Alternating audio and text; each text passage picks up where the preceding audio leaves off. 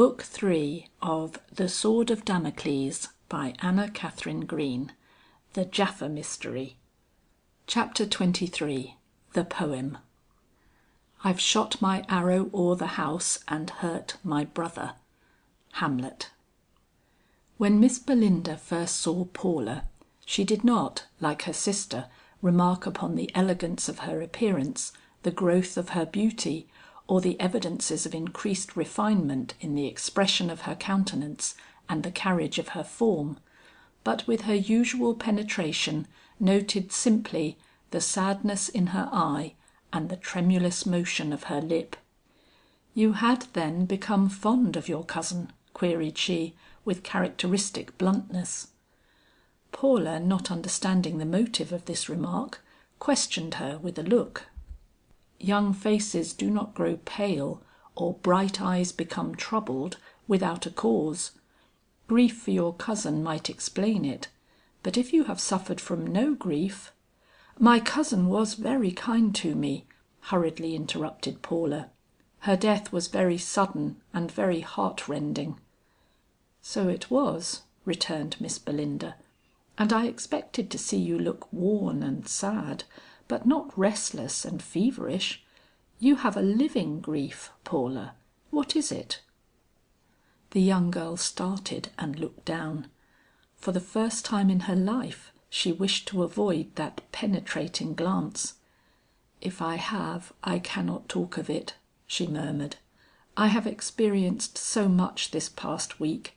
My coming away was so unexpected that I hardly understand my own feelings, or realize just what it is that troubles me most. All that I know is, that I am very tired and so sad, it seems as if the sun would never shine again." "There is then something you have not written me?" inquired the inexorable Miss Belinda. "The experiences of this last week could never be written or told," returned Paula with a droop of her head. "Upon some things our better wisdom places a stone which only the angels can roll away. The future lies all open before us. Do not let us disturb the past."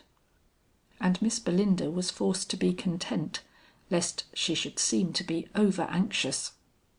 Not so the various neighbours and friends, to whom the lengthened sojourn of one of their number in an atmosphere of such wealth and splendour possessed something of the charm of a forbidden romance.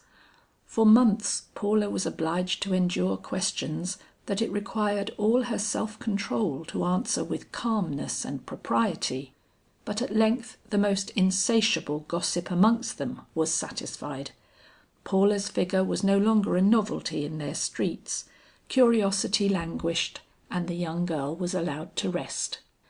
And now could those who loved her discern that with the lapse of time and the daily breathings of her native air, the sad white look had faded from her face, leaving it a marvel of freshness and positive, if somewhat spiritualized, beauty. The print of deeper thoughts and holier yearnings was there, but no sign of blighted hopes or uncomprehended passions. A passing wind had blown the froth from off the cup, but had not disturbed the sparkle of the wine. She had looked in the face of grief, but had not as yet been clasped in her relentless arms.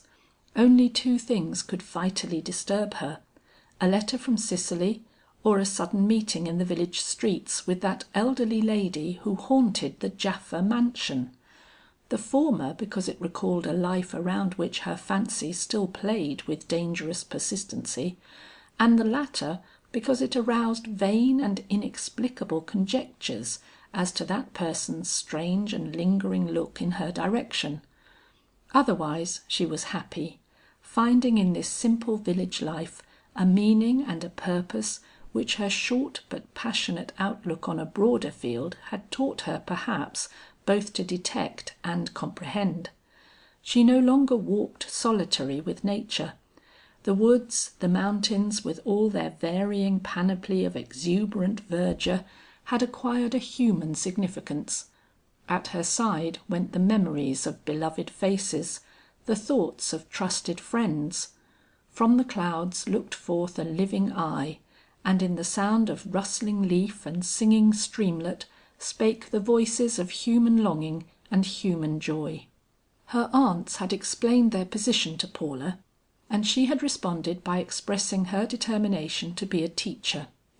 But they would not hear of that at present, and while she waited their pleasure in the matter, she did what she could to assist them in their simple home life and daily duties, lending her beauty to tasks that would have made the eyes of some of her quondam admirers open with surprise, if only they could have followed the action of her hands, after having once caught a glimpse of the face that brightened above them. And so the summer months went by, and September came. There was to be an entertainment in the village, and Paula was to assist. The idea had come from her aunt, and was not to be rejected. In one of the strange incomprehensible moods which sometimes came upon her at this time, she had written a poem, and nothing would do but that she must read it before the assembled company of neighbours and friends that were to be gathered at the Squire's house on this gala evening. She did not wish to do it. The sacred sense of possession passes when we uncover our treasure to another's eyes, giving way to a lower feeling, not to be courted by one of Paula's sensitive nature. Besides, she would rather have poured this first outburst of secret enthusiasm into other ears than these. But she had given her word, and the ordeal must be submitted to. There are many who remember how she looked on that night. She had arrayed herself for the occasion in the prettiest of her dresses, and, mindful of Ona's injunction, did not mar the effect of its soft and uniform grey with any hint of extraneous colour. The result was that they saw only her beauty, and what beauty! A very old man, an early settler in the village, who had tottered out to enjoy a last glimpse of life before turning his aged face to the wall, said it made the thought of heaven a little more real. "I can go home and think how the angels look," said he in his simple half childish way, and no one contradicted him, for there was a still light on her face that was less of earth than heaven, though why it should rest there to night she least of all could have told, for her poem had to do with earth and its deepest passions and its wildest unrest. It was a clarion blast, not a dreaming rhapsody, that lay coiled up in the paper she held in her hand. My readers must pardon me if I give them Paula's poem, for without it they would not understand its effect and consequent result. It was called The Defence of the Bride, and was of the old ballad order. As she rose to read, many of the younger ones in the audience began cautiously to move to one side, but at the first words, young as well as old paused and listened where they stood, for her voice was round and full, and the memory of clashing spears and whirling battle axes that informed the war song which she had heard Bertram play was with her, to give colour to her tones and fire to her glance. The Defence of the Bride. He was coming from the altar when the tocsin rang alarm, with his fair young wife beside him, lovely in her bridal charm. But he was not one to palter with a duty, or to slight the trumpet call of honour for his vantage or delight. Turning from the bride beside him to his stern and martial train, from their midst he summoned to him the brothers of Germain. At the word they stepped before him, 9 strong warriors brave and true, from the youngest to the eldest, Enguerrand to mighty Hugh. Sons of Germain, to your keeping do I yield my bride today. Guard her well as you do love me, guard her well and holily. Dearer than mine own soul to me, you will hold her as your life, 'gainst the guile of seeming friendship and the force of open strife. "We will guard her," cried they firmly, and with just another glance, On the yearning and despairing in his young wife's countenance, gallant Beaufort strode before them down the aisle and through the door, and a shadow came and lingered where the sunlight stood before. 8 long months the young wife waited, watching from her bridal room for the coming of her husband up the valley forest's gloom.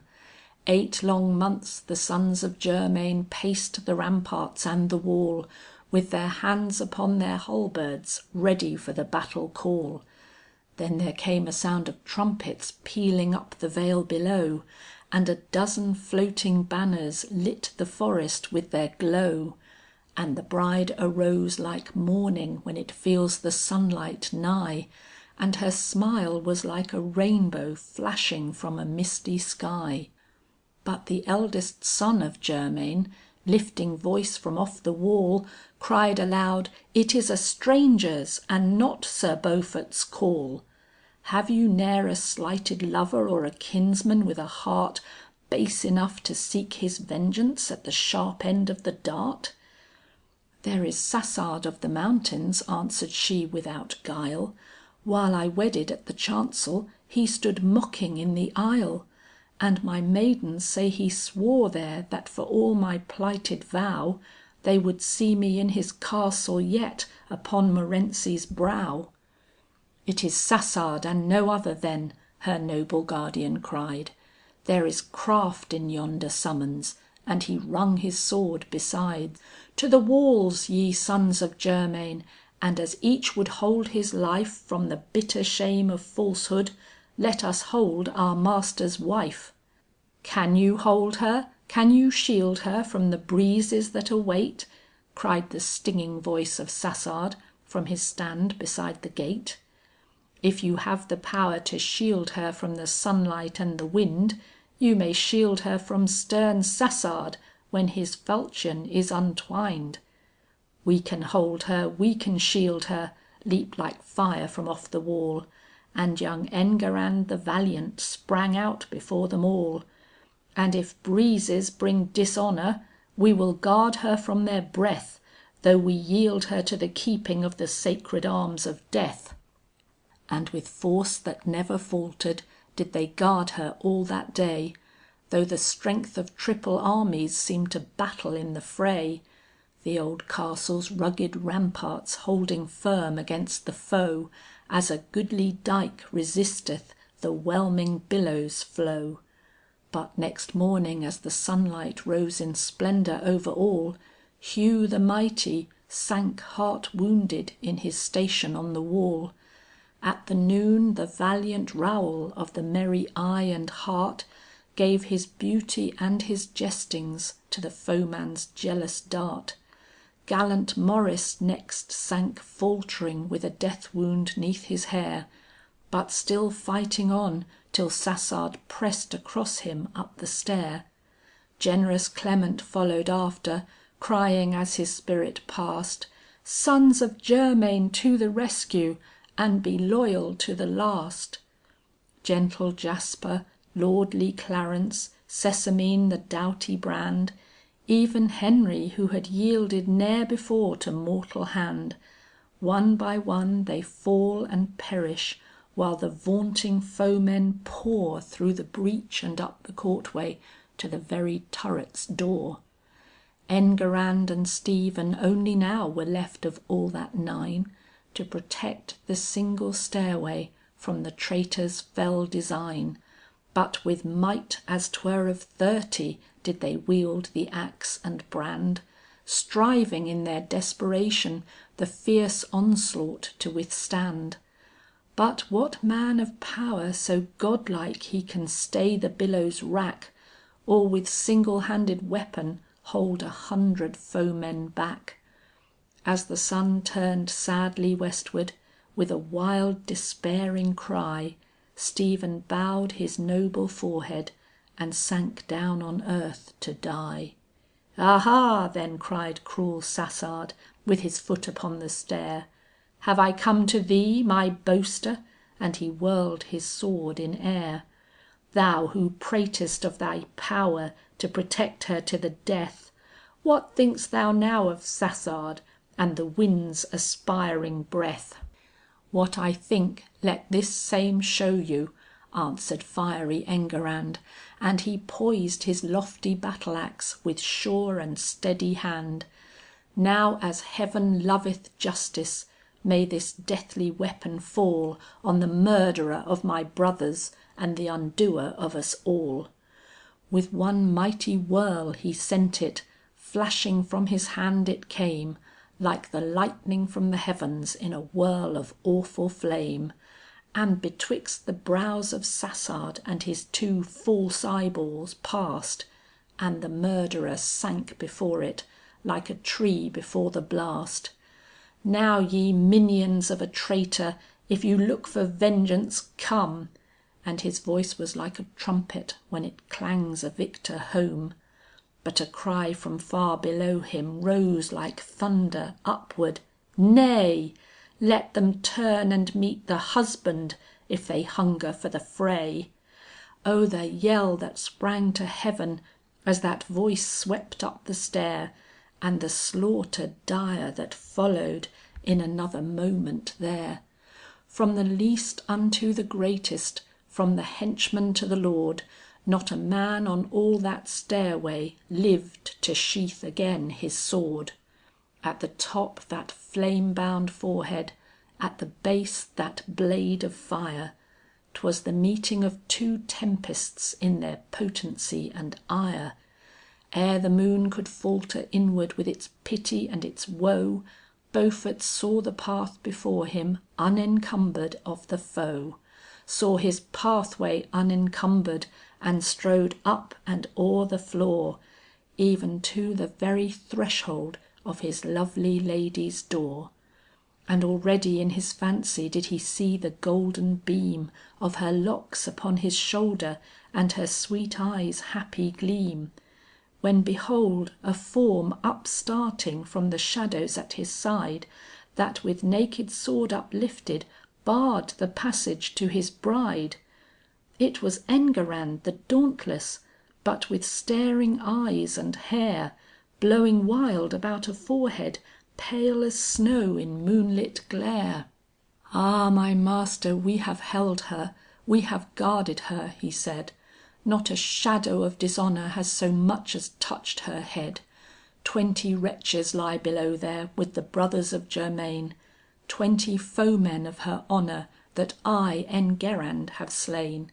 But one other foe remaineth, one remaineth yet," he cried, "which it fits this hand to punish ere you cross unto your bride. It is I, Enguerrand," shrieked he, "and as I have slain the rest, so I smite this foeman also," and his sword plunged through his breast. Oh, the horror of that moment! "Art thou mad, my Enguerrand?" cried his master, striving wildly to withdraw the fatal brand. But the stern youth, smiling sadly, started back from his embrace, while a flash like summer lightning flickered direful on his face. "Yes, a traitor worse than Sassard," and he pointed down the stair, "for my heart has dared to love her whom my hand defended there. While the others fought for honour, I by passion was made strong. Set your heel upon my bosom, for my soul has done you wrong. But," and here he swayed and faltered till his knee sank on the floor, yet in falling turned his forehead ever toward that silent door. "But your warrior hand, my master, may take mine without a stain, for my hand has e'er been loyal, and your enemy is slain." A short silence followed the last word. Then a burst of applause testified to the appreciation of her audience, and Paula crept away to hide her blushing cheeks in the comparative darkness of a little vine-covered balcony that jutted out from the anteroom. What were her thoughts as she leaned there?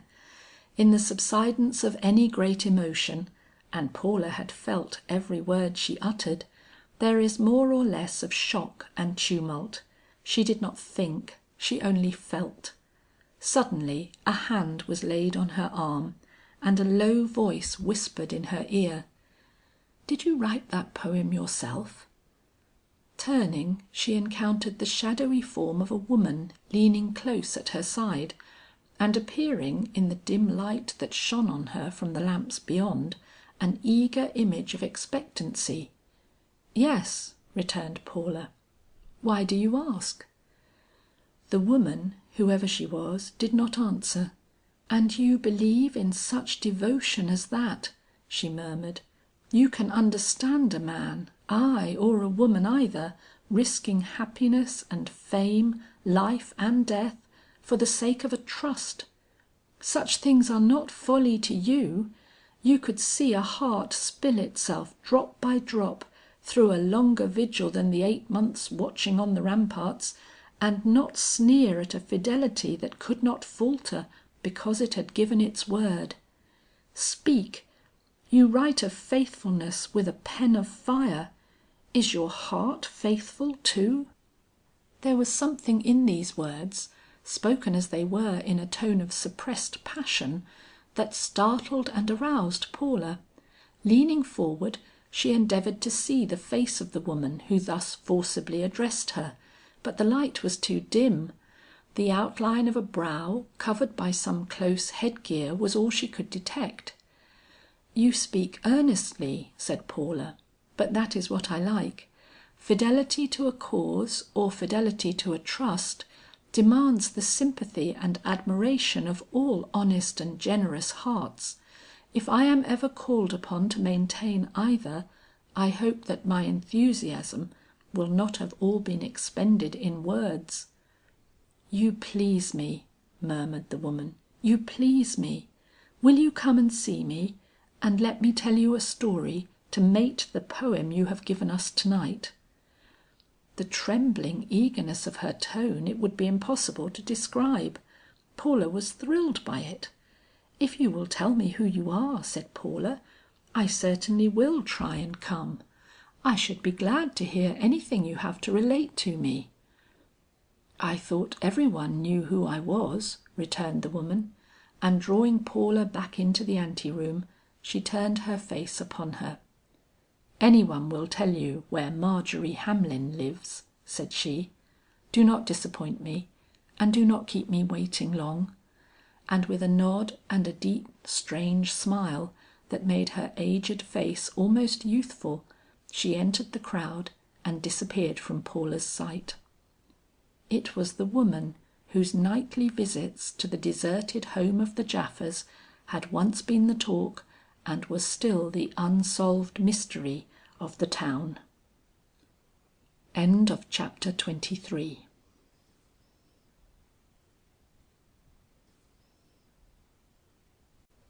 Chapter 24.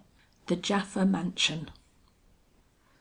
Ah, what a warning for a thoughtless man, could field or grove, could any spot on earth show to his eye an image of the pangs which it has witnessed, render back an echo of the sad steps by which it hath been trod.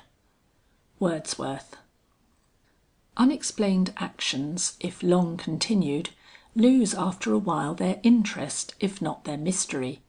The aged lady, who now for many years had been seen at every nightfall to leave her home, traverse the village streets, enter the Japha mansion, remain there an hour, and then reissue with tremulous steps and bowed head, had become so common a sight to the village eye, that even the children forgot to ask what her errand was, or why she held her head so hopefully when she entered, or looked so despondent when she came forth. But to Paula, for reasons already mentioned, this secret and persistent vigil in a forsaken and mysterious dwelling was fraught with a significance which had never lost its power either to excite her curiosity or to arouse her imagination.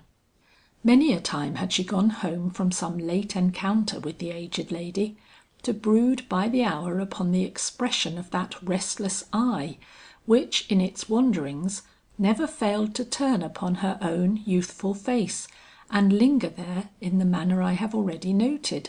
She thought of it by night, she thought of it by day. She felt herself drawn to that woman's suffering heart as by invisible cords. To understand the feelings of this desolate being, she had even studied the face of that old house until she knew it under its every aspect. Often in shutting her eyes at night, she would perceive as in a mirror a vision of its long grey front, barred door, and sealed windows shining in the moon, save where the deep impenetrable shadows of its two guardian poplars lay black and dismal upon its ghostly surface.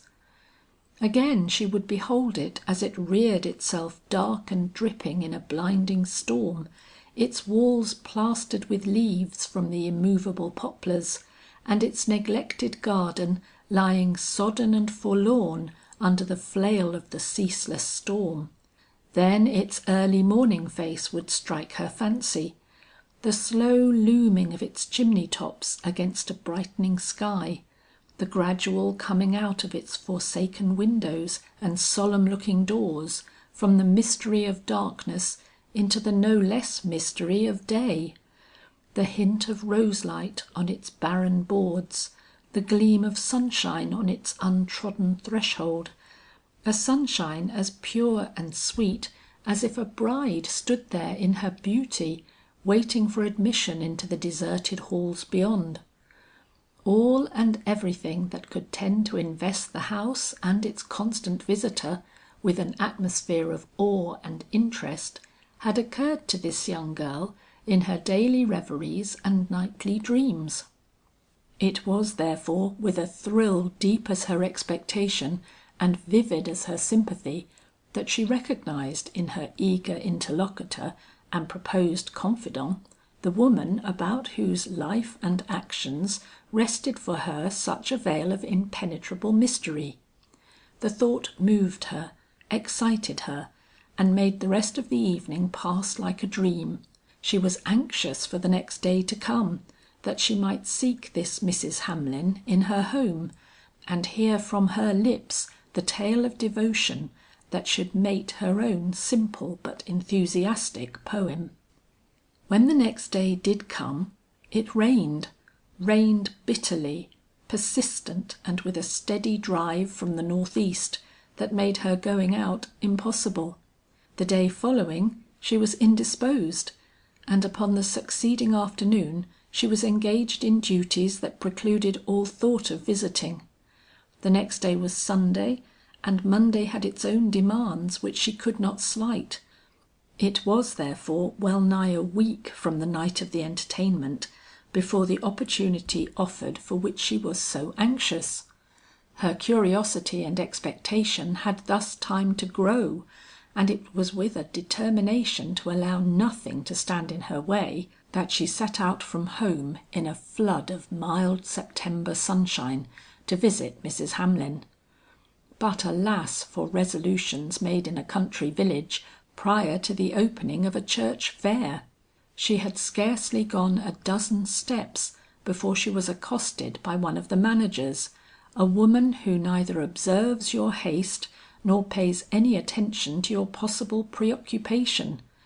Do what she could, she found it impossible to escape from this persistent individual, until she had satisfied her upon matters which it took a full half hour to discuss, and when at last she succeeded in doing so, it was only to fall into the hands of an aged deacon of the church, whose protecting friendship it were a sin to wound, while his garrulous tongue made it no ordinary trial of patience to stand and listen. In short, the best part of the afternoon was gone before she found herself at the door of Mrs. Hamlin's house. But she was not to be deterred by further hesitation from the pursuit of her object. Rapping smartly on the door, she listened. No stir came from within. Again she rapped, and again she listened. No response came to assure her that her summons had been heard. Surprised at this, for she had been told Mrs. Hamlin was always at home during the afternoon, she glanced up at the church clock, in plain view from the doorstep, and blushed to observe that it was 6 o'clock, the hour at which this mysterious woman always left her house to accomplish her vigil at the Japha mansion. "What have I done?" thought Paula, and felt a strange thrill as she realized that even at that moment the woman with the eager but restless eyes was shut within the precincts of that deserted dwelling, engaged in prayer, perhaps wet with tears, who knows? The secret of what she did in that long and quiet twilight hour had never been revealed. Leaving the little brown house behind, Paula found herself insensibly taking the road to the Japha mansion. If she could not enter it and share the watch of the devoted woman who had promised her confidence, she could at least observe if the windows were open or the blinds raised. To be sure she ought to be at home, but Miss Belinda was indulgent and did not question her comings and goings too closely. An irresistible force drew her down the street, and she did not hesitate to follow the lead of her impulse. No one accosted her now. It was the tea hour in most of these houses, and the streets were comparatively deserted. The only house whose chimneys lacked the rising smoke was the one towards which her footsteps were tending. She could descry it from afar. Its gaunt walls, from which the paint had long ago faded, stared uncompromisingly upon her in the autumn sunshine. There was no welcome in its close shutters with their broken slats, from which hung tangled strips of old rags, the remnants of some boy's kite. The stiff and solemn poplars rose grim and forbidding at the gate, once swung wide to the fashion and gallantry of proud ladies and stalwart gentlemen, but now pushed aside solely by the hand of a tremulous old woman, or the irreverent palm of some daring schoolboy. From the tangled garden looked forth neither flower nor blossoming shrub. Beauty and grace could not thrive in this wilderness of decay. A dandelion would have felt itself out of place beneath the eye of that ghostly door, with the sinister plank nailed across it, like the separating line between light and darkness, right and wrong, life and death. What loneliness! What a monument of buried passions, outliving death itself!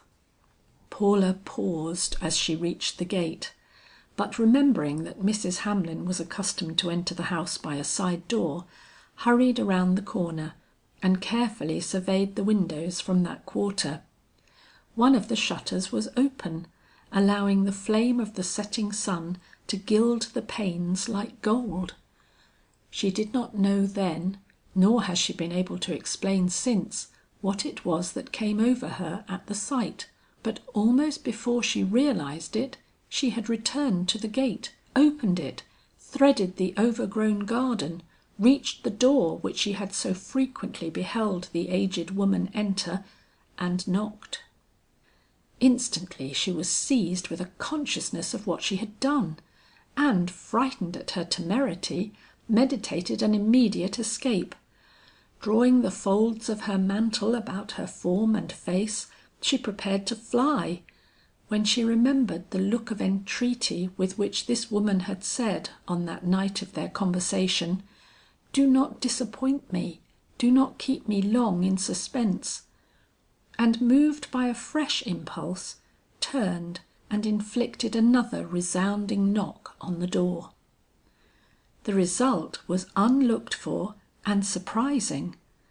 To the sound from within of a quick passionate cry, there came a hurried movement, followed by a deep silence, then another hasty stir, succeeded by a longer silence, then a rush which seemed to bring all things with it, and the door opened, and Mrs. Hamlin appeared before her, with a countenance so pallid with expectancy, that Paula instinctively felt that in some unconscious way she had loosened the bonds of an uncontrollable emotion, and was drawing back, when the woman with a quick look in her shrouded face, exultantly caught her hand in hers, and drawing her over the threshold, gasped out in a delirium of incomprehensible joy. "I knew you would come. I knew that God would not let you forget. 15 years have I waited, Jacqueline. 15 long, tedious, suffering years. But they all seem like nothing now. You have come, you have come, and all that I ask is that God will not let me die till I realize my joy." The emotion with which she uttered these strange words was so overpowering, and her body seemed so weak to stand the strain, that Paula instinctively put forth her hand to sustain her. The action loosened her cloak. Instantly the eyes that had been fixed upon her with such delirious rapture, grew blank with dismay. A frightful shudder ran through the woman's aged frame. She tore at the cloak that still enveloped the young girl's shoulders, and pulling it off, took one view of the fresh and beautiful countenance before her, and without uttering a word, fell back in a deep and deadly swoon upon the floor. "Oh, what have I done?" cried Paula, flinging herself down beside that pale and rigid figure, but instantly remembering herself, she leaped to her feet and looked about for some means to resuscitate the sufferer. There was a goblet of water on a table near by. Seizing it, she bathed the face and hands of the woman before her, moaning aloud in her grief and dismay. "Have I killed her? Oh, what is this mystery that brings such a doom of anguish to this poor heart?" But from those pallid lips came no response, and feeling greatly alarmed, Paula was about to rush from the house for assistance, when she felt a tremulous pull upon her skirt, and turning, saw that the glassy eyes had opened at last, and were now gazing upon her with mute but eloquent appeal. She instantly returned. "Oh, I am so sorry," she murmured, sinking again upon her knees beside the suffering woman. "I did not know, could not realize that my presence here would affect you so deeply. Forgive me, and tell me what I can do to make you forget my presumption." The woman shook her head. Her lips moved and she struggled vainly to rise. Paula immediately lent her the aid of her strong young hand, and in a few minutes Mrs. Hamlin was on her feet. "Oh God!" were her first words as she sank into the chair which Paula hastily drew forward. "That I should taste the joy and she be still unsaved." Seeing her so absorbed, Paula ventured to glance around her. She found herself in a large square room, sparsely but comfortably furnished in a style that bespake it as the former sitting room of the dead and buried Japhas. From the walls above hung a few ancient pictures. A large haircloth sofa of a heavy antique shape confronted the eye from one side of the room, an equally ancient bookcase from the other. The carpet was faded and so were the curtains, but they had once been of an attractive hue and pattern. Conspicuous in the midst stood a large table with a well trimmed lamp upon it, and close against it an easy chair with an upright back. This last, as well as everything else in the room, was in a condition of neatness that would have surprised Paula if she had not been acquainted with the love and devotion of this woman, who in her daily visits to this house probably took every pains to keep things freshened and in order. Satisfied with her survey, she again directed her attention to Mrs. Hamlin, and started to find that person's eyes fixed upon her own with an expression of deep demanding interest. "You are looking at the shadows of things that were," exclaimed the old lady in thrilling tones. "It is a fearful thought to be shut up with the ghost of a vanished past, is it not? That chair by your side has not been sat in since Colonel Japha rose from it 12 years ago to totter to the bed where he breathed his last. "It is waiting, everything is waiting. I thought the end had come to-night, that the vigil was over, the watch finished, but God in his wisdom says no, and I must wait a little longer. Alas! in a little while longer the end will be here indeed." The despondency with which she uttered these last words showed where her thoughts were tending, and to comfort her, Paula drew up a chair and sat down by her side. "You were going to tell me the story of a great love and a great devotion. Cannot you do so now?" The woman started, glanced hastily around, and let her eyes travel to Paula's face, where they rested with something of their old look of secret longing and doubt. "You are the one who wrote the poem," she murmured. "I remember." Then with a sudden feverish impulse leaned forward, and stroking back the waving locks from Paula's brow, exclaimed hurriedly, "You look like her, you have the same dark hair and wonderful eyes, more beautiful perhaps, but like her, oh so like her. That is why I made such a mistake." She shuddered with a quick low sob, but instantly subdued her emotion, and taking Paula's hand in hers, continued, "You are young, my daughter. Youth does not enjoy carrying burdens.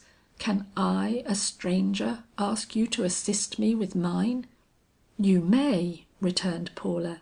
"If it will give you any relief, I will help you bear it willingly." "You will? Has heaven then sent me the aid my failing spirits demand? Can I count on you, child? But I will ask for no promise till you have heard my story.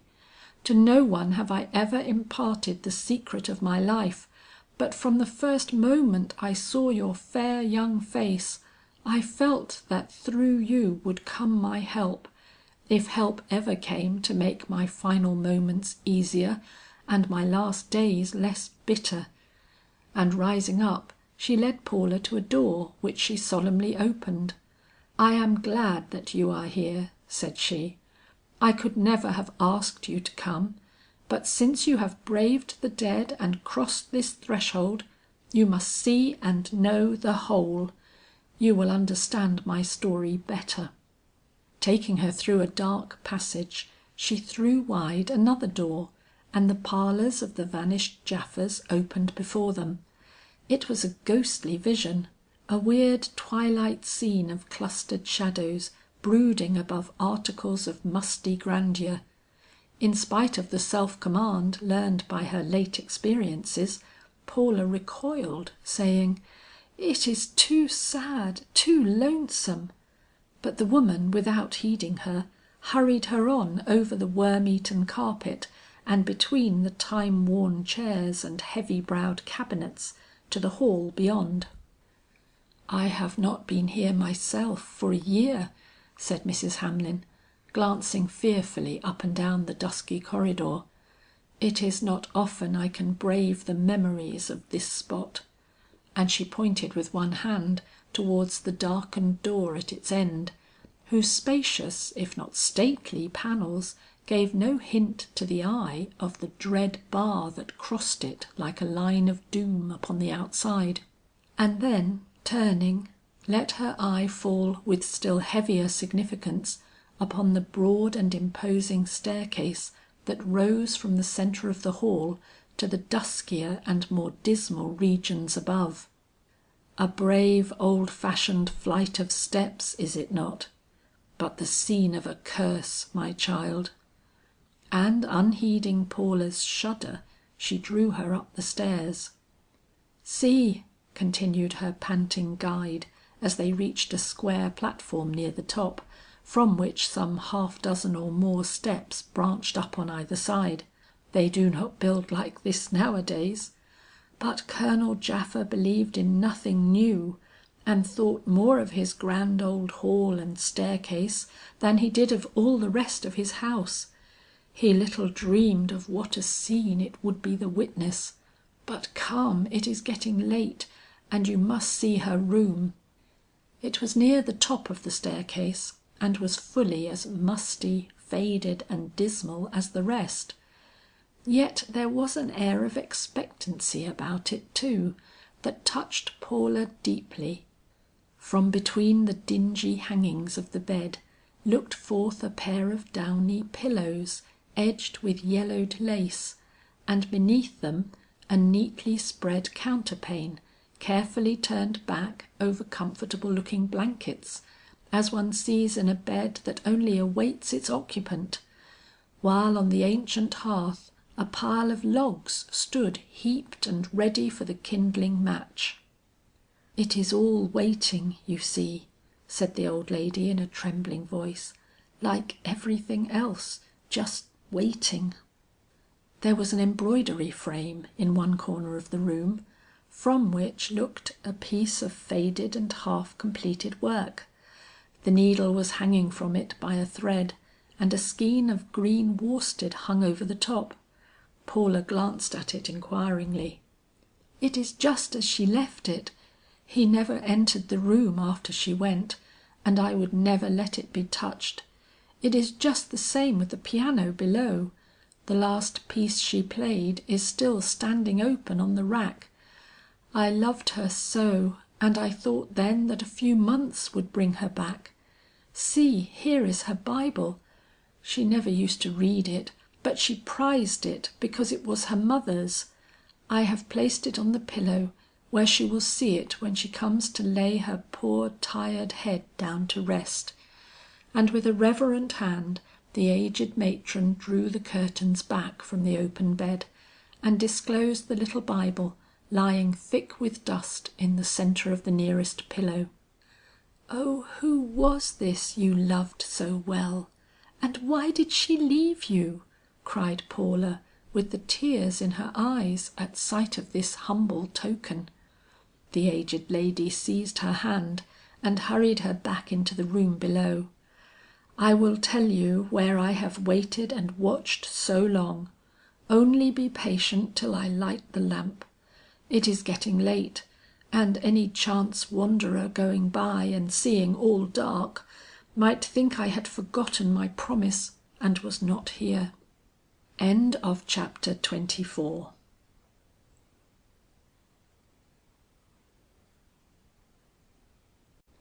Chapter 25. Jacqueline. The cold in clime are cold in blood, and love as scarce deserves the name, but mine is like the lava flood that burns in Etna's breast of flame. Byron. There are some men that have the appearance of being devoid of family affection, who in reality cherish it in the deepest and most passionate degree. Such a man was Colonel Japha. You have doubtless heard from your cradle what the neighbors thought of this stately old-fashioned gentleman.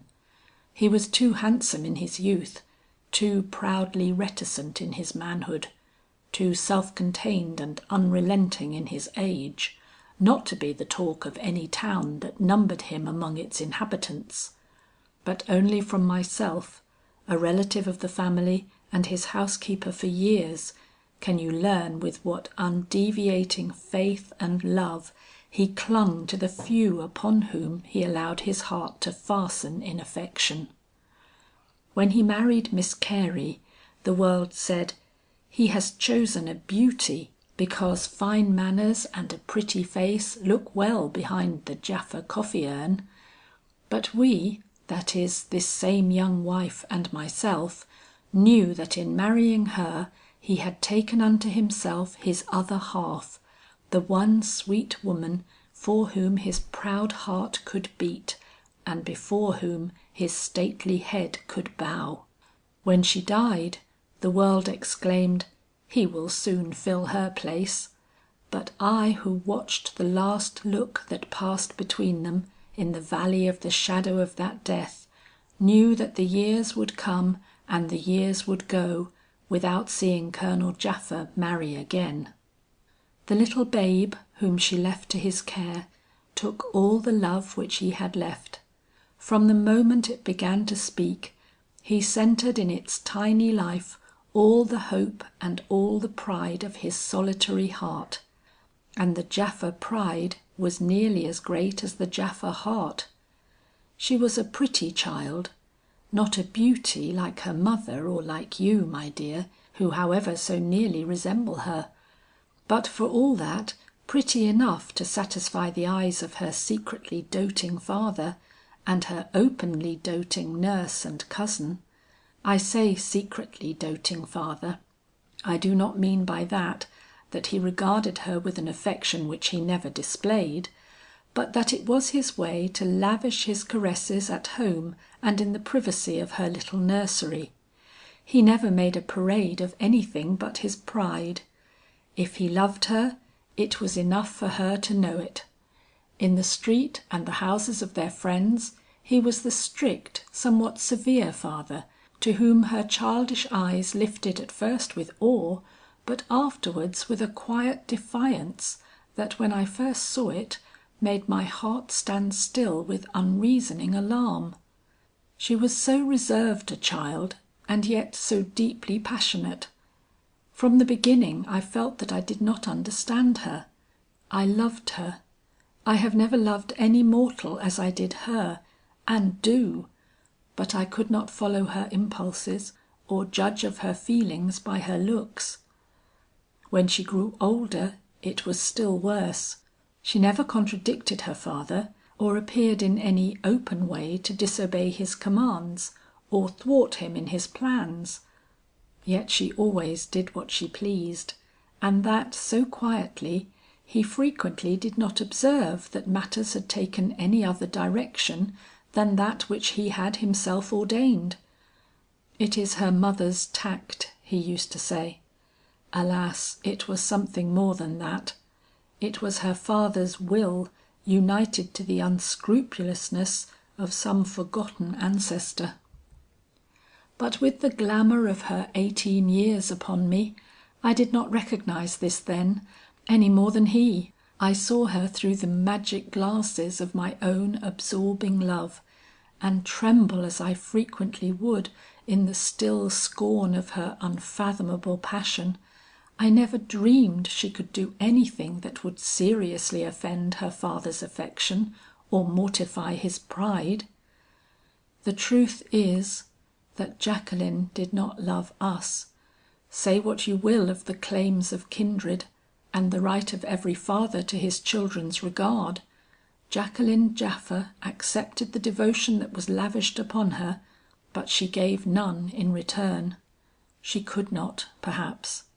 Her father was too cold in public and too warm in his home bursts of affection. I was plain and a widow, no mate for her in age, condition, or estate. She could neither look up to me nor lean upon me.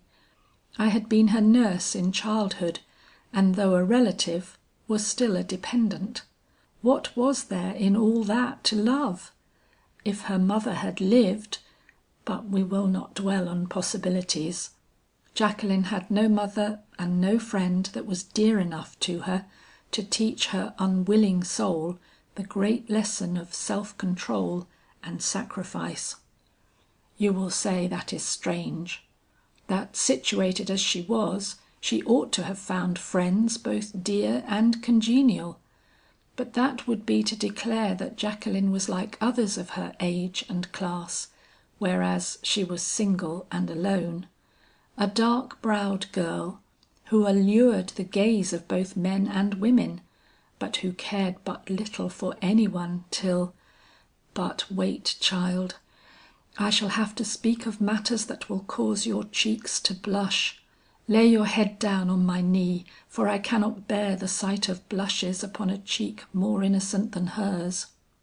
With a gentle movement she urged Paula to sit upon a little stool at her feet, pressed the young girl's head down upon her lap, and burying the lovely brow beneath her aged hands, went hurriedly on. "You are young, dear, and may not know what it is to love a man. Jacqueline was young also, but from the moment she returned home to us from a visit she had been making in Boston, I perceived that something had entered her life that was destined to make a great change in her, and when a few weeks later young Robert Holt from Boston came to pay his respects to her in her father's house, I knew, or thought I did, what that something was. We were sitting in this room, I remember, when the servant girl came in and announced that Mr. Holt was in the parlor. Jacqueline was lying on the sofa, and her father was in his usual chair by the table. At the name Holt, the girl rose as if it had suddenly thundered or the lightning had flashed. I see her now. She was dressed in white. Though it was early fall, she still clung to her summer dresses. Her dark hair was piled high and caught here and there with old-fashioned gold pins. A splendid red rose burned on her bosom, and another flashed crimson as blood from her folded hands. "Holt?" repeated the Colonel without turning his head. "I know no such man." "He said he wished to see Miss Jacqueline," simpered the servant. "Oh!" returned the Colonel indifferently. He never showed surprise before the servants, and went on with his book, still without turning his head. I thought if he had turned it, he would scarcely sit there reading so quietly, for Jacqueline, who had not stirred from her alert and upright position, was looking at him in a way no father, least of all a father who loved his child as he did her, could have beheld without agitation. It was the glance of a tigress waiting for the sight of an inconsiderate move in order to spring. It was wild, unconstrainable joy, eyeing a possible check and madly defying it. I shuddered as I looked at her eye, and sickened as I perceived a huge drop of blood ooze from her white fingers where they unconsciously clutched a thorn, and drop dark and disfiguring upon her virgin garments. At the indifferent exclamation of her father, her features relaxed, and she turned haughtily towards the girl, with a veiling of her secret delight that already bespoke the woman of the world. "Tell Mr. Holt that I will see him presently," said she, and was about to follow the girl from the room when I caught her by the sleeve. "You will have to change your dress," said I, and I pointed to the ominous blot disfiguring its otherwise spotless white. She started and gave me a quick glance. "I have a skin like a spider's web," cried she. "I should never meddle with roses." But I noticed she did not toss the blossom away. "Who is this Mr. Holt?" now asked the Colonel, suddenly turning, the servant having left the room. "He is a gentleman I met in Boston," came from his daughter's lips in her usual light and easy tones. "He is probably passing through our town on his way to Providence, where I was told he did business. His call is no more than a formality, I presume," and with an indifferent little smile and nod, she vanished from the room that a moment before had been filled with the threat of her silent passion. The Colonel gave a short sigh, but returned undisturbed to his book. In the course of a few minutes Jacqueline came back. She had changed her dress for one as summer-like as the other, but still finer and more elaborate. She looked elegant, imperious, but the joy had died out from her eyes, and in its place was another expression, incomprehensible to me, but fully as alarming as any that had gone before. "Mr. Holt finds himself obliged to remain in town overnight, and would like to pay his respects to you," said she to her father. The Colonel immediately rose, looking very grand as he turned and surveyed his daughter with his clear penetrating eye. "You have a lover, have you not?" he asked, laying his hand on her bare and beautifully polished shoulder. An odd little smile crossed her lip. She looked at her hands, on which never a ring shone, and coquettishly tossed her head. "Let the gentleman speak for himself," said she. "I give no man his title until he has earned it." Her father laughed, A lover was not such a dreadful thing in his eyes, provided he were worthy, and Jacqueline would not choose unworthily, of course. A Japha and his daughter. "Well then," said he, "let us see if he can make good his title. Holt is not a bad name, and Boston is not a poor place to hail from." And without more ado they hurried from the room. But the light had all died out from her face. What did it mean? At tea time I met the gentleman. He had evidently made his title good. I was not only favourably impressed with him, but actually struck. Of all the high bred, clear eyed, polished and kindly gentlemen who had sat about the board since I first came into the family in Mrs. Japha's lifetime, here was surely the finest, the handsomest and the best, and surprised in more ways than one. I was giving full play to my relief and exhilaration when I caught sight of Jacqueline's eye, and felt again the cold shudders of secret doubt and apprehension.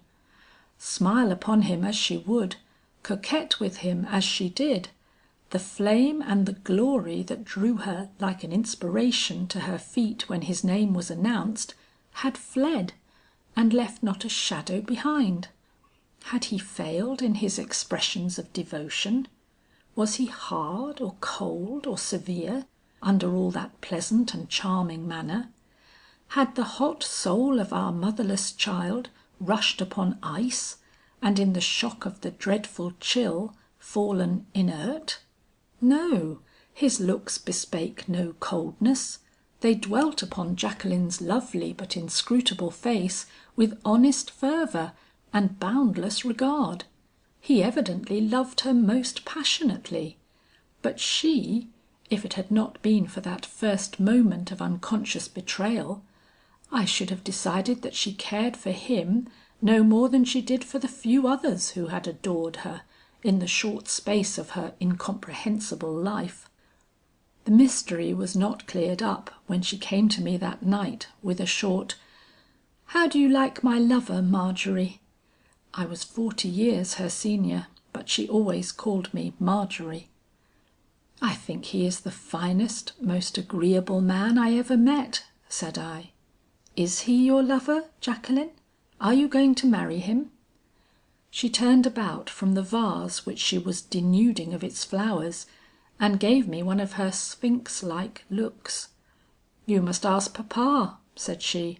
"He holds the destinies of the Japhas in his hand, does he not?" "Does he?" I involuntarily whispered to myself, following the steady poise of her head and the assured movements of her graceful form with a glance of doubt, but loving her all the same, oh, loving her all and ever the same. "Your father is not the man to cross you when the object of your affections is as worthy as this gentleman. He loved your mother too fondly." "He did?" She had turned quick as a flash and was looking me straight in the eyes. "I never saw such union," I exclaimed, vaguely remembering that her mother's name had always seemed to have power to move her. There was no parade of it before the world, but here at their own fireside it was heart to heart and soul to soul. It was not love, it was assimilation. The young girl rose upon me like a flame, her very eyes seemed to dart fire, her lips looked like living coals. She was almost appalling in her terrible beauty and superhuman passion. "Not love!" she exclaimed, her every word falling like a burning spark. "Not love, but assimilation! Yet do you suppose if I told my father that my soul had found its mate, my heart its other half, that this nature," here she struck her breast as she would a stone, "had at last found its master, that the wayward spirit of which you have sometimes been afraid was become a part of another's life, another's soul, another's hope, do you suppose he would listen?" "Hush!" she cried, seeing me about to speak. "You talk of love. What do you know of it? What does he know of it, who saw his young wife die, yet himself consented to live? Is love a sitting by the fire with hand locked in hand, while the winter winds rage and the droning kettle sings? Love is a going through the fire, a braving of the winter winds, a scattering of the soul in sparks that the night and the tempest lick up, without putting out the germ of the eternal flame. Love!" she half laughed. "Oh, it takes a soul that has never squandered its treasure upon every passing beggar to know how to love. Do you see that star?" It was night, as I have said, and we were standing near an open window. "It has lost its moorings and is falling. When it descries the ocean it will plunge into it. So with some natures, they soar high and keep their orbit well, till an invisible hand turns them from their course, and they fall, to be swallowed up, ay, swallowed up, lost and buried in the great sea that has awaited them so long." "And you love like this?" I murmured, quailing before the power of her passion. "Would it not be strange if I did not?" she asked in an altered voice. "You say he is everything noble, handsome and attractive." "Yes, yes," I murmured, "but—" She did not wait to hear what lay behind that "but." Picking up her flowers, she hastily crossed the room. Did my young mother shriek from joy when my father's horses ran away with them along that deadly precipice at the side of the Southmore road? To lie for a few maddening moments on the breast of the man you love, earth reeling beneath you, heaven swimming above you, and then with a cry of bliss to fall heart to heart down the hideous gap of some awful gulf, and be dashed into eternity with the cry still on your lips, that is what I call love, and that is what I—" She paused, turned upon me the whole splendour of her face, seemed to realise to what an extent her impetuosity had lifted the veil with which she usually shrouded her bitterly suppressed nature, and calming herself with a sudden quick movement, gave me a short mocking courtesy and left the room. Do you wonder that for half the night I sat up brooding and alive to the faintest sounds?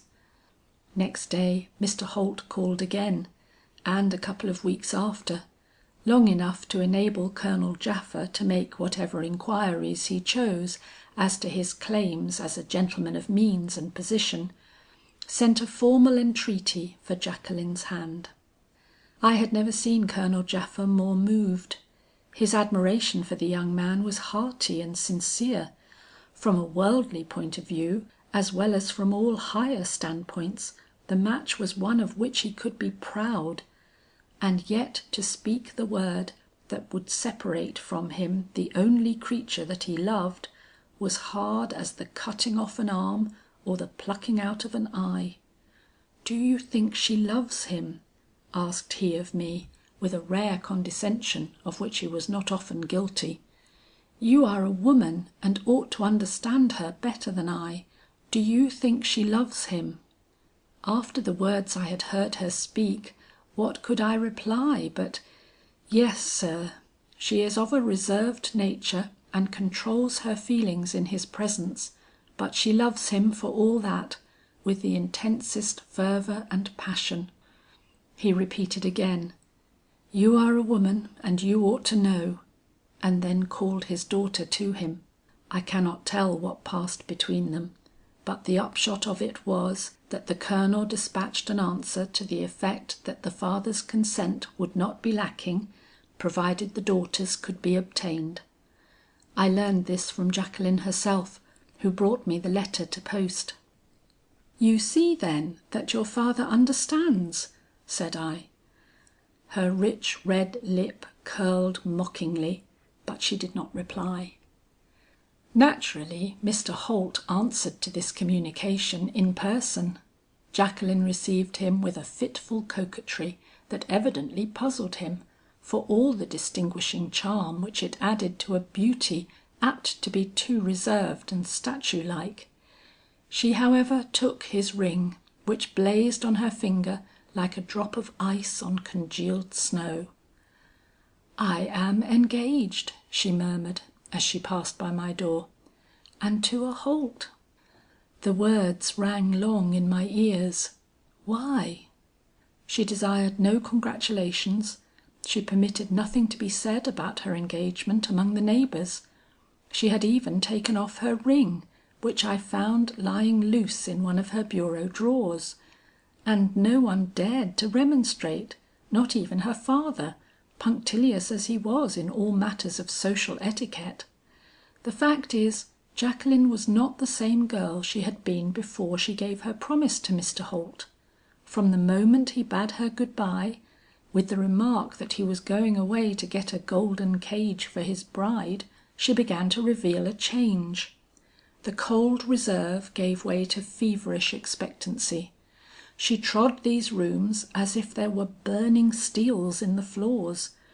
She looked from the windows as if they were prison bars. Night and day she gazed from them, yet she never went out. The letters she received from him were barely read and tossed aside. It was his coming for which she hungered. Her father noticed her restless and eager gaze, and frequently sighed. I felt her strange removed manner, and secretly wept. "If he does not amply return this passion," thought I, "my darling will find her life a hell." But he did return it. Of that I felt sure. It was my only comfort. Suddenly one day the restlessness vanished. Her beauty burst like a flame from smoke. She trod like a spirit that hears invisible airs. I watched her with amazement till she said, "Mr. Holt comes to night." Then I thought all was explained, and went smiling about my work.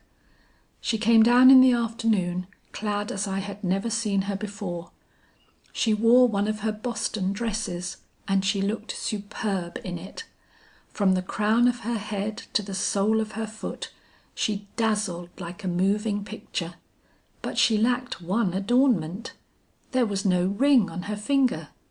"Jacqueline," cried I, "you have forgotten something," and I pointed towards her hand.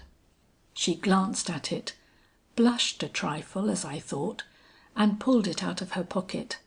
"I have it," said she, "but it is too large," and she thrust it carelessly back. At 3:00 the train came in. Then I saw her eye flash and her lip burn. In a few minutes later, 2 gentlemen appeared at the gate. "Mr. Holt and his brother," were the words I heard whispered through the house, but I did not need that announcement to understand Jacqueline at last. End of chapter 25.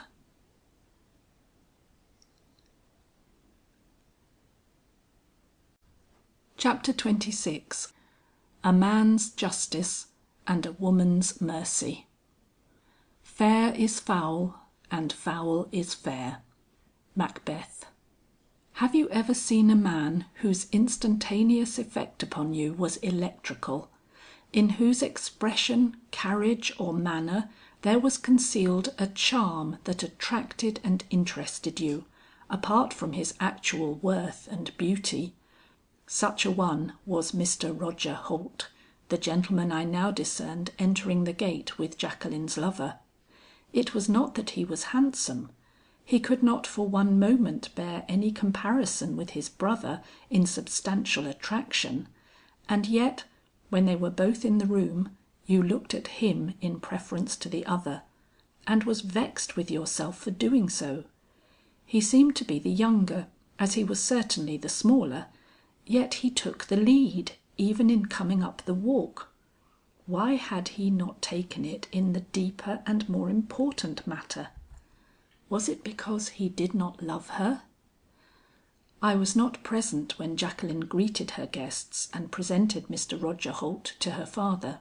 but later in the day I spent a half hour with them, and saw enough to be able to satisfy myself as to the falsity of my last supposition. Never had I seen on a human countenance the evidences of a wilder passion than that which informed his features as he sat in the further window of the parlour, presumably engaged in admiring the autumn landscape, but really occupied in casting short sidelong glances at Jacqueline, who sat listening with a superb nonchalance, but with a restless gleam in her wandering eye, to the genial talk between her acknowledged lover and the Colonel. I half feared he would rise from his seat, and flinging himself before her, demand then and there an explanation of her engagement. But beyond the impatience of those short burning glances, he controlled himself well, and it was Jacqueline who moved at last. I saw the purpose growing in her eyes long before she stirred. The face which had been a mystery to me from her cradle was in the presence of this man like an open page which all might read. Its letters were flame, but that did not make them any less clear. I felt her swaying towards him before an eyelash trembled or a quiver shook her tall form. He may have understood her purpose also, for his eye wandered towards the open piano. She rose like a queen. "Mr. Roger Holt is a singer," said she, in passing her father. "I am going to ask him to give us one of the old ballads you profess to like so much." The conversation at once ceased. The Colonel, who made no secret of his fondness for music, turned at once towards the stranger with an expression of great courtesy. Instantly that gentleman rose, and meeting the request of his hostess with a profound bow, proceeded at once to the piano. He will not leave it till he has spoken to her, thought I, nor did he, for that very moment as they stood turning her music over, I perceived his lips move in a hurried question, to which she as briefly responded, whereupon he caught up a sheet of music from the pile, and flinging back his head with a victorious smile, began to sing. Had I known what lay behind his words, I would have braved everything rather than have allowed him to utter a note in that room which had once rung with the carols of Jacqueline's mother. But what could I guess of the possible evil underlying the natural ebullition of unrestrained passion that from some cause of pride or pique had met with a strange inexplicable check? So I sat still, shuddering perhaps, but quiet in my corner, while the haunting tones of his strange and thrilling voice rose and fell in the most uncanny of Scottish love songs. Nor did I do more than wonder with all my agitated soul, when at the conclusion Jacqueline came back, and pausing beside the man to whom she had given her troth, looked down in his beaming face, and smiled with that overflow of delight which she dared not bestow upon his brother. Another little incident of that hour remains engraven upon my memory. She had been showing to the gentleman a rare plant that stood in the front parlour window, and was dilating upon its marvels, when Mr. Robert Holt, her accepted lover, took in his clasp the small white hand wandering so invitingly among the leaves of the huge palm, and glancing at the finger which should have worn his ring, looked inquiringly into her face. "Oh," said she, interrupting her little speech to draw away her hand, "you miss your diamond. I have it, sir. It lies very safe in my pocket. It is a beautiful gem, but your ring does not fit me." The way she said those words, and the air with which she tossed back her head, must have made one heart in that room beat joyously, but it did not reassure me or subdue my secret apprehension. "Not fit?" her lover responded, and begged her to allow him to try it on and see, but she shook her head with wilful coquetry, and turning to the piano, commenced singing a gay little song that was like silver bells shaken by a sudden and mighty tempest. Even the Colonel felt the change in his daughter, though he never guessed the cause, and came and went during the evening that followed with certain odd sighs that made my heart ache with strange forebodings.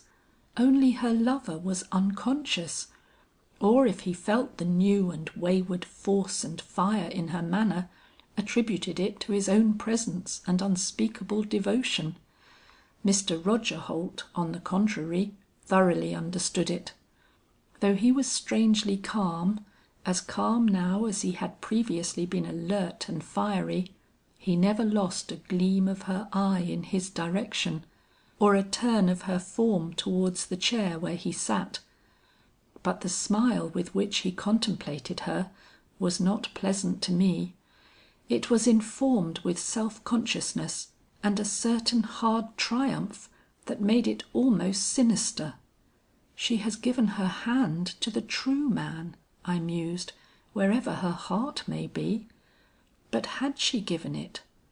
I began to doubt as I began to muse. With that uncontrollable will of hers, she was capable of anything. Did she intend to break with Robert, now that she had seen Roger? I detected no signs of it, beyond the evident delight they took in each other's presence. They were guilty of no further conversation of a secret or intimate character, and when with the striking of the clock at 10, Mr. Robert Holt rose to leave, his brother followed without any demur, even preceding him in his departure and limiting his farewell to a short brotherly pressure of Jacqueline's fair hand. But much may be conveyed in a pressure, or so I began to think as I heard the low laugh that rippled from Jacqueline's lips as she turned to go up to her room, and if I had been her mother. But that is not what you want to hear.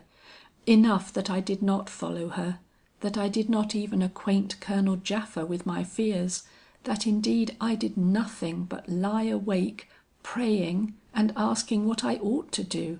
There had been so little said, there had been so little done, a word, a sentence between them, the interchange of a couple of songs, and what else that I could communicate to another? A week, 2 weeks passed, and her look of wilful happiness did not fly. She was flooded with notes from her accepted lover, whose handwriting I had learned by this time to distinguish, but not one, so far as I could learn, from any other source. Yet her feet tripped lightly through the house, and her form had a rich grace in its every movement that bespoke a mind settled in some deep joy or quiet determination. I felt the impenetrability of a secretly cherished hope whenever I looked at her. If I had not known to the contrary, I should have said that her prospective marriage had become to her a dream of unfathomable delight. Whence then came this rapture? Through what communication was born this secret hope? I could not guess. I could only watch and wait. Meanwhile, some random guesses at the truth had been made by the neighbors. Jacqueline had a lover. That lover was a gentleman. But the Colonel was critical. He had refused his consent, and the young people had parted. Such was the talk, begotten perhaps by the persistency with which Jacqueline remained in the house, and the almost severe look with which Colonel Japha trod the streets of his native village, which he soon felt would lose all their charm in the departure of his only child. I scarcely ventured out more than Jacqueline, for I have but little control over my feelings, and did not know what I would do if any one should closely press me with questions. The unexpected discovery that our pretty young servant girl was in the habit of stealing into Jacqueline's room late at night was the first thing that startled me into asking whether or not my supposition was true, that Jacqueline received no messages from Mr. Robert Holt. And scarcely had I become certain that a clandestine correspondence was being carried on between them, through the medium of this girl, then the climax came, and knowledge on my part and secrecy on hers availed no longer. It was a day in October. The stoves had been put up in the house, and seeing Jacqueline roaming about the halls in a renewed fit of that strange restlessness which had affected her the day before Mr. Roger Holt's visit, I went into her room to light a fire and make everything look cheerful before dusk. I found the atmosphere warm, and going to the stove, discovered that a fire had been already kindled there, but had gone out for want of fuel. I at once commenced to rake away the ashes, in order to make preparations for a new one, when I came upon several scraps of half burned paper. Jacqueline had been burning letters. Do you blame me for picking out those scraps and hastening with them to another room, when I tell you they were written in a marked and characteristic hand that bore little or no resemblance to that of her accepted lover, and that the words which flashed first upon my eye were those ominous ones of my wife?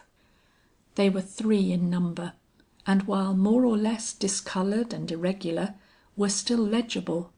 Think, child, with what a thrill of horror and sharp motherly anguish I read such words as love you, I would press you in my arms if you were plague stricken.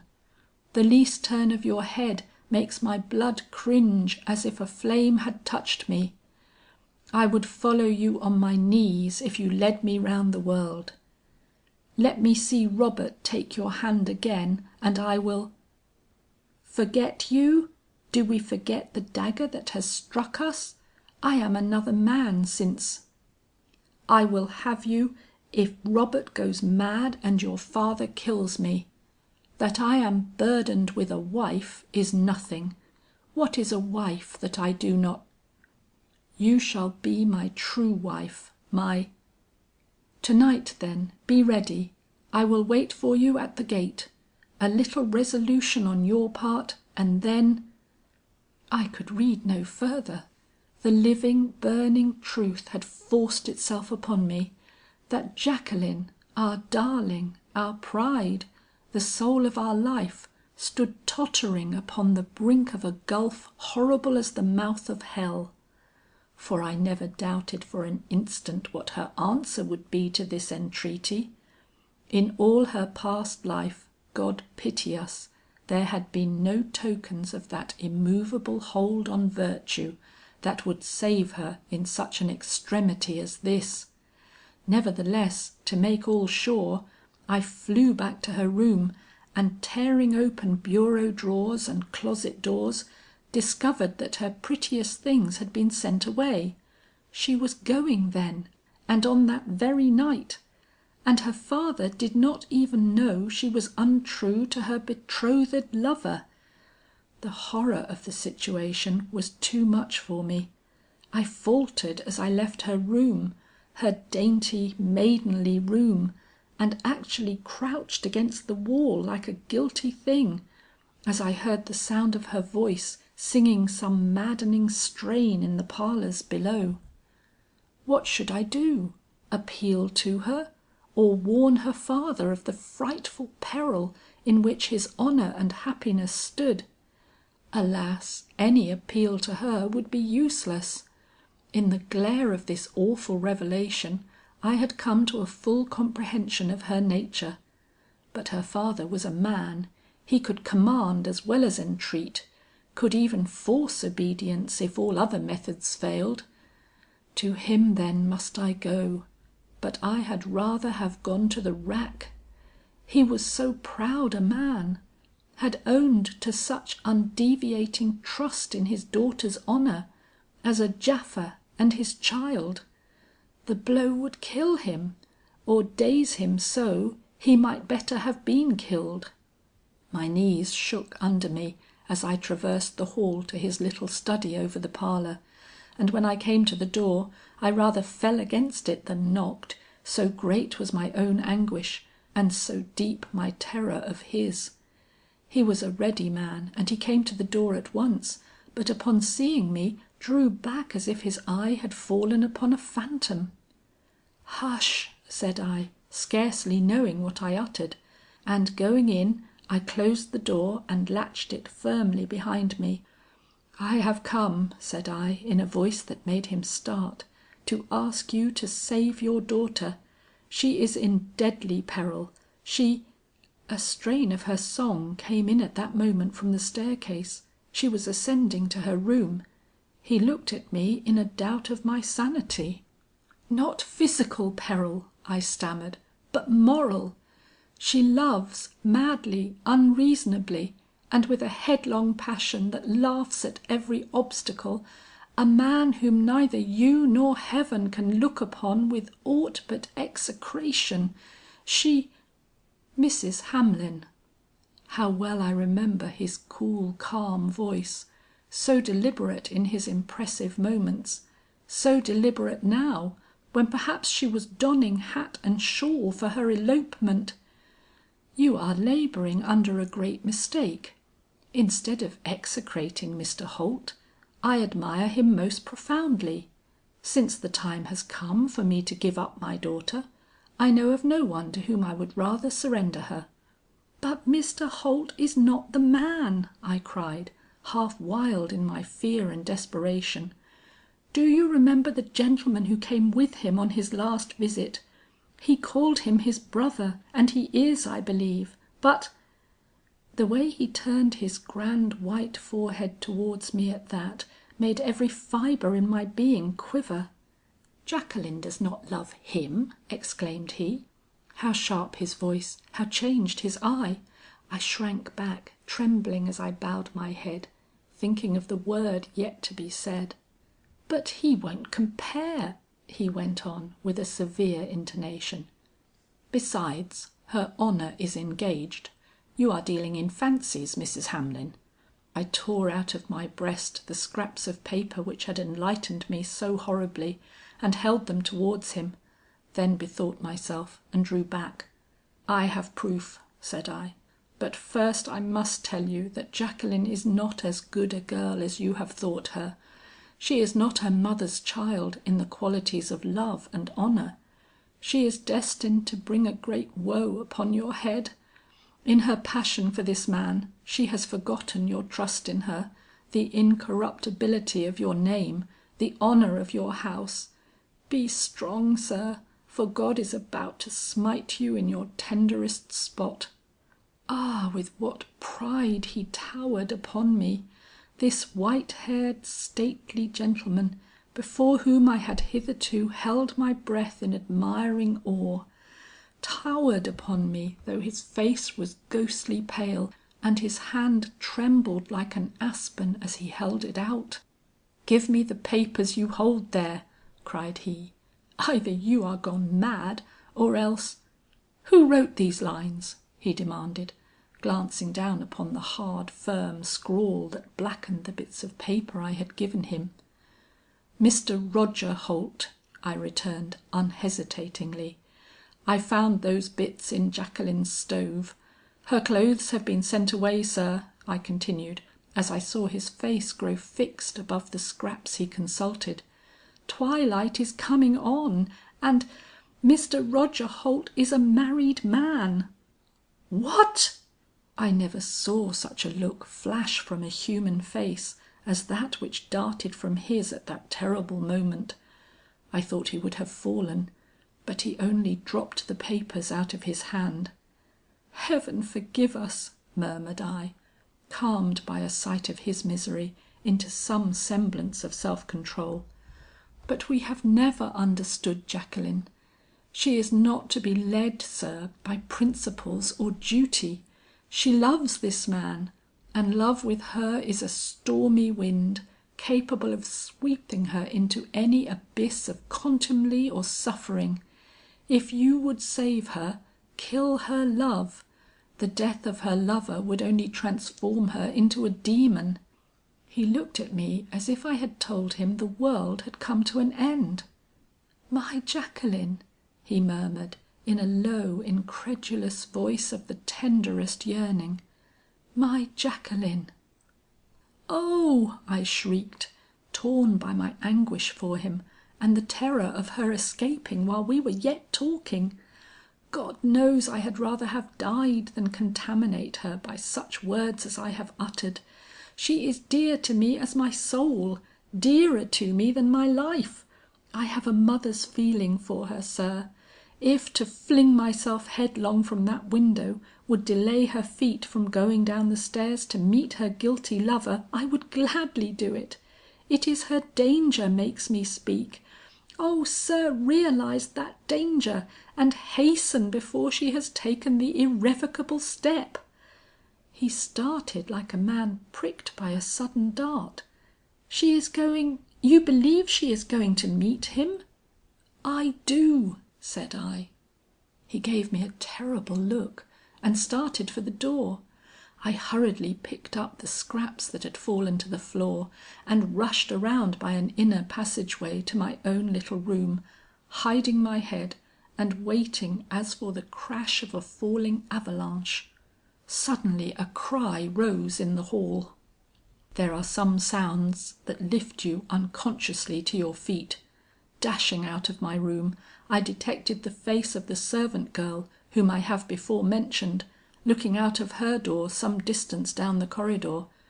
Hastening towards her, I uttered some words about her being a busybody, and thrusting her inside her room, locked the door upon her.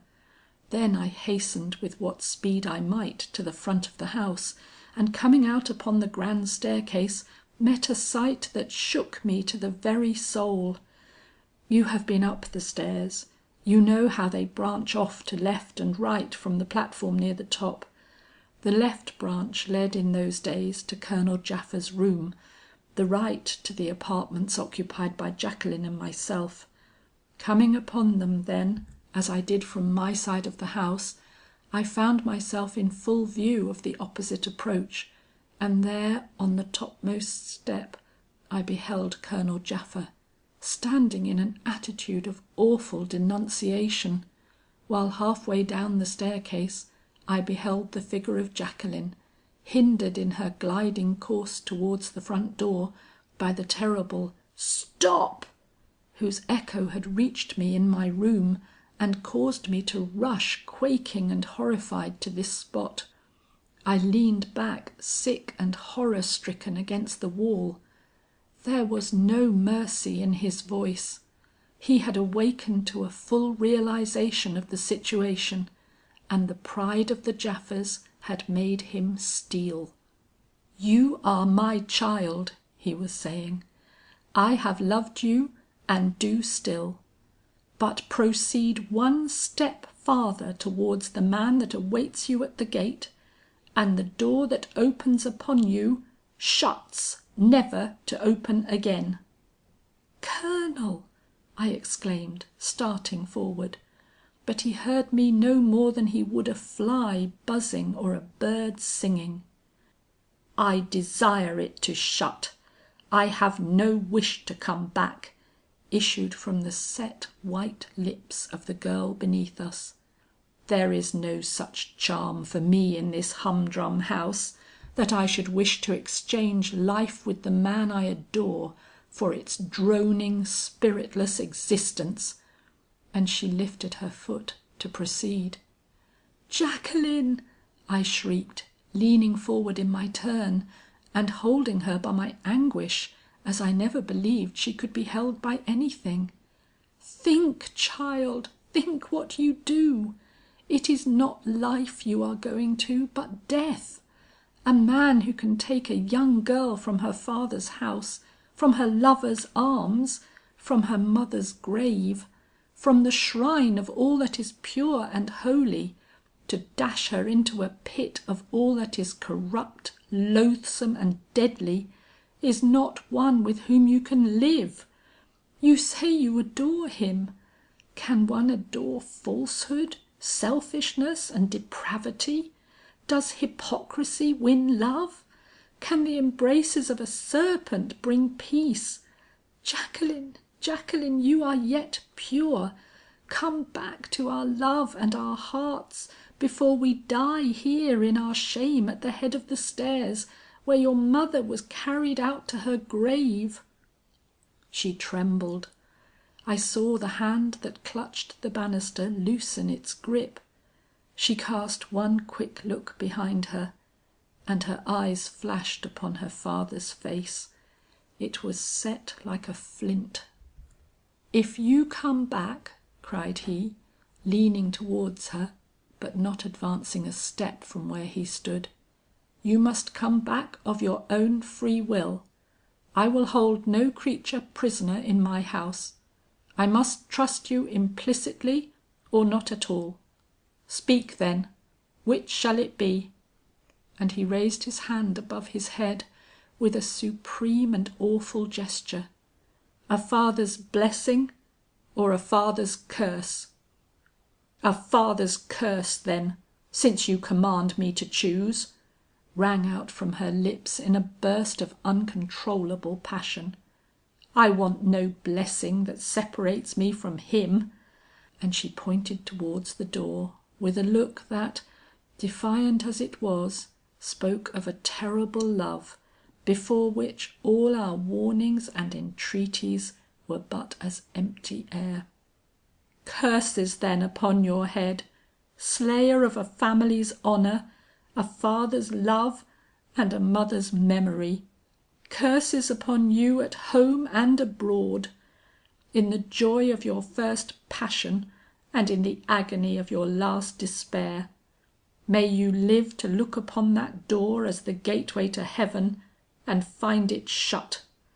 May your children, if you are cursed with them, turn in your face as you are turning now in mine. May the lightning of heaven be your candle, and the blackness of death your daily food and your nightly drink."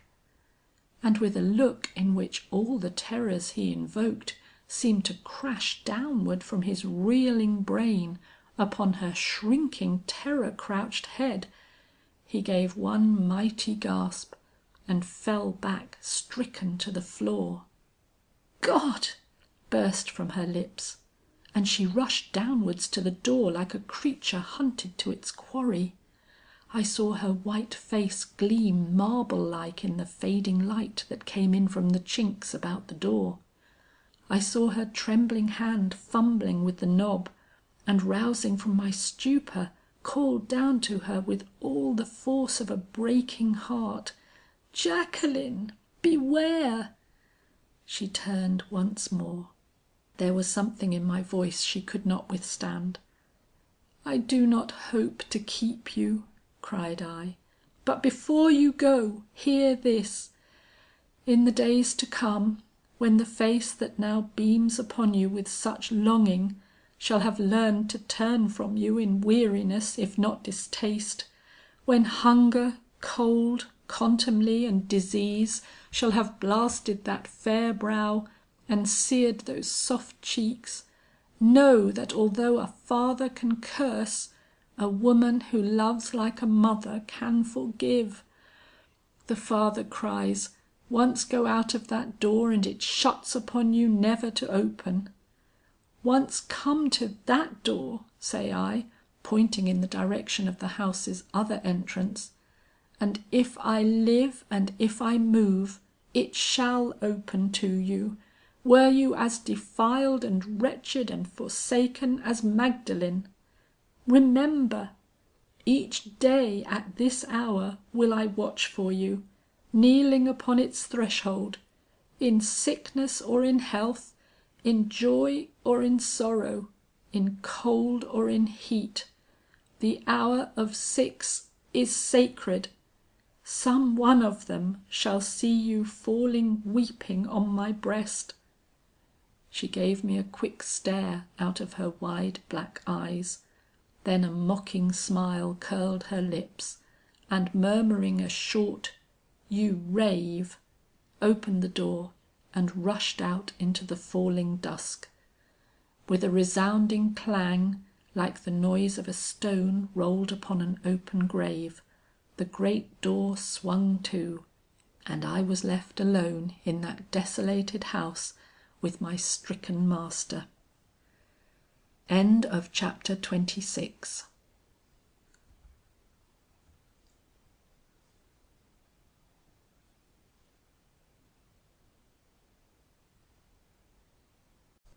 Chapter 27. The Lone Watcher. Hark to the hurried question of despair, "Where is my child?" And echo answers, "Where?" Byron. Colonel Japha recovered from his shock, but was never the same man again.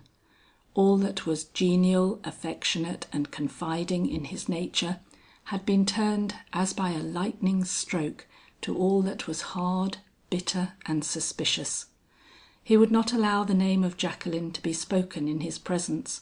He would listen to no allusion made to those days when she was the care and perplexity, but also the light and pleasure of the house. Men are not like women, my child. When they turn, it is at an angle. The whole direction of their nature changes. Perhaps the news that presently came to us from Boston may have had something to do with this. It was surely dreadful enough.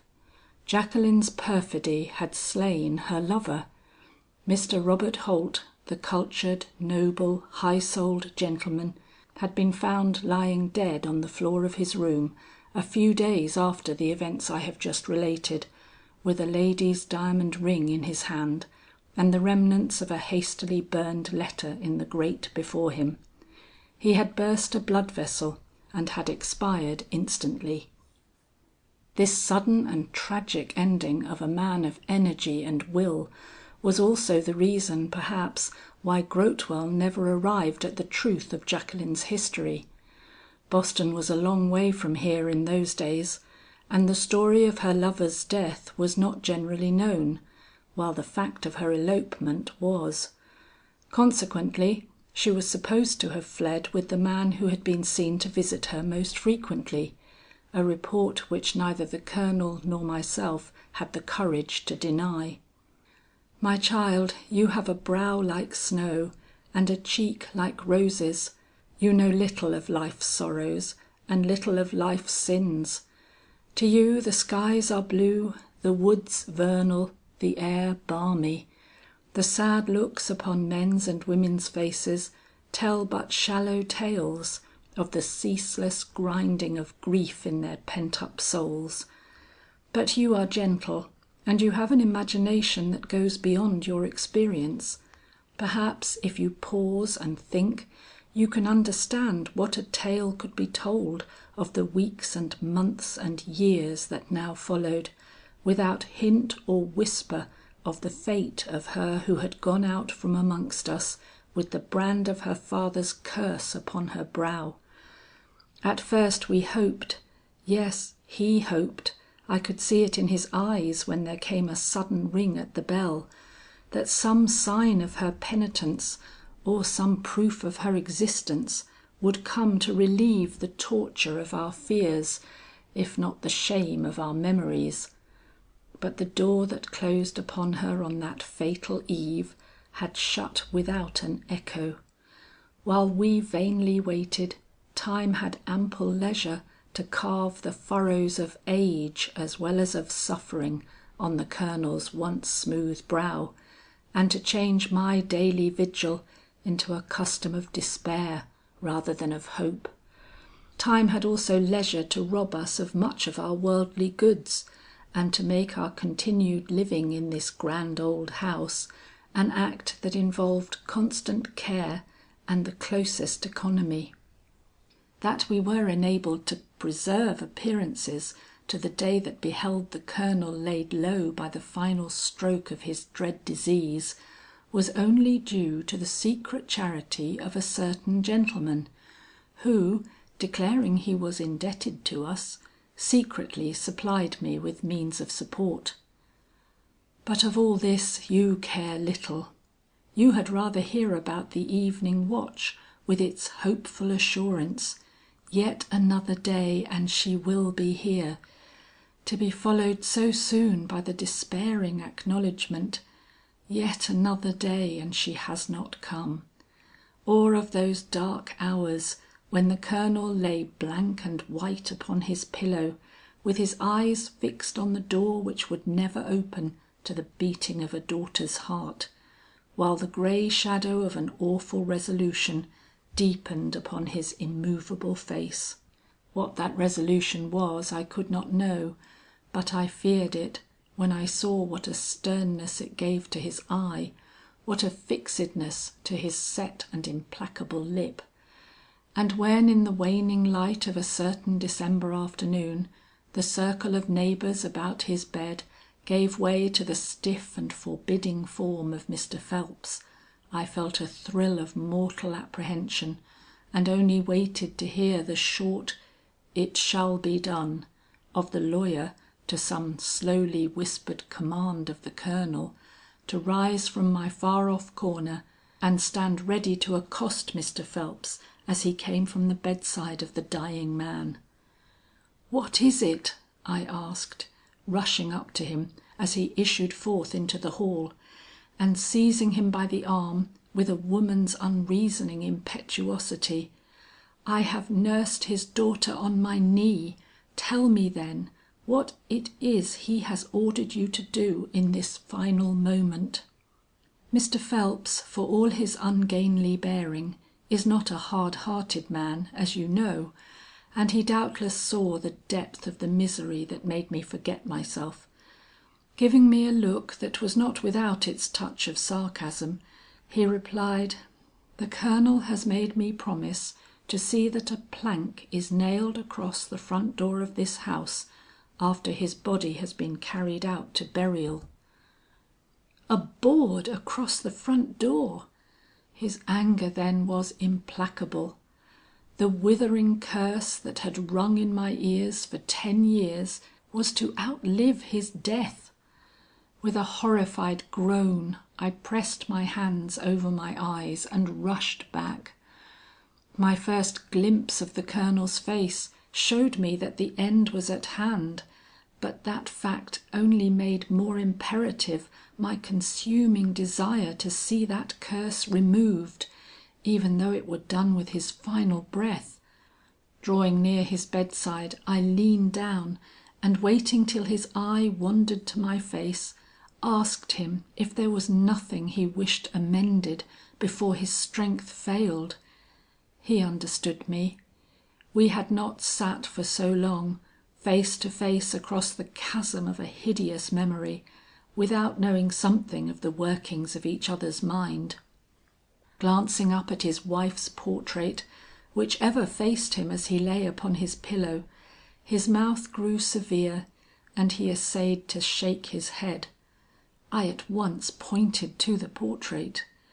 "What will you say to her when she meets you on the borders of heaven?" I demanded with the courage of despair. "She will ask, 'Where is my child?' and what will you reply?" The fingers that lay upon the coverlid moved spasmodically. He eyed me with a steady deepening stare, awful to meet, fearful to remember. I went on steadily. "She has gone out of this house with your curse. Tell me that if she comes back, she may be greeted with your forgiveness." Still that awful stare, which changed not. "I have watched and waited for her every day since her departure," I whispered, "and shall watch and wait for her every day until I die. Shall a stranger's love be greater than a father's?"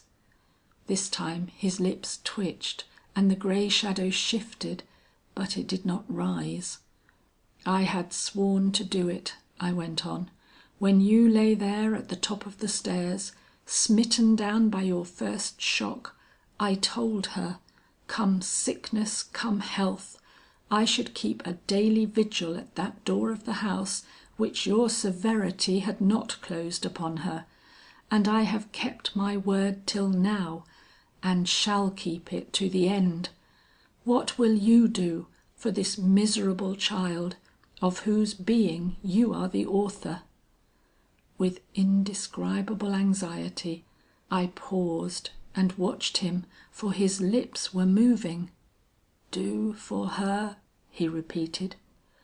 How awful is the voice of the dying! I shivered as I listened, but drew near and nearer, that I might lose no word that came from his stony lips. "She will not come," gasped he, with an effort that raised him up in bed and deepened that horrible stare. But who shall say what he might have uttered if death's hand had delayed a single instant? But the inexorable shadow fell, and he never finished the sentence. "My child, these are frightful things for you to hear. God knows I would not assail your pure ears with a tale like this, if it were not for the help and sympathy I hope to gain from you. Sin is a hideous thing. The gulf it opens is wide and deep. Well may it be said to swallow those who trust themselves above its flower-hung brink. But we who are human owe something to humanity. Love stops not because of the gulf.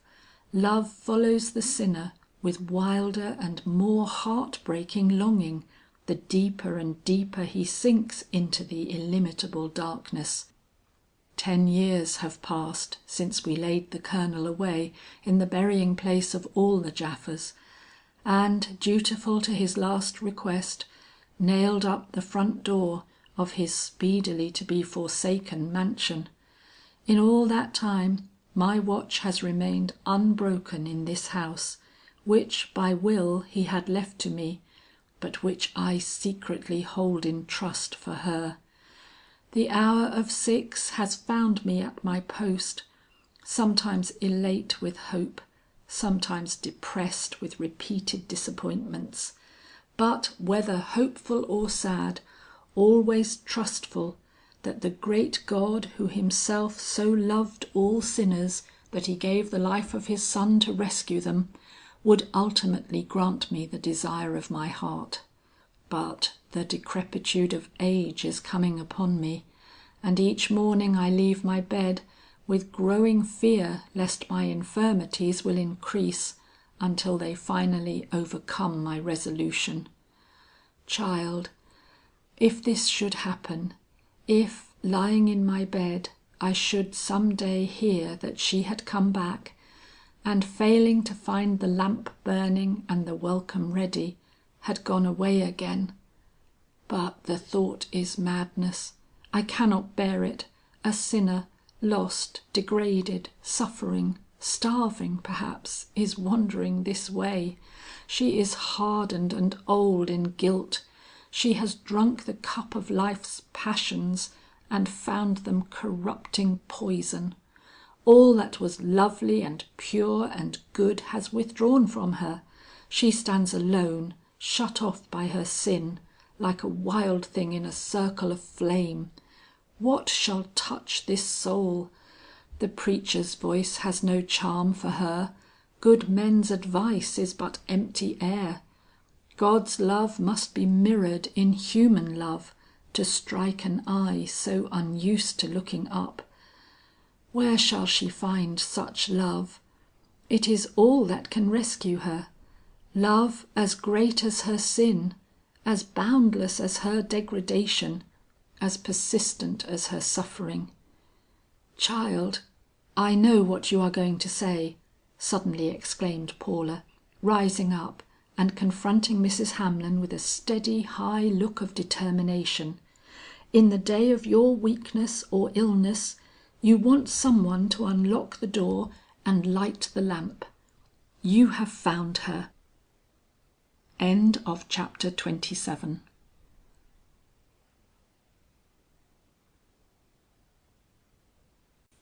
Chapter 28. Sunshine on the hills. If I speak to thee in friendship's name, thou think'st I speak too coldly. If I mention love's devoted flame, thou sayest I speak too boldly. Moore.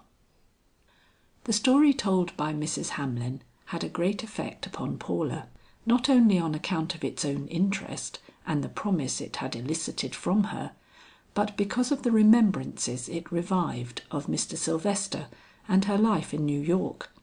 Any vision of evil or suffering, any experience that roused the affections or awakened the sensibilities, could not fail to recall to her mind the forcible figure of Mr. Sylvester as he stood that day by his own hearthstone, talking of the temptations that assail humanity, and any reminiscence of him must necessarily bring with it much that charmed and aroused.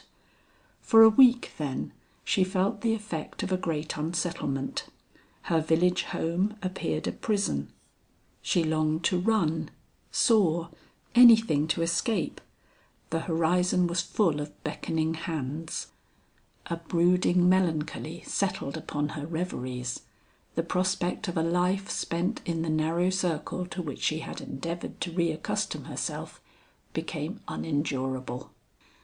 Thus it is with us. We slide in a groove and seem happy, when suddenly a book we read, a story we hear, an experience we encounter, shakes us out of our content and makes continuance in the old course a violation of the most demanding instincts of our nature. In the full tide of this unrest, Paula went out for a solitary walk on the hills. Nature can soothe if she cannot satisfy. Then the day itself was one to make the soul glad and the heart rejoice. As the young girl trod the meadows, she wondered that she could be sad. Earth and air were so full of splendor. Nature seemed to be in league with the angels of light. September stood upon the earth like a goddess of might and glory. Every tint of green that variegated the mountainside wooed the eye with suggestions of unfathomable beauty. A bough of scarlet flame lit here and there amid the verdure served to illuminate the woods as for the passage of a king, and not Solomon in all his glory ever wore an aspect more sumptuous than the flowers that flecked the meadow and fringed the hardy roadside with imperial purple. A wind was blowing, a keen but kindly breeze, laden with sweetness, and alert to awaken aeolian airs from the boughs of whistling beech and alder. Even the low field grasses seemed to partake in the general cheer, and nodded to each other with a witching and irresistible abandon. Had a poet been at her side, or any one capable of divining the hidden things of nature, what a commentary to all their united thoughts she would have found in the delicious tremble of the laughing leaves, in the restless music of the runaway brooks, in the lowly crickets with their single song, in the cloud-haunting birds with their trailing melodies, and in all the roll and rumble of earth's commingled noises. Alluring as was the book of nature, she could not read it alone. She felt the lack of a loving hand to turn the page. "Is it that I am lonely?" she murmured. The thought deepened her trouble.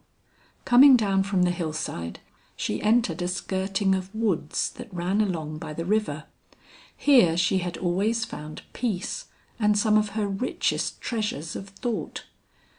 Through this opaline archway she had walked with her fancies, like St. Catherine with her lily. It was sacred to all that was sweet and deep and pure within her. "Lonely," she whispered. "I will not be lonely. To some God gives years of happy companionship, to others but a day. Shall one complain because it has fallen to his portion to have the lesser share? I will remember my one day and be glad." My one day! She caught herself at the utterance and literally started at the suggestion it offered. There was but one person whom she had seen but for a day. Could she have been thinking of him? With a flush deep as the autumn leaves she carried, she was hurrying on, when suddenly in the opening before her a shadow fell, and a mellow voice exclaimed in her ear, "Do I meet Miss Fairchild in her native woods?" It was Clarence Ensign. The surprise was very great, and it took her a moment to steady herself. She had felt so assured that she should never see him or any other of her New York friends again. Had not Cicely written that he had gone West, soon after her own departure from New York? With a deepening of his voice, Mr. Ensign repeated the question. At once the day seemed to acquire all it had hitherto lacked. Looking up, she met his eye fixed admiringly upon her, and all that was merry, lightsome, and gay within her leaped at once to the surface. Ignoring his question, with smiling abandon, she exclaimed, "What shall be done to the man who delights in surprises and startles timid maidens without a cause?" "He shall be held in captivity by the hand of his denouncer until he has sued for pardon and obtained her generous forgiveness," returned he, holding out his palm. She barely touched it with her own. "I see that your repentance is sincere, so your pardon shall be speedy," laughed she. "Your discrimination is at fault. I never felt more impenitent in my life. I am a hardened wretch, Miss Fairchild, a hardened wretch. But you do not ask me from what corner of the earth I have come. You take me too much for granted, like the chirrup of a squirrel, let me say, or the whistle of a bullfinch. But perhaps you think I inhabit these woods." "No, but a day like this is so full of miracles, why should we be astonished at one more? I suppose you came on the train, but should not be surprised to hear you started like Pluto from the earth. Anything seems possible in such a sunshine." "You are right, and I have sprung from the earth. I have been buried 5 mortal months in a lawsuit out West, or else I should have been here before. I hope my delay has made me none the less welcome." He was holding back a branch as he spoke, and his eyes were on a level with hers. She felt caught as in a net, and struggled vainly to keep down her colour. "No," said she, "welcome is a guest's due, whether he come early or late. I should be sorry to be lacking in the duties of a hostess, though my drawing room is somewhat more spacious than cosy," she continued, looking around on the fields into which they had emerged, "and my facilities for bespeaking you welcome greater than my power to make you comfortable. Comfort is a satisfaction of the mind rather than of the body. I am not uncomfortable, Miss Fairchild." Then as he stooped to relieve her of half her burden of trailing leaves and flowers, he exclaimed in a matter of fact tone, "Your aunt is a notable woman, Miss Fairchild. I admire her greatly." "What?" said she. "You have been to the cottage? You have seen Aunt Belinda?" "Of course," laughed he, "or how should I be here? You have been sent for, Miss Fairchild, and I am the humble bearer of your aunt's commands. But I forget, the practical has nothing to do with such a day. I am supposed to have sprung from the ground, and to know by instinct just in what nook you were hiding from the sunlight. Very well, I acknowledge that instinct is sometimes capable of going a great way." But this time her ready answer was lacking. She was wondering what her aunt would think of this sudden appearance of a stranger whose name she had never so much as mentioned. "It is a pleasant rest to stand and look at a view like that, after a summer of musty labour," said he, gazing up the river with a truly appreciative eye. "I do not wonder you carry the charm of the wild woods in your laugh and glance, if you have been brought up in the sight of such a view as that." "It has been my meat and drink from childhood," said she, and wondered why she wanted to say no more upon her favourite theme. "Yet you tell me you love the city." "Too much to ever again be happy here." It was a slip for which her cheek burned and her lids fell the moment after. She had been thinking of Mr. Sylvester, and unconsciously spake as she might have done if he had been at her side, instead of this genial-hearted young man. With a woman's instinctive desire to retrieve herself, she hurriedly continued: "Life is so full and large and deep in a great town, if you are only happy enough to meet those who are its blood and brain and sinew. One misses the rush of the great wheel of time in a spot like this. The world moves, but we do not feel it. It is like the quiet sweep of the stars over our heads. But in the city, days, weeks and months make themselves felt. The universe jars under the feet of hurrying masses. The story of the world is being written on pavement, corridor and dome, so that he who runs may read. One realizes he is alive. The unit is part of the multiple. To those who are tired, God gives the rest of the everlasting hills, but to those who are eager, he holds out the city with its innumerable opportunities and incentives. And I am eager," she said. "The flower blooms on the mountain, and its perfume is sweet, but the chariot sings as it rushes, and the noise of its wheels is music in my ears." She paused, turned her face to the breeze, and seemed to forget she was not alone. Clarence Ensign eyed her with astonishment. He had never heard her speak like this. The earnest side of her great nature had never been turned towards him before, and he felt himself shrink into insignificance in its presence. What was he, that he should pluck a star from the heavens to buckle on his breast? Wealth and position were a match for beauty great as hers, and a kind heart current coin all the world over, for a gentle disposition and a loving nature. But for this— He turned away, and in his abstraction switched his foot with his cane. "Then it was in New York that I met Cicely," exclaimed Paula. He shook off his broodings, turned with a manful gesture, and met her sweet unfathomable eye, so brilliant with enthusiasm a moment ago, but at this instant so softly deep and tender. "And the friendship of Miss Stuyvesant is a precious thing to you," said he. "Few things are more so," was her reply. He bit his lip and his brow grew lighter. After all, great souls frequently cling to those of lesser caliber, provided they are true and unflawed. He would not be discouraged. But his tone, when he spoke, had acquired a reverence that did not lessen its music. "You are, then, one of the few women who believe in friendship?" "As I believe in heaven." Looking at her, he took off his hat. Her eye stole to his serious countenance. "Miss Stuyvesant is to be envied," said he.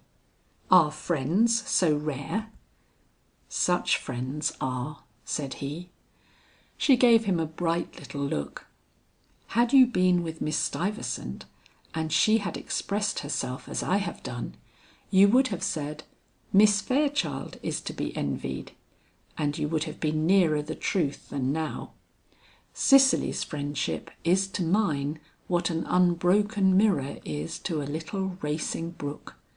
It reflects but one image, while mine—" She could not go on.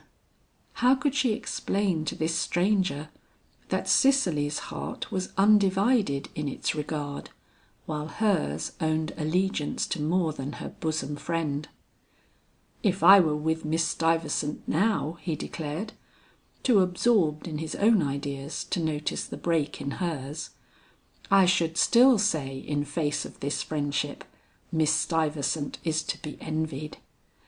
I have no mind for more than one thought to day," exclaimed he, with a look that made her tremble. There are some men who never know in what field to stay the current of their impetuosity. Clarence Ensign did. He said no more than this of all that was seething in his mind and heart.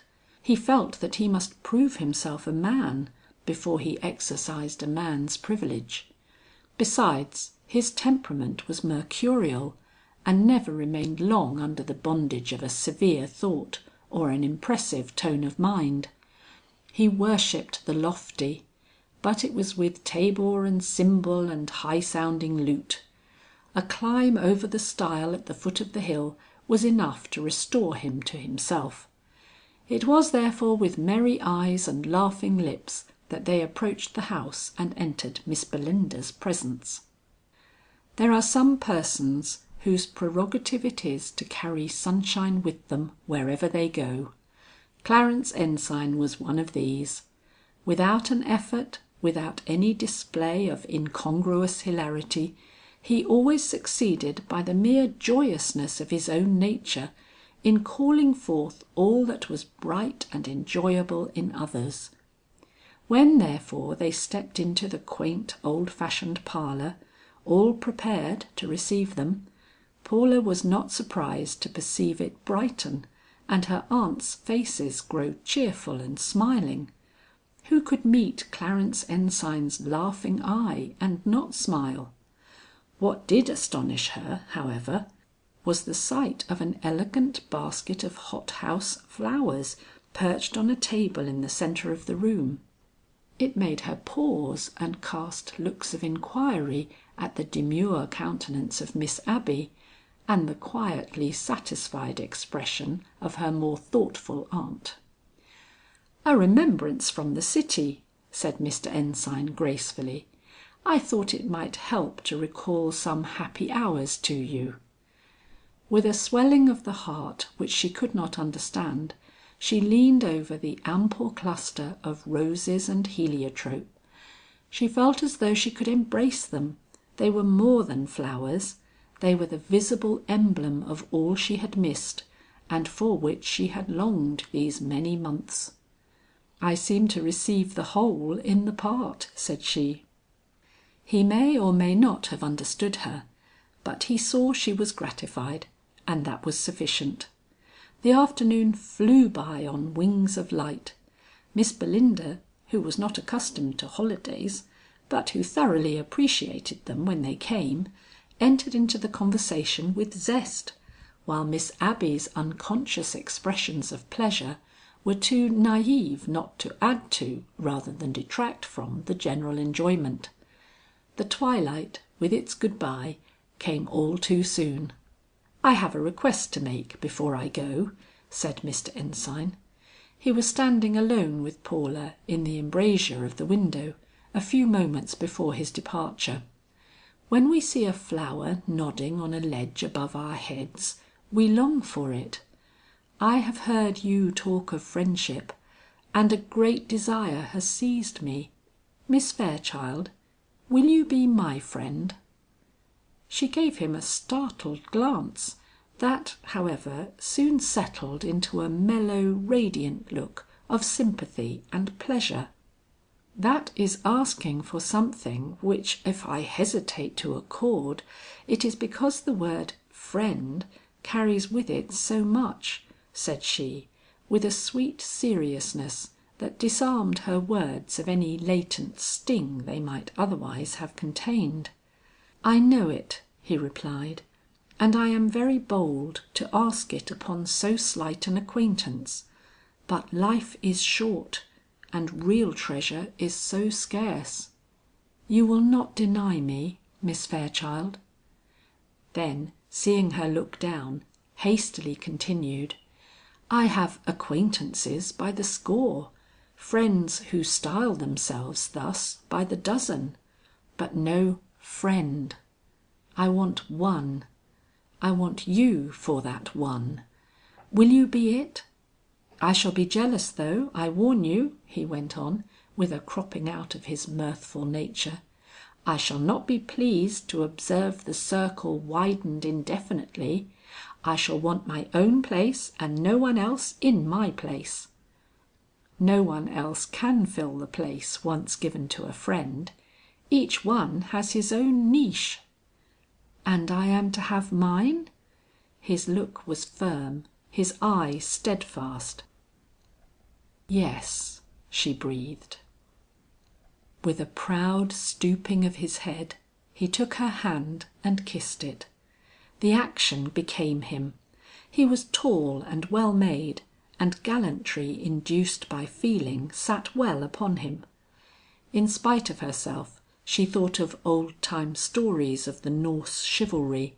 He stood so radiant and bent so low. "I shall prize my friend at her queenly value," said he, and without more ado, uttered his farewell and took his departure. "Paula?" The young girl started from a reverie which had held her for a long time enchained at that fast darkening window, and hastily looking up, perceived her Aunt Belinda standing before her, with her eye fixed upon her face, with a kind but searching glance. "Yes, aunt." "You have not told me who this Mr. Ensign is. In all the letters you wrote me, you did not mention his name, I think." "No, aunt. The fact is, I did not meet him until a few days before I left, and then only for an evening, you might say." "Indeed! That one evening seems to have made its impression. Tell me something about him, Paula. His own countenance speaks for him better than I can, aunt. He is good and he is kind, an honest young man who need fear the eye of no one. He is wealthy, I am informed, and the son of highly respected parents. He was first presented to me by Miss Stuyvesant, whose friend he is, afterwards by Mr. Sylvester. His coming here was a surprise to me." Miss Belinda's firm mouth, which had expanded at this dutiful response, twitched with a certain amused expression over this last announcement. Eyeing her niece with unrelenting inquiry, she pursued: "You have not been happy for the last few weeks, Paula. Our life seems narrow to you.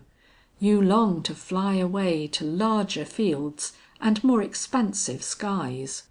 With a guilty droop of her head, Paula stole her hand into that of her aunt's.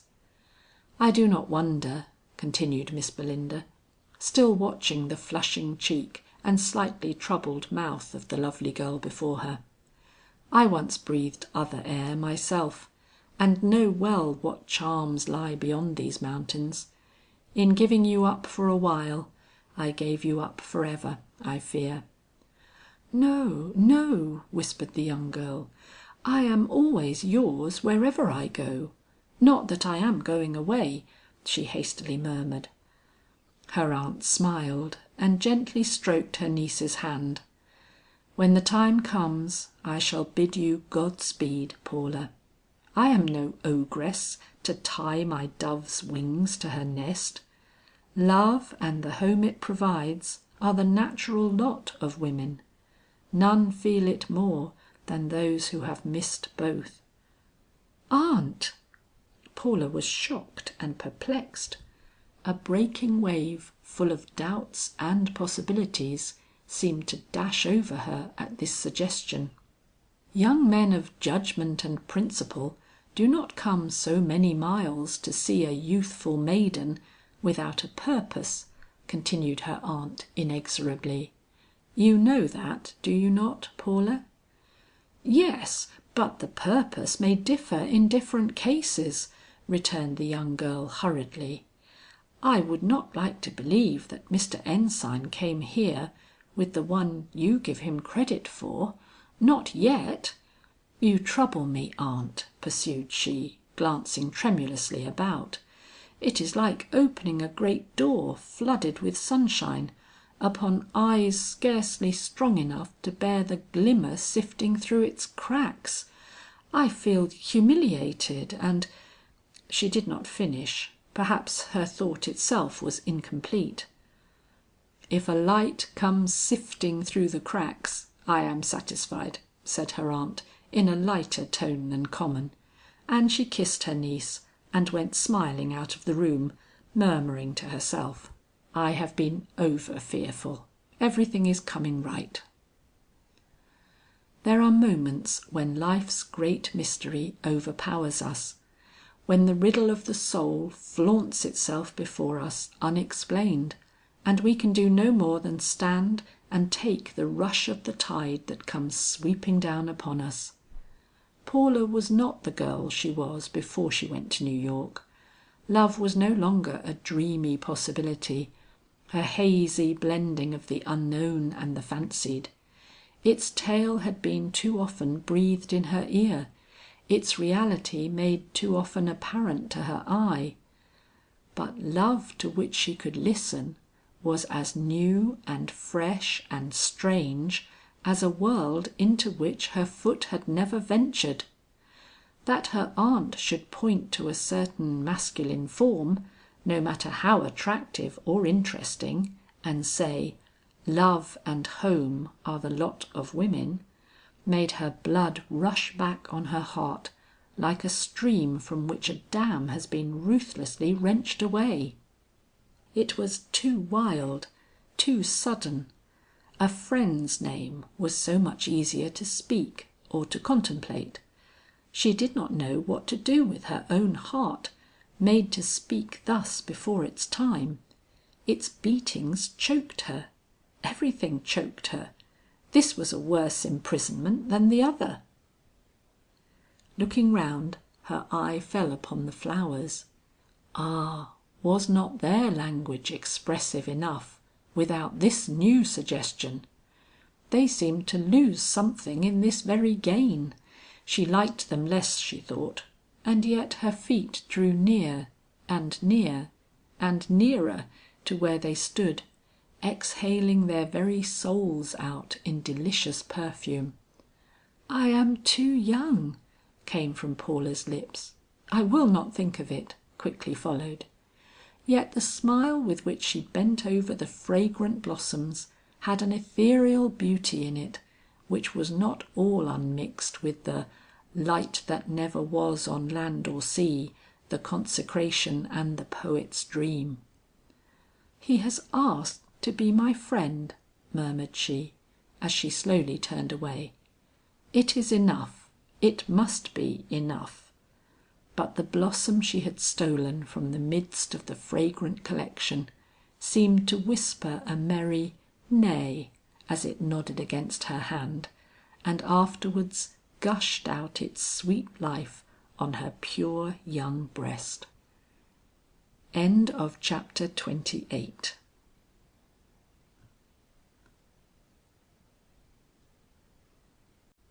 Chapter 29. Mist in the Valley. The true beginning of our end. Midsummer Night's Dream. Mr. Ensign was not slow in developing his ideas of friendship. Though he did not venture upon repeating his visit too soon, scarcely a week passed without bringing to Paula a letter or some other testimonial of his increasing devotion. The blindest eye could not fail to remark whither he was tending. Even Paula was forced to acknowledge to herself that she was on the verge of a flowery incline that sooner or later would bring her up breathless against the dread alternative of a decided yes or no. Friendship is a wide portal, and sometimes admits love. Had it served her traitorously in this? Her aunt, who watched her with secret but lynx-eyed scrutiny, saw no reason to alter the first judgment of that mysterious "it is all coming right," with which she viewed the first symptoms of Paula's girlish appreciation of her lover. If eyes and lips could speak, Paula was happy. The mournful shadows which of late had flitted with more or less persistency over her face, had vanished in a living smile, which, if not deep, was cloudlessly radiant, and her voice when not used in speech was rippling away in song, as glad as a finch's on the mountain side. Miss Belinda was therefore very much astonished when one day Paula burst into her presence, and flinging herself down on her knees, threw her arms about her waist, crying, "Take me away, dear aunt. I cannot, dare not stay here another day." "Paula, what do you mean?" exclaimed Miss Belinda, holding her back and endeavouring to look into her face. But the young girl gently resisted. "I have just had a letter from Cicely," she returned in a low and muffled voice. "She has seen Mr. Sylvester and says he looks both wan and ill. He told her too that he was lonely, and I know what that means. He wants his child. The time has come for me to go back. He said it would and that I would know when it came. Take me, aunt, take me to Mr. Sylvester." Miss Belinda, to whom self-control was one of the cardinal virtues, leaned back in her chair and contemplated the eager tear-stained face that was now raised to hers with silent scrutiny. "Paula," said she at last, "is that your only reason for desiring to return to New York?" A flush, delicate as it was fleeting, swept over the dew of Paula's cheek. She rose to her feet and met her aunt's eye with a look of gentle dignity. "No," said she. "I wish to test myself. Birds that are prisoned will caress any hand that offers them freedom. I wish to see if the lure holds good when my wings are in mid heaven." There was a dreamy cadence to her voice as she uttered that last phrase that startled her aunt. "Paula," exclaimed she, "Paula, don't you know your own heart?" "Who does?" returned Paula. Then in a sudden rush of emotion, threw herself once more at her aunt's side, saying, "It is in order to know it that I ask you to take me away." And Miss Belinda, as she smoothed back her darling's locks, was obliged to acknowledge to herself that time has a way of opening, in the stream of life, unforeseen channels to whose current we perforce must yield, or else hopelessly strand upon the shoals. CHAPTER XXIX.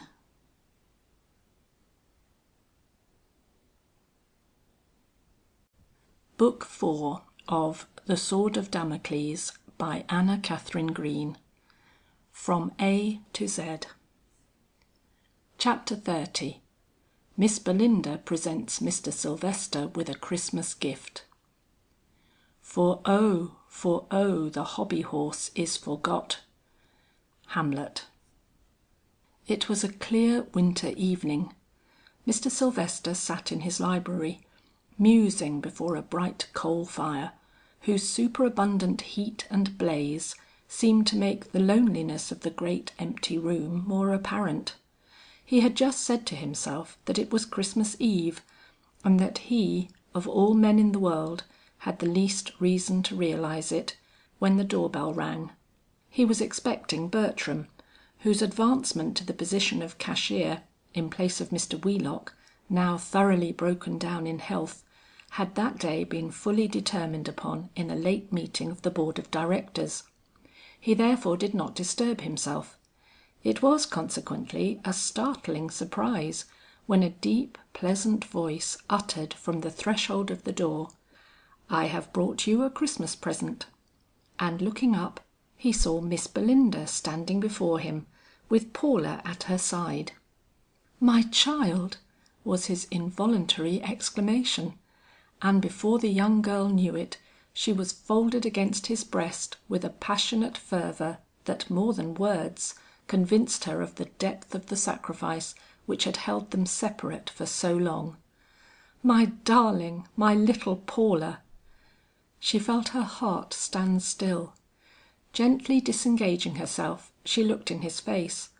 She found it thin and wan, but lit by such a pleasure she could not keep back her smile. "You are glad then of your little Christmas present?" said she.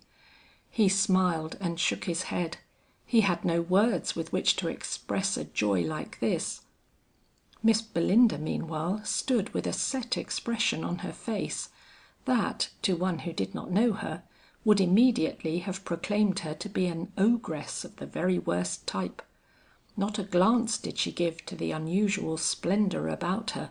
Not a wavering of her eye betokened that she was in any way conscious that she had just stepped from the threshold of a very humble cottage into a home little short of a palace in size and the splendour of its appointments.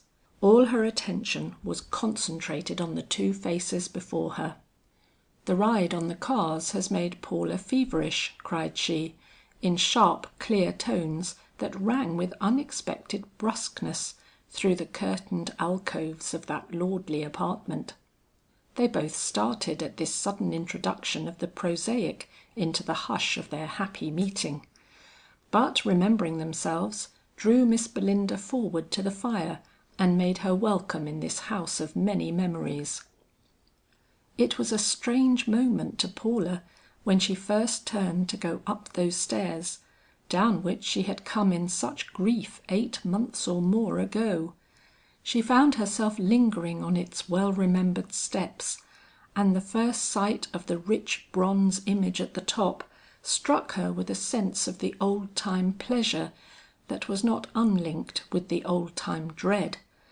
But the aspect of her little room calmed her. It was just as she had left it, not an article had been changed. "It is as if I had gone out one door and come in another," she whispered. All the months that had intervened seemed to float away. She felt this even more when, upon again descending, she found Bertram in the library. His frank and interesting face had always been pleasant to her, but in the joy of her return it shone upon her with almost the attraction of a brother's. "I am at home again," she kept whispering to herself. "I am at home." Miss Belinda was engrossed in conversation with Bertram, so that Paula was left free to take her old place by Mr. Sylvester's side, where she sat with such an aspect of contentment that her beauty was half forgotten in her happiness.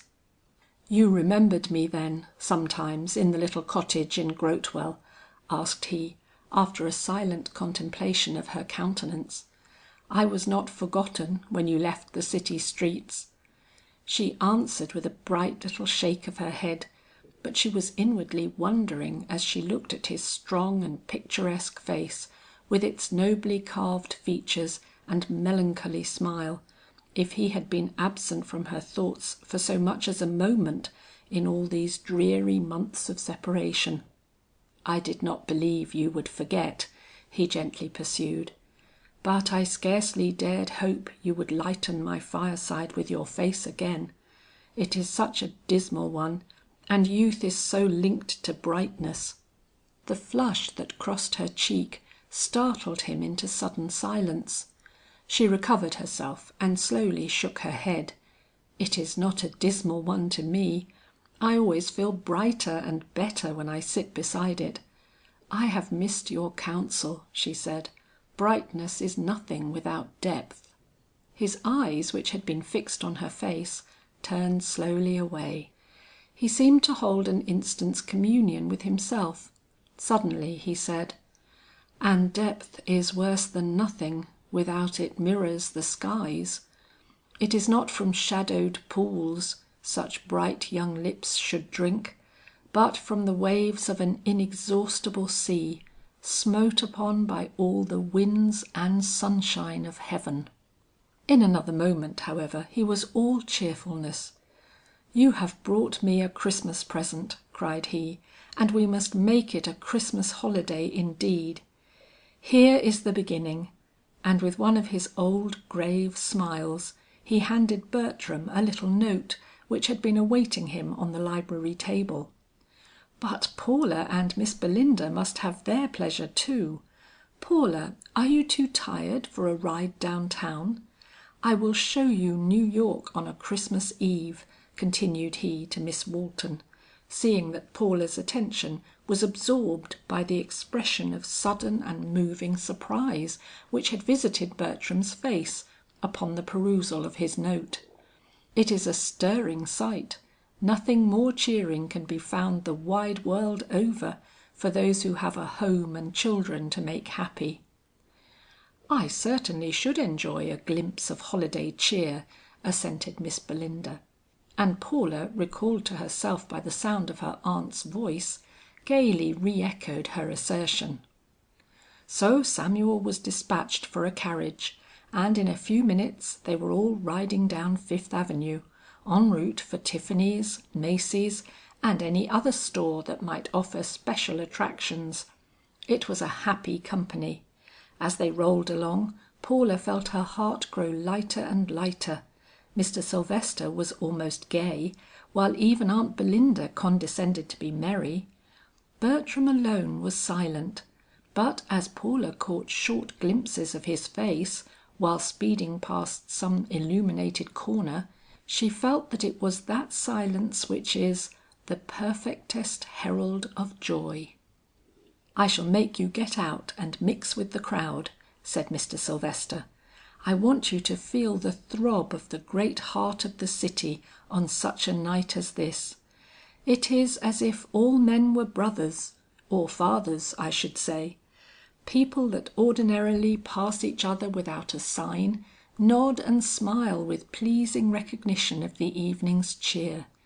Grave and reverend seniors are not ashamed to be seen carrying packages by the dozen.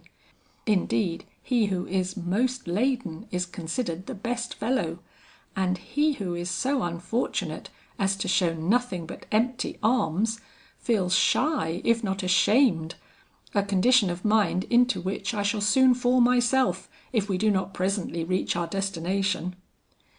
Paula never forgot that night. As from the midst of our commonplace memories, some one hour stands out distinct and strange, like a sweet foreigner in a crowd of village faces, so to Paula this ride through the lighted streets, with the ensuing rush from store to store, piloted by Bertram and Miss Belinda, and protected by Mr. Sylvester, was her one weird glimpse into the Arabian Nights country. Why, she could not have told. Why, she did not stop to think. She had been to all these places before, but never with such a heart as this, never, never with such an overflowing heart as this. "I have washed away my reproach," cried Mr. Sylvester, coming out to the carriage with his arms full of bundles. "Aunt Belinda is to blame for this. She set the example, you see."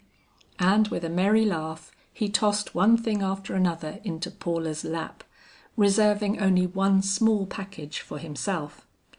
"I scarcely know what I have bought," said he. "I shall be as much surprised as any one when you come to undo the bundles. A pretty thing was all I waited to hear from the shop girls." "There is a small printing press for one thing," cried Paula merrily. "I saw the man at Holton's eye you with a certain sort of shrewd humour, and hastily do it up. You paid for it, probably thinking it one of the pretty things. We shall have to make it over to Bertram, as being the only one amongst us who by any stretch of imagination can be said to be near enough the age of boyhood to enjoy it." "I do not know about that," cried Bertram, with a ringing infectious laugh. "My imagination has been luring me into believing that I am not the only boy in this crowd." And so they went on, toying with their new found joy as with a plaything, and hard would it have been to tell in which of those voices rang the deeper contentment. The opening of the packages on the library table afforded another season of merriment. Such treasures as came to light! A roll of black silk, which could only have been meant for Miss Belinda. A casket of fretted silver, just large enough to hold Paula's gloves. A scarf ring, to which no one but Bertram could lay claim. A bundle of confections, a pair of diamond-studded bracelets, a scarf of delicate lace, articles for the desk, and knick-knacks for the toilet table, and last, but not least, in weight at least, the honest little printing press. "Oh, I never dreamed of this," said Paula, "when we chose Christmas Eve for our journey." "Nor would you have done right to stay away if you had," returned Mr. Sylvester gaily. But when the sport was all over, and Paula stood alone with Mr. Sylvester in the library, awaiting his last good night, the deeper influences of this holy time made themselves felt, and it was with an air of gentle seriousness he told her that it had been a happy Christmas Eve to him. "And to me," returned Paula. "Bertram too seemed very happy. Would it be too inquisitive in me to ask what good news the little note contained, to work such wonders?" A smile such as was seldom seen on Mr. Sylvester's face of late, flashed brightly over it. "It was only a card of invitation to dinner," said he, "but it came from Mr. Stuyvesant, and that to Bertram means a great deal." The surprise in Paula's eyes made him smile again. "Will it be a great shock to you if I tell you that the name of the woman for whom Bertram made the sacrifice of his art was Cicely Stuyvesant?" "Cicely? My Cicely?" Her astonishment was great, but it was also happy. "Oh, I never dreamed. Ah, now I see," she went on naively. "That is the reason she refrained from coming to this house. She was afraid of meeting him. But to think I should never have guessed it, and she my dearest friend. Oh, I am very happy. I admire Bertram so much, and it is such a beautiful secret. And Mr. Stuyvesant has invited him to his house. I do not wonder you felt like making the evening a gala one. Mr. Stuyvesant would not do that if he were not learning to appreciate Bertram. No, there is method in all that Mr. Stuyvesant does. More than that, if I am not mistaken, he has known this beautiful secret, as you call it, from the first, and would be the last to receive Bertram as a guest to his table, if he did not mean him the best and truest encouragement." "I believe you are right," said Paula. "I remember now that one day when I was spending the afternoon with Cicely, he came into the room where I was, and finding me for the moment alone, sat down, and in his quaint old fashioned manner asked me in the most abrupt way what I thought of Bertram Sylvester.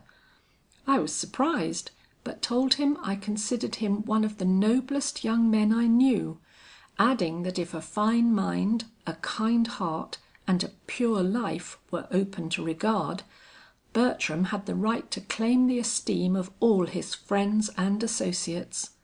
The old gentleman looked at me somewhat curiously, but nodded his head as if pleased, and merely remarking, 'It is not necessary to mention we had this conversation, my dear,' got up and proceeded slowly from the room. I thought it was simply a not unnatural curiosity concerning a young man with whom he had more or less business connection. But now I perceive it had a deeper significance. He could scarcely have found a more zealous little advocate for Bertram if he had hunted the city over. Bertram may be more obliged to you than he knows. He has been very patient, but the day of his happiness is approaching." "And Cicely's. I feel as if I could scarcely wait to see her with this new hope in her eyes. She has kept me without the door of her suspense, but she must let me across the threshold of her happiness." The look with which Mr. Sylvester eyed the fair girl's radiant face deepened. "Paula," said he, "can you leave these new thoughts for a moment to hear a request I have to make?" She at once turned to him with her most self forgetful smile. "I have been making myself a little present," pursued he, slowly taking out of his pocket the single package he had reserved from the rest. "Open it, dear." With fingers that unconsciously trembled, she hastily undid the package. A little box rolled out. Taking off its cover, she took out a plain gold locket of the style usually worn by gentlemen on their watch chains. "Fasten it on for me," said he. Wondering at his tone, which was almost solemn, she quietly did his bidding. But when she essayed to lift her head upon the completion of her task, he gently laid his hand upon her brow, and so stood for a moment without a word. "What is it?" she asked, with a sudden indrawing of her breath. "What moves you so, Mr. Sylvester?" "I have just taken a vow," said he. She started back, agitated and trembling. "I had reason to," he murmured, "pray at nights when you go to bed, that I may be able to keep it." "What?" sprang to her lips, but she restrained herself and only allowed her glance to speak. "Will you do it, Paula?" "Yes, oh yes!" Her whole heart seemed to rush out in the phrase. She drew back as at the opening of a door in an unexpected spot. Her eye had something of fear in it, and something of secret desperation too. He watched her with a gaze that strangely faltered. "A woman's prayers are a man's best safeguard," murmured he. "He must be a wretch who does not feel himself surrounded by a sacred halo, while he knows that pure lips are breathing his name in love and trust before the throne of the Most High." "I will pray for you as for myself," she whispered, and endeavored to meet his eyes. But her head drooped and she did not speak as she would have done a few months before. And when a few instants later they parted in their old fashion at the foot of the stairs, she did not turn to give him the accustomed smile and nod with which she used to mount the stairs, spiral by spiral, and disappear in her little room above. Yet he did not grieve at the change, but stood looking up the way she had gone, like a man before whom some vision of unexpected promise had opened. End of chapter 30.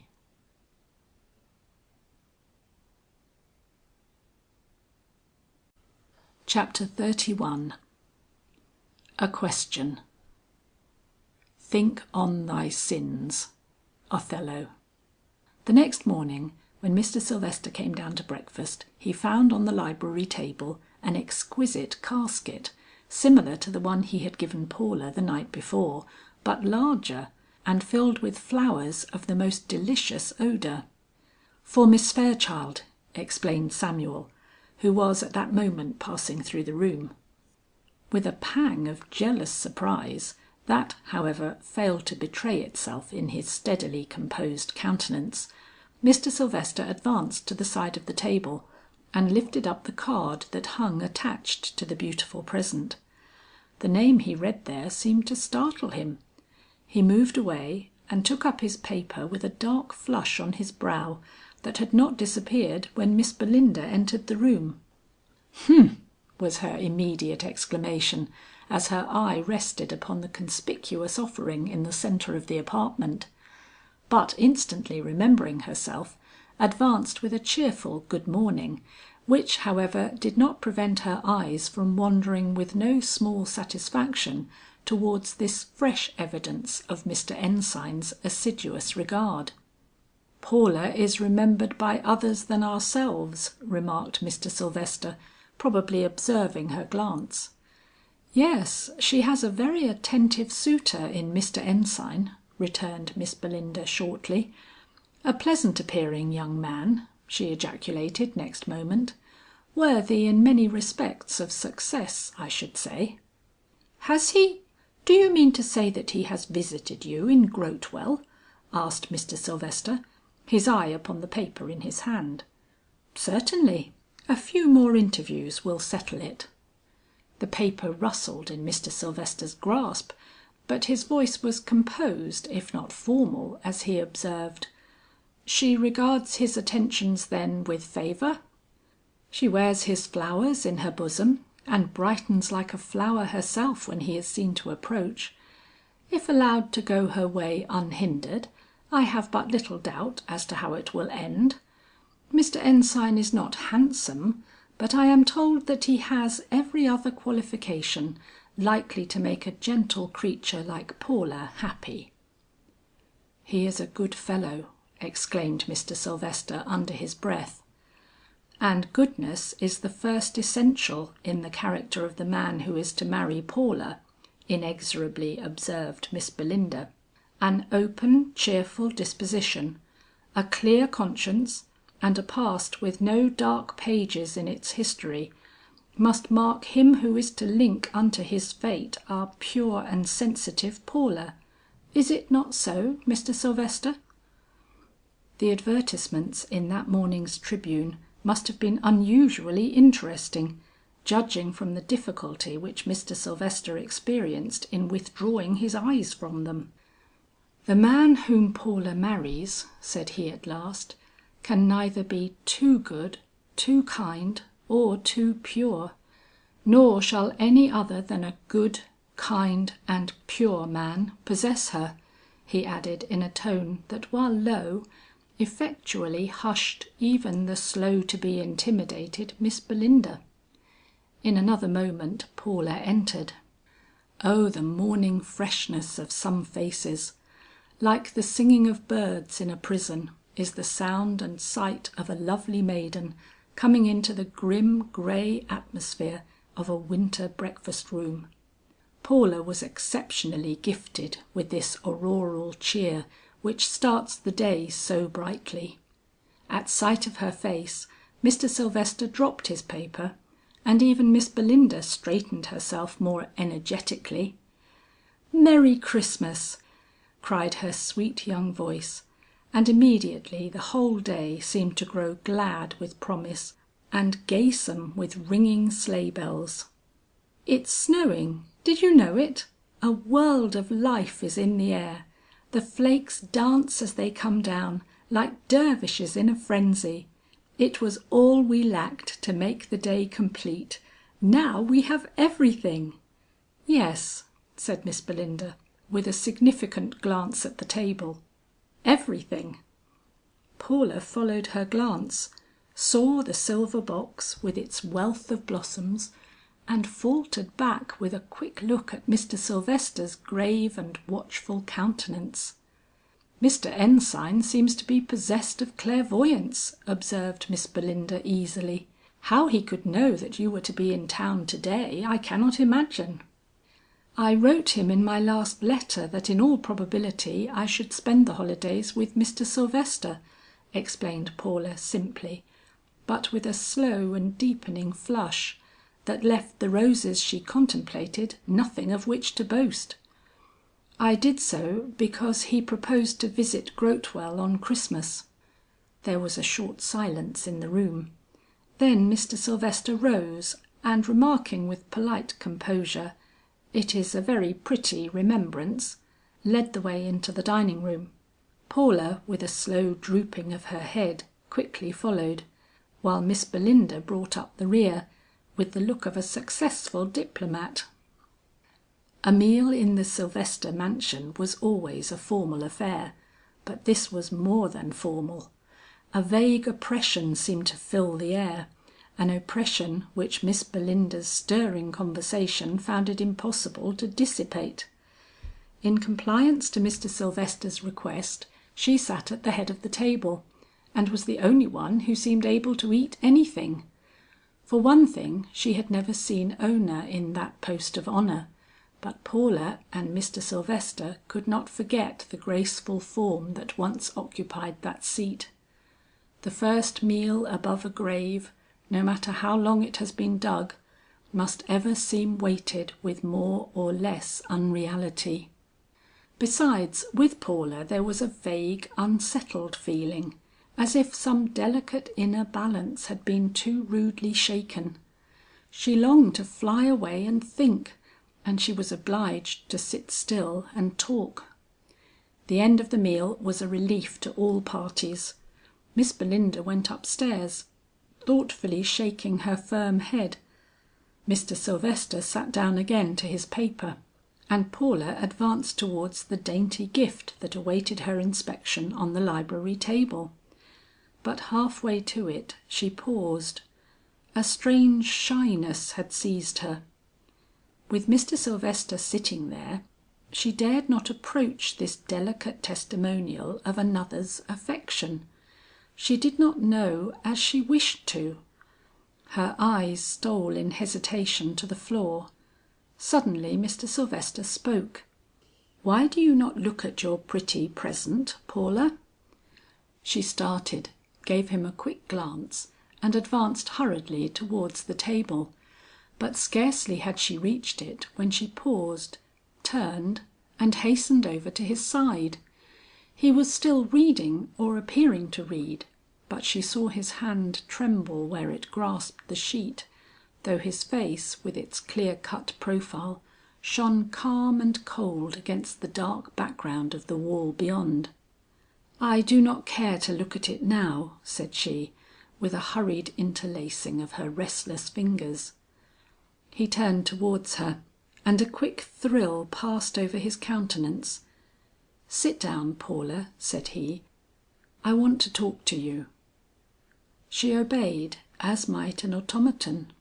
Was it the tone of his voice that chilled her, or the studied aspect of his fixed and solemn countenance? He did not speak at once, but when he did, there was no faltering in his voice that was lower than common, but deep, like still waters that have run into dark channels far from the light of day. "Paula, I want to ask you a question. What would you think of a man that, with deliberate selfishness, went into the king's garden, and plucking up by the roots the most beautiful flower he could find there, carried it into a dungeon to pant out its exquisite life amid chill and darkness?" "I should think," replied she, after the first startled moment of silence, "that the man did well, if by its one breath of sweetness the flower could comfort the heart of him who sat in the dungeon." The glance with which Mr. Sylvester regarded her suddenly faltered. He turned with quickness towards the fire. "A moment's joy is then excuse for a murder," exclaimed he. "God and the angels would not agree with you, Paula." There was a quivering in his tone, made all the more apparent by its studied self-possession of a moment before. She trembled where she sat, and opened her lips to speak, but closed them again, awed by his steady and abstracted gaze, now fixed before him in gloomy reverie. A moment passed. The clock ticking away on the mantelpiece seemed to echo the inevitable "forever, never" of Longfellow's old song. Neither of them moved. At length, in a low and trembling voice, Paula spoke. "Is it murder when the flower loves the dark of the dungeon more than it does the light of day?" With a subdued but passionate cry, he rose hastily to his feet. "Yes," said he, and drew back as if he could not bear the sight of her face or the glance of her eye. "Sunshine is the breath of flowers, sweet wooing gales their natural atmosphere. He who meddles with a treasure so choice, does it at his peril." Then as she hurriedly rose in turn, softened his whole tone, and assuming his usual air of kindly fatherhood, asked her in the most natural way in the world, what he could do to make her happy that day. "Nothing," replied she, with a droop of her head. "I think I will go and see Cicely." A short sigh escaped him. "The carriage shall be ready for you," said he. "I hope your friend's happiness will overflow into your own gentle bosom, and make the day a very pleasant one. God bless your young sweet heart, my Paula." Her breast heaved, her large dark mellow eyes flashed with one quick glance towards his face, then she drew back, and in another moment left his side and quietly glided from the room. His very life seemed to go with her, yet he did not stir, but he sighed deeply when, upon turning towards the library table, He found that she had carried away with her the silent testimonial of another and more fortunate man's love and devotion. End of chapter 31.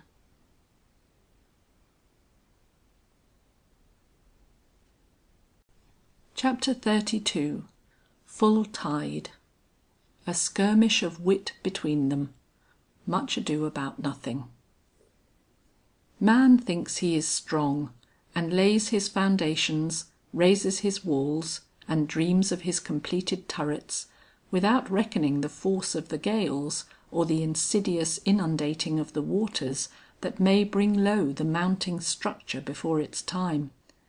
When with a firm hand Mr. Sylvester thrust back from his heart the one delight which of all the world could afford seemed to him at that moment the dearest and the best, he thought the struggle was over and the victory won. It had not even commenced. He was made startlingly alive to this fact at the very next interview he had with Paula. She had just come from Miss Stuyvesant, and the reflection of her friend's scarcely comprehended joy was on her countenance, together with a look he could not comprehend, but which stirred and haunted him, until he felt forced to ask if she had seen any other of her old friends in the short visit she had paid. "Yes," said she, with a distressed blush. "Mr. Ensign was unexpectedly there." It is comparatively easy to restrain your own hand from snatching at a treasure you greatly covet, but it is much more difficult to behold another and a lesser one grasp and carry it away before your eyes. He succeeded in hiding the shadow that oppressed him, but he was constrained to recognize the sharpness of the conflict that was about to be waged in the recesses of his own breast. A conflict, because he knew that a lift of his finger or a glance of his eye would decide the matter then, while in a week perhaps the glamour of a young sunshiny love would have worked its inevitable result, and the happiness that had so unexpectedly startled upon him in his monotonous and sombre path would have wandered forever out of his reach. How did he meet its unexpected rush? Sternly at first, but with greater and greater wavering as the days went by, each one revealing fresh beauties of character and deeper springs of feeling in the enchanting girl thus brought in all her varied charm before his eyes. Why should he not be happy?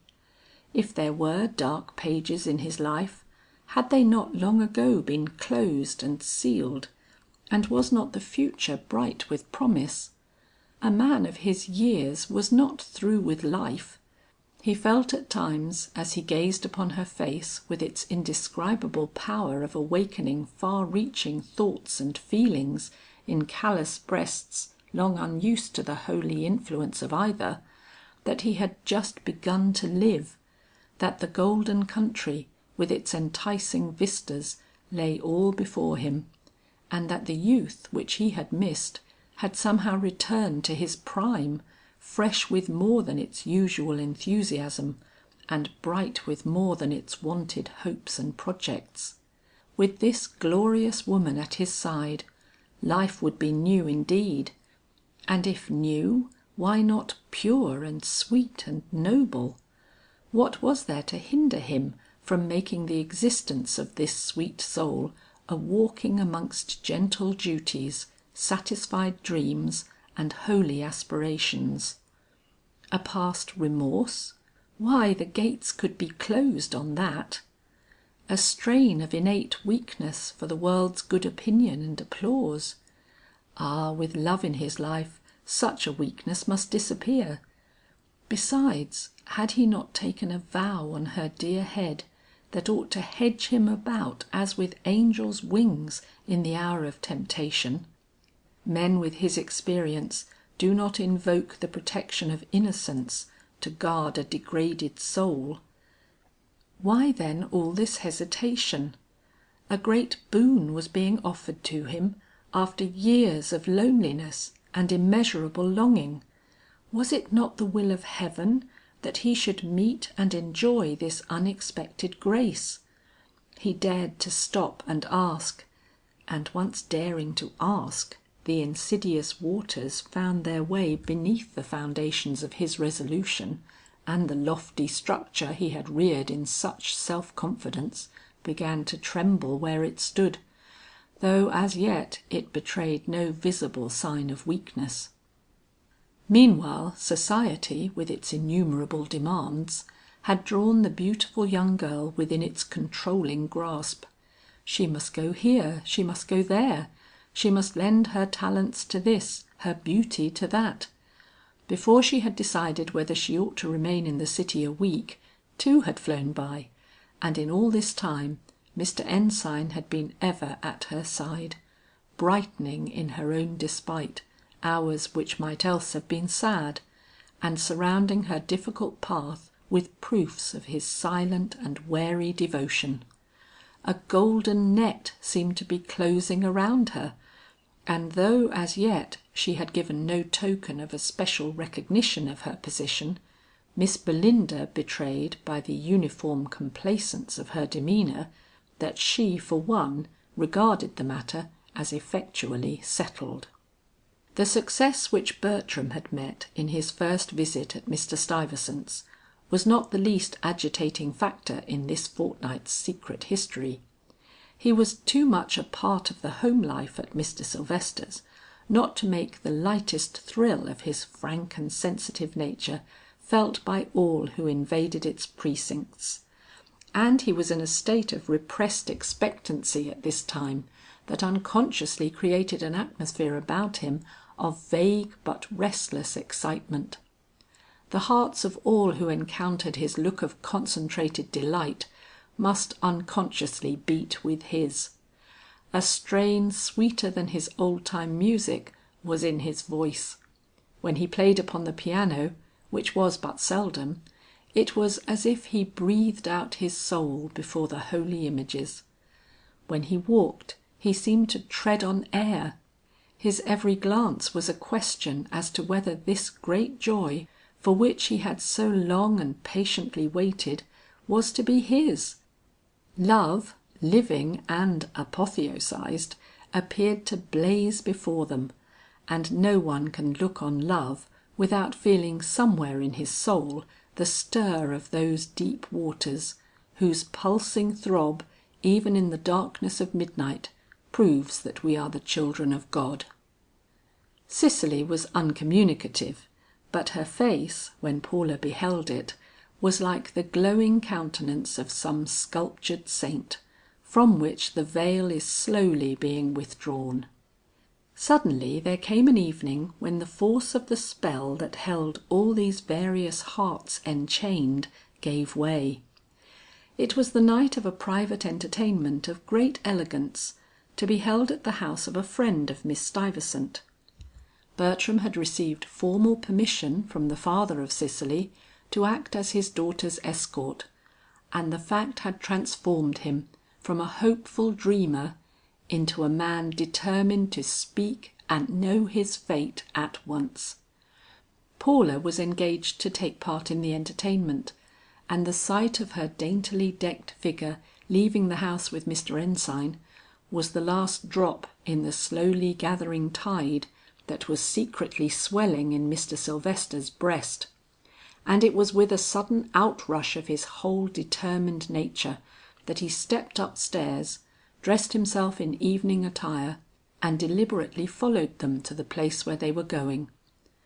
"The wealth of the Indies is slipping from my grasp," was his passionate exclamation as he rode through the lighted streets. "I cannot see it go. If she can care more for me than for this sleek, merry-hearted young fellow, she shall. I know that my love is to his what the mighty ocean is to a placid lake, and with such love one ought to be panoplied as with resisting steel." A stream of light and music met him as he went up the stoop of the house that held his treasure. It seemed to intoxicate him. Glow, melody and perfume were so many expressions of Paula. His friends, of whom there were many present, received him with tokens of respect, not unmingled with surprise. It was the first time he had been seen in public since his wife's death, and they could not but remark upon the cheerfulness of his bearing and the almost exalted expression of his proud and restless eye. Had Paula accompanied him, they might have understood his emotion, but with the beautiful girl under the care of one of the most eligible gentlemen in town, what could have happened to Mr. Sylvester to make his once melancholy countenance blazon like a star amid this joyous and merrily laughing throng? He did not enlighten them, but moved from group to group, searching for Paula. Suddenly the thought flashed upon him, "Is it only an hour or so since I smiled upon her in my own hall, and shook my head when she asked me with a quick pleading look to come with them to this very spot?" It seemed days since that time. The rush of these new thoughts, the final making up of this slowly maturing purpose, the sudden allowing of his heart to regard her as a woman to be won, had carried the past away as by the sweep of a mountain torrent. He could not believe he had ever known a moment of hesitancy, ever looked at her as a father, ever bid her go on her way and leave the prisoner to his fate. He must always have felt like this. Such momentum could not have been gathered in an hour. She must know that he loved her wildly, deeply, sacredly, wholly, with the fibre of his mind, his body and his soul, that to call her his in life and in death was the one demanding passion of his existence, making the past a dream and the future, he dared not question that. He must behold her face before he could even speculate upon the realities lying behind fate's down drawn curtain. Meanwhile fair faces and lovely forms flitted before him, carrying his glance along in their train, but only because youth was a symbol of Paula. If these fresh young girls could smile and look back upon him with that lingering glance which his presence ever invoked, why not she, who was not only sweet, tender and lovely, but gifted with a nature that responded to the deep things of life and the stern passions of potent humanity? Could a merry laugh lure her while he stood by? Was the sunshine the natural atmosphere of this flower that had bloomed under his eye so sweetly and shed out its innocent fragrance at the approach of his solemn pacing foot? He began to mirror before his mind's eye the startled look of happy wonder with which she would greet his impassioned glance when released from whatever duties might be now pressing upon her. She wandered into these rooms to find him awaiting her, when suddenly there was a stir in the throng, a pleased and excited rush, and the large curtain which he had vaguely noticed hanging at one end of the room, uplifted, and was it Paula? This coy, brilliant, saucy-eyed Florentine maiden, stepping out from a bower of greenery with finger on her lip, and a backward glance of saucy defiance that seemed to people the verdant walks behind her with gallant cavaliers eager to follow upon her footsteps. Yes, he could not be mistaken. There was but one face like that in the world. It was Paula, but Paula with youth's merriest glamour upon her, a glamour that had caught its radiant light from other thoughts than those in which he had been engaged. He bowed his head, and a shudder went through him, like that which precedes the falling knife of the executioner. Even the applause that greeted the revelation of so much loveliness and alluring charm passed over him like a dream. He was battling with his first recognition of the possibility of his being too late. Suddenly her voice was heard. She was speaking aloud to herself, this Florentine maiden who had outstripped her lover in the garden, but the tone was the same he had heard beside his own hearthstone, and the archness that accompanied it had frequently met and encouraged some cheerful expression of his own. These are the words she uttered. Listen with him to the naive, half tender, half pettish voice, and mark with his eyes the alternate lights and shadows that flit across her cheek as she broodingly murmurs: "He is certainly a most notable gallant. His 'Good day, lady,' and his 'Good even to you,' are flavoured with the cream of perfectest courtesy.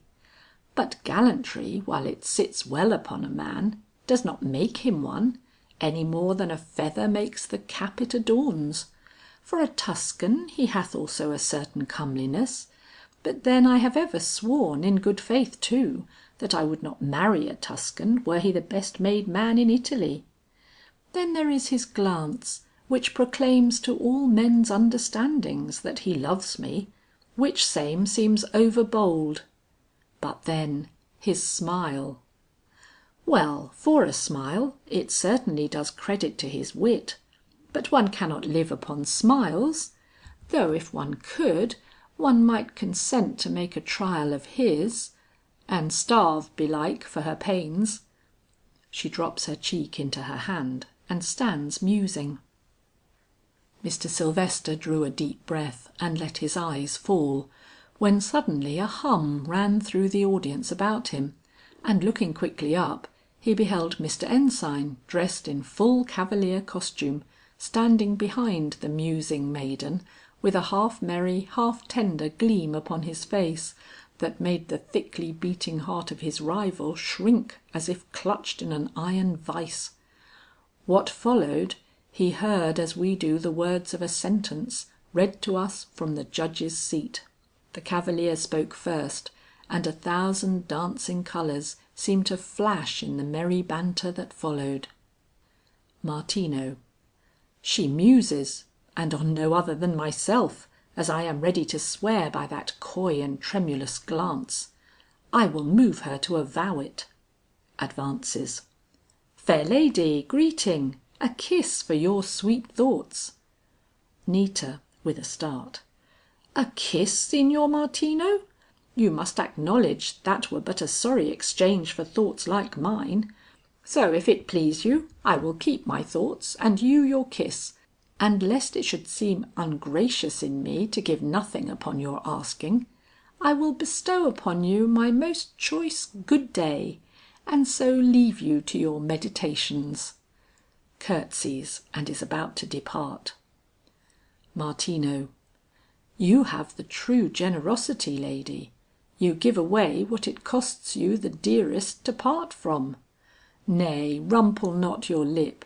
It is the truth for all your pretty poutings. Convince me it is not. Nita. Your pardon, but that would take words, and words would take time, and time given to one of your persuasion would refute all my arguments on the face of them. Still retreating. Martino. Well, lady, since it is your pleasure to be consistent rather than happy, adieu. Had you stayed but as long as the bee pauses on an oleander blossom, you would have heard Nita. Buzzing, Signor? Martino. Yes, if by that word you would denominate vows of constancy and devotion. For I do greatly love you and would tell you so. Nita. And for that you expect me to linger, as though vows were new to my ears, and words of love as strange to my understanding as tropical birds to the eyes of a Norseman. Martino. If you do love me, you will linger. Nita. Yet if I do, slowly advancing, be assured it is from some other motive than love. Martino. So it be not from hate, I am contented. Nita. To be contented with little proves you a man of much virtue. Martino. When I have you, I am contented with much. Nita. That when is a wise insertion, Signor. It saves you from shame and me from anger. Hark, someone calls. Martino. None other but the wind. It is a kindly breeze, and grieves to hear how harsh a pretty maiden can be to the lover who adores her. Nita. Please your worship, I do not own a lover. Martino. Then mend your poverty and accept one. Nita. I am no beggar to accept of alms. Martino. In this case, he who offers is the beggar. Nita. I am too young to wear a jewel of so much pretension. Martino. Time is a cure for youth, and marriage a happy speeder of time. Nita. But youth needs no cure, and if marriage speedeth time, I'll live a maid and die one. The days run swift enough without goading, Signor Martino. Martino. But lady. Nita. Nay, your tongue will outstrip time, if you put not a curb upon it. In faith, Signor, I would not seem rude, but if in your courtesy you would consent to woo some other maiden to-day, why I would strive and bear it. Martino. When I stoop to woo any other lady than thee, the moon shall hide its face from the earth and shine upon it no more. Nita. Your thoughts are daring in their flight to-day. Martino. They are in search of your love. Nita. Alack, your wings will fail. Martino. Ay, when they reach their goal. Nita. Dost think to reach it? Martino. Shall I not, lady? Nita. 'Tis hard to believe it possible, yet who can tell? You are not so handsome, Signor, that one would die for you. Martino. No, lady, but what goes to make other men's faces fair, goes to make my heart great. The virtue of my manhood rests in the fact that I love you. Nita. Faith, so in some others. 'Tis the common fault of the gallants, I find. If that is all. Martino. But I will always love you, even unto death. Nita. I doubt it not, so death come soon enough. Martino taps his poignard with his hand. Would you have it come now, and so prove me true to my word? Nita demurely. I am no judge, to utter the doom that your presumption merits. Martino. Your looks speak doom, and your sweet lips hide a sword keener than that of justice. Nita. Have you tried them, Signor, that you speak so knowingly concerning them? Retreating. Your words, methinks, are somewhat like your kisses, all breath and no substance. Martino. Lady, sweet one, follows her. Nita. Nay, I am gone. Exit. Martino. I were of the fool's fold, did I fail to follow at a beck so gentle. Exit. That was not all, but it was all that Mr. Sylvester heard. Hastily retreating, he went out into the corridor, and ere long found himself in the conservatory. He felt shaken, felt that he could not face all this unmoved. He knew he had been gazing at a play, that because this Florentine maiden looked at her lover with coyness, gentleness, tenderness perhaps, it did not follow that she, his Paula, loved the real man behind this dashing cavalier. But the possibility was there, and in his present frame of mind could not be encountered without pain. He dared not stay where men's eyes could follow him, or women's delicate glances note the heaving of his chest.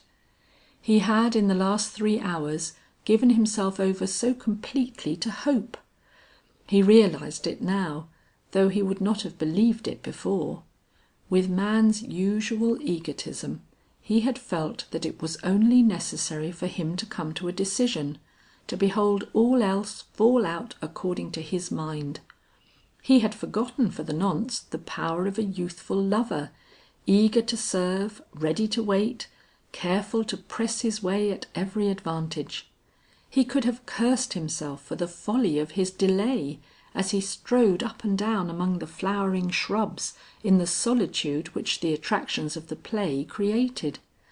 "Fool, fool!" he muttered between his teeth, "to halt on the threshold of paradise till the door closed in my face, when a step would have carried me where—" He grew dizzy as he contemplated.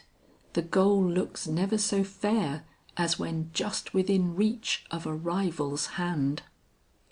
A vigorous clapping, followed by a low gush of music, woke him at last to the realization that the little drama had terminated. With a hasty movement he was about to return to the parlors, when he heard the low murmur of voices, and on looking up, saw a youthful couple advancing into the conservatory, whom at first glance he recognized for Bertram and Miss Stuyvesant. They were absorbed in each other, and believing themselves alone, came on without fear, presenting such a picture of love and deep unspeakable joy, that Mr. Sylvester paused and gazed upon them as upon the sudden embodiment of a cherished vision of his own imaginings.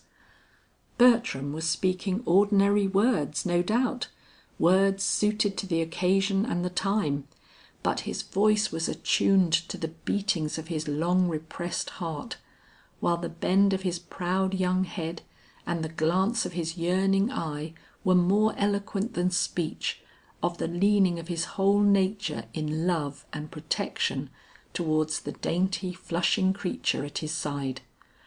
It was a sight to make old hearts young, and a less happy lover sick with envy.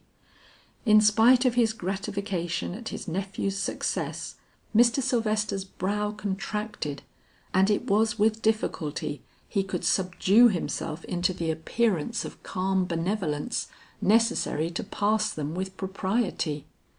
Had it been Paula and Mr. Ensign? He did not know how it was that he managed to find her at last, but just as he was beginning to realize that wisdom demanded his departure from this scene, he suddenly came upon her, sitting with her face turned toward the crowd, and waiting for whom? He had never seen her look so beautiful, possibly because he had never before allowed himself to gaze upon her with a lover's eyes. She had exchanged her piquant Roman costume for the pearl gray satin in which Ona had delighted to array her, and its rich substance and delicate neutral tint harmonized well with the amber brocade of the curtain against which she sat. Power, passion and purity breathed in her look and lent enchantment to her form. She was poetry's unique jewel, and at this moment thought rather than merriment sat upon her lips and haunted her somewhat tremulous smiles. He approached her as a priest to his shrine, but once at her side, once in view of her first startled blush, stooped passionately, and forgetting everything but the suspense at his heart, asked with a look and tone such as he had never before bestowed upon her, if the play which he had seen that evening had been real or only the baseless fabric of a dream. She understood him, and drew back with a look almost of awe, shaking her head and replying in a startled way, "I do not know, I dare not say, I scarcely have taken time to think." "Then take it," he murmured, in a voice that shook her body and soul, "for I must know, if he does not." And without venturing another word, or supplying by look or gesture any explanation of his unexpected appearance, or as equally unexpected departure, he bowed before her as if she had been a queen instead of the child he had been wont in other days to regard her, and speedily left her side. But he had not taken 2 steps before he paused. Mr. Ensign was approaching. "Mr. Sylvester!" You are worse than the old woman of the tale, who declaring she would not, that nothing could ever induce her to, did." "You utter a deeper truth than you realize," returned that gentleman, with a grave emphasis meant rather for her ears than his. "It is the curse of mortals to overrate their strength in the face of great temptations. I am no exception to the rule." And with a second bow that included this apparently triumphant lover within its dignified sweep, he calmly proceeded upon his way, and in a few moments had left the house. Mr. Ensign, who for all his careless disposition was quick to recognize depths in others, stared after his commanding figure until he had disappeared, then turned and looked at Paula. Why did his heart sink, and the lights and joy and promise of the evening seem to turn dark and shrivel to nothing before his eyes? End of chapter 32.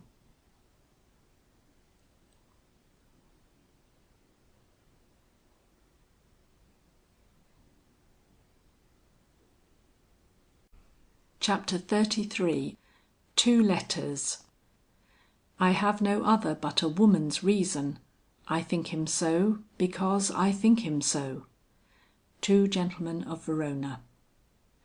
A woman who has submitted to the undivided attentions of a gentleman for any length of time, feels herself more or less bound to him, whether any special words of devotion have passed between them or not, particularly if from sensitiveness of nature she has manifested any pleasure in his society. Paula therefore felt as if her wings had been caught in a snare, when Mr. Ensign, upon leaving her that evening, put a small note in her hand, saying that he would do himself the pleasure of calling for his reply the next day. She did not need to open it. She knew intuitively the manly honest words with which he would be likely to offer his heart and life for her acceptance. Yet she did open it almost as soon as she reached her room, sitting down in her outside wraps for the purpose. She was not disappointed. Every line was earnest, ardent, and respectful. A true love and a happy cheerful home awaited her, if the stupendous meaning latent in an if. With folded hands lying across the white page, with glance fixed on the fire always kept burning brightly in the grate, she sat querying her own soul and the awful future. He was such a charming companion. Life had flashed and glimmered with 1,000 lights and colors since she knew him. His very laugh made her want to sing. With him she would move in sunshiny paths, open to the regard of all the world, giving and receiving good. Life would need no veils and love no check. A placid stream would bear her on through fields of smiling verdure. Dread hopes, strange fears, uneasy doubts and vague unrests would not disturb the heart that rested its faith upon his frank and manly bosom. A breeze blew through his life that would sweep all such evils from the path of her who walked in trust and love by his side. In trust and love. Ah, that was it. She trusted him, but did she love him? At one time she had been convinced that she did, else these past few weeks would have owned a different history. He came upon her so brightly amid her gloom, filled her days with such genial thoughts, and drew the surface of her soul so unconsciously after him. It was like a zephyr sweeping over the sea. Every billow that leaps to follow seems to own the power of that passing wind. But could she think so now, since she had found that the mere voice and look of another man had power to awaken depths such as she could not name, and scarcely as yet had been able to recognize. That though the billows might flow under the genial smile of her young lover, the tide rose only at the call of a deeper voice and a more imposing presence. She was a thinking spirit, and recoiled from yielding too readily to any passing impulse. Love was a sacrament in her eyes, something entirely too precious to be accepted in counterfeit. She must know the secret of her inclinations, must weigh the influence that swayed her, for once given over to earth's sublimest passion, she felt that it would have power to sweep her on to an eternity of bliss or suffering. She therefore forced herself to probe deep into the past, and pitilessly asked her conscience what her emotions had been in reference to Mr. Sylvester, before she positively knew that love for her as a woman had taken the place of his former fatherly regard. Her blushing cheek seemed to answer for her. Right or wrong, her life had never been complete away from his presence. She was lonesome and unsatisfied.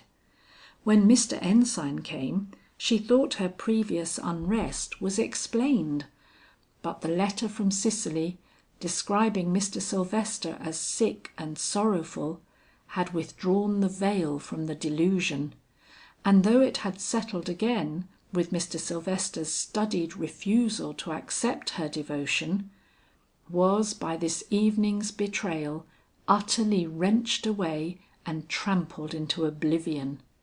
By every wild throb of her heart at the sound of his voice in her ear, by every outreaching of her soul to enter into his every mood, by the deep sensation of rest she felt in his presence, and the uneasy longing that absorbed her in his absence, she knew that she loved Mr. Sylvester as she never could his younger, blither, and perhaps nobler rival. Each word spoken by him lay treasured in her heart of hearts. When she thought of manly beauty, his face and figure started upon her from the surrounding shadows, making all romance possible, and poetry the truest expression of the human soul. While she lived, he must ever seem the man of men to charm the eye, affect the heart, and move the soul. Yet she hesitated. Why? There is nothing so hard to acknowledge to ourselves as the presence of a blemish in the character of those we love and long to revere. It was like giving herself to the rack to drag from its hiding place and confront in all its hideous deformity the doubt which, unconfessed perhaps, had of late mingled with her great reverence and admiring affection for this not easily to be comprehended man. But in this momentous hour she had power to do it. Conscience and self-respect demanded that the image before which she was ready to bow with such abandon should be worthy her worship. She was not one who could carry offerings to a clouded shrine. She must see the glory shining from between the cherubim. I must worship with my spirit as well as with my body, and how can I do that if there is a spot on his manhood or a false note in his heart? If I did but know the secret of his past, why the prisoner sits in the dungeon. He is gentle, he is kindly, he loves goodness and strives to lead me in the paths of purity and wisdom. And yet something that is not good or pure clings to him, which he has never been able to shake loose. I perceive it in his melancholy glance, I catch its accents in his uneven tones. It rises upon me from his most thoughtful words, and makes his taking of a vow fearfully and warningly significant. Yet how much he is honoured by his fellow men, and with what reliance they look up to him for guidance and support. If I only knew the secrets of his heart, thought she. It was a trembling scale that hung balancing in that young girl's hand that night. On one side, frankness, cheerfulness, manly worth, honest devotion, and a home with every adjunct of peace and prosperity. On the other, love, gratitude, longing, admiration, and a dark shadow enveloping all, called doubt. The scale would not adjust itself. It tore her heart to turn from Mr. Sylvester. It troubled her conscience to dismiss the thought of Mr. Ensign. The question was yet undecided when she rose and began putting away her ornaments for the night. What was there on her dressing table that made her pause with such a start and cast that look of half beseeching inquiry at her own image in the glass? Only another envelope with her name written upon it. But the way in which she took it in her hand, and the half guilty air with which she stole back with it to the fire, would have satisfied any looker on, I imagine, that conscience or no conscience, debate or no debate, the writer of these lines had gained a hold upon her heart which no other could dispute.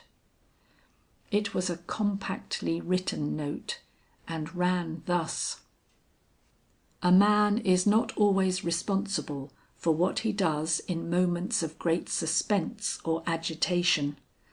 But if, upon reflection, he finds that he has spoken harshly or acted unwisely, it is his duty to remedy his fault, and therefore it is that I write you this little note.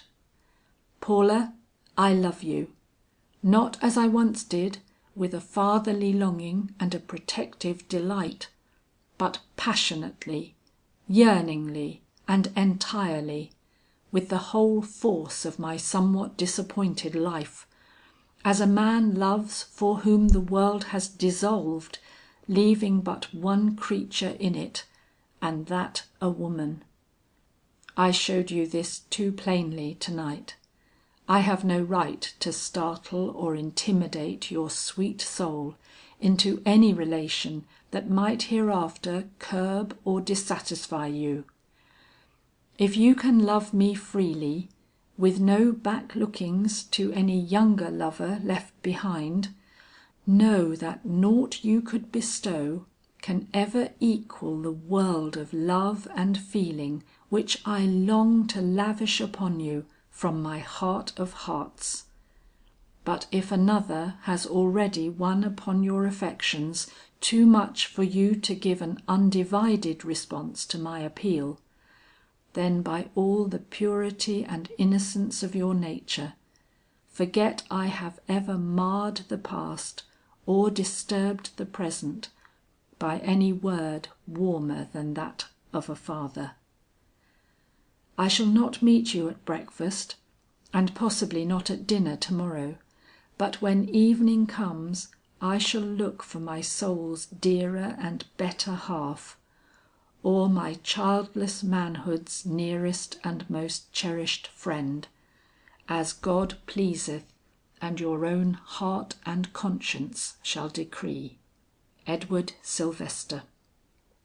Miss Belinda was very much surprised to be awakened early the next morning by a pair of loving arms clasped yearningly about her neck. Looking up, she descried Paula kneeling beside her bed in the faint morning light, her cheeks burning and her eyelids drooping, and guessing perhaps how it was, started up from her recumbent position with an energy strongly suggestive of the charger that smells the battle afar off. "What has happened?" she asked. "You look as if you had not slept a wink." For reply, Paula pulled aside the curtain at the head of her bed, and slipped into her hand Mr. Ensign's letter. Miss Belinda read it conscientiously through, with many grunts of approval, and having finished it, laid it down with a significant nod, after which she turned and surveyed Paula with keen but cautious scrutiny. "And you don't know what answer to give?" she asked. "I should," said Paula, "if oh, aunt, you know what stands in my way. I have seen it in your eyes for some time. There is some one else." "But he has not spoken," vigorously ejaculated her aunt. Without answering, Paula put into her hand, with a slow reluctance she had not manifested before, a second little note, and then hid her head amid the bedclothes, waiting with quickly beating heart for what her aunt might say.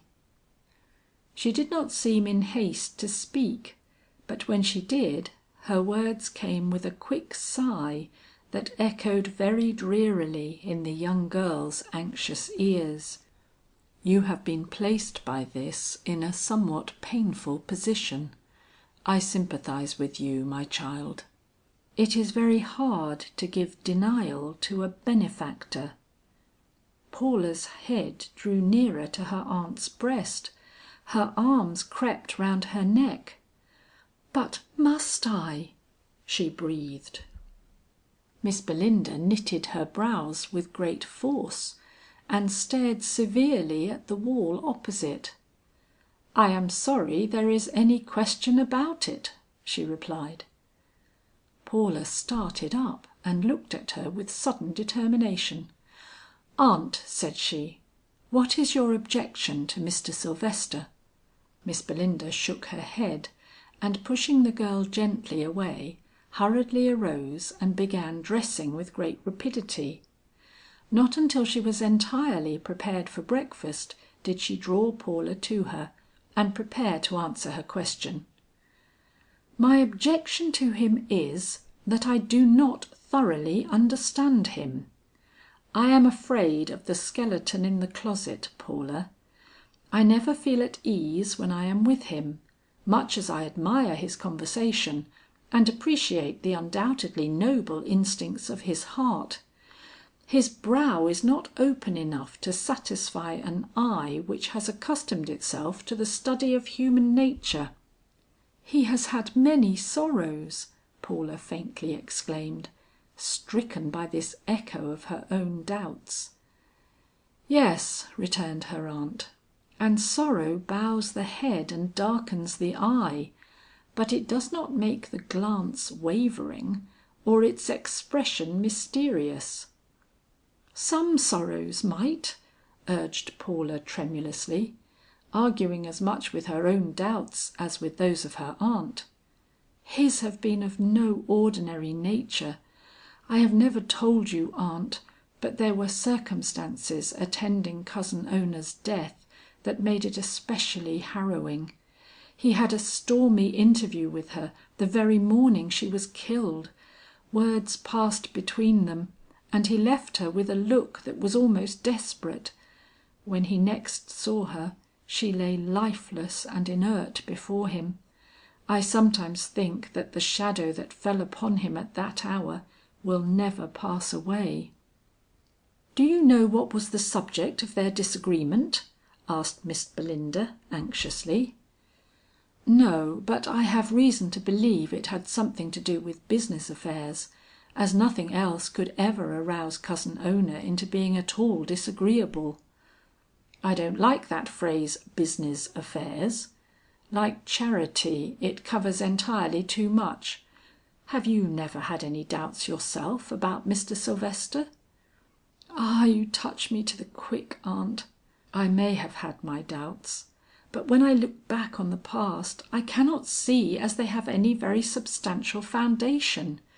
Supposing, aunt, that he has been merely unfortunate and I should live to find that I had discarded one whose heart was darkened by nothing but sorrow. I should never forgive myself, nor could life yield me any recompense that would make amends for a sacrifice so unnecessary." "You love him, then, very dearly, Paula?" A sudden light fell on the young girl's face. "Hearts cannot tell their love," said she. "But since I received this letter from him, it has seemed as if my life hung balancing on the question as to whether he is worthy of a woman's homage. If he is not, I would give my life to have him so.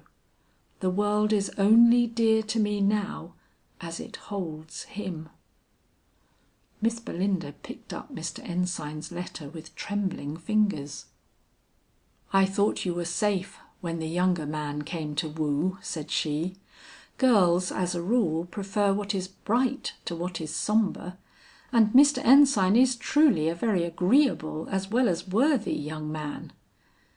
"Yes, aunt, and he came very near stealing my heart as he undoubtedly did my fancy, but a stronger hand snatched it away, and now I do not know what to do or how to act, so as to awaken in the future no remorse or vain regrets." Miss Belinda opened the letters again, and consulted their contents in a matter of fact way. "Mr. Ensign proposes to come this afternoon for his answer, while Mr. Sylvester defers seeing you till evening. What if I seek Mr. Sylvester this morning and have a little conversation with him, which shall determine for once and all the question which so troubles us? Would you not find it easier to meet Mr. Ensign when he comes?" "You talk to Mr. Sylvester and upon such a topic! Oh, I could not bear that. Pardon me, aunt, but I think I am more jealous of his feelings than of my own. If his secret can be learned in a half hour's talk, it must be listened to by no one but myself. And I believe it can," she murmured reverently.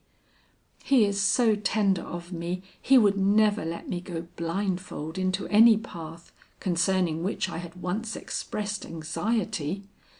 If I ask him whether there is any good reason before God or man why I should not give him my entire faith and homage, he will answer honestly, though it be the destruction of his hopes to do so.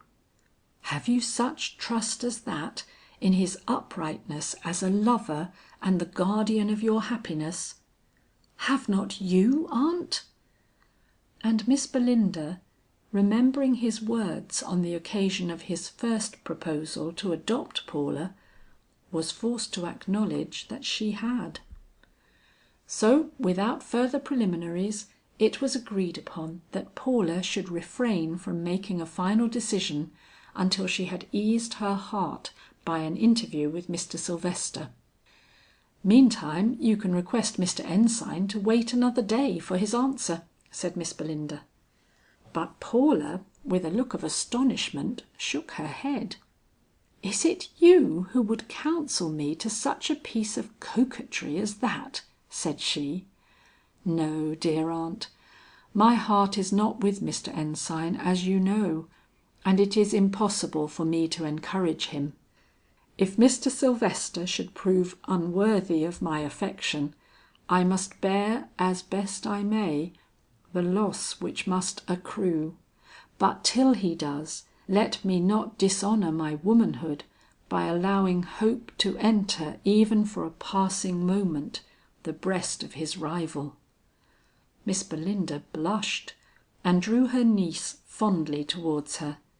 "You are right," said she, "and my great desire for your happiness has led me into error. Honesty is the noblest adjunct of all true love, and must never be sacrificed to considerations of selfish expediency. The refusal which you contemplate bestowing upon Mr. Ensign must be forwarded to him at once." And with a final embrace, in which Miss Belinda allowed herself to let fall some few natural tears of disappointment, she dismissed the young girl to her task. Chapter 33.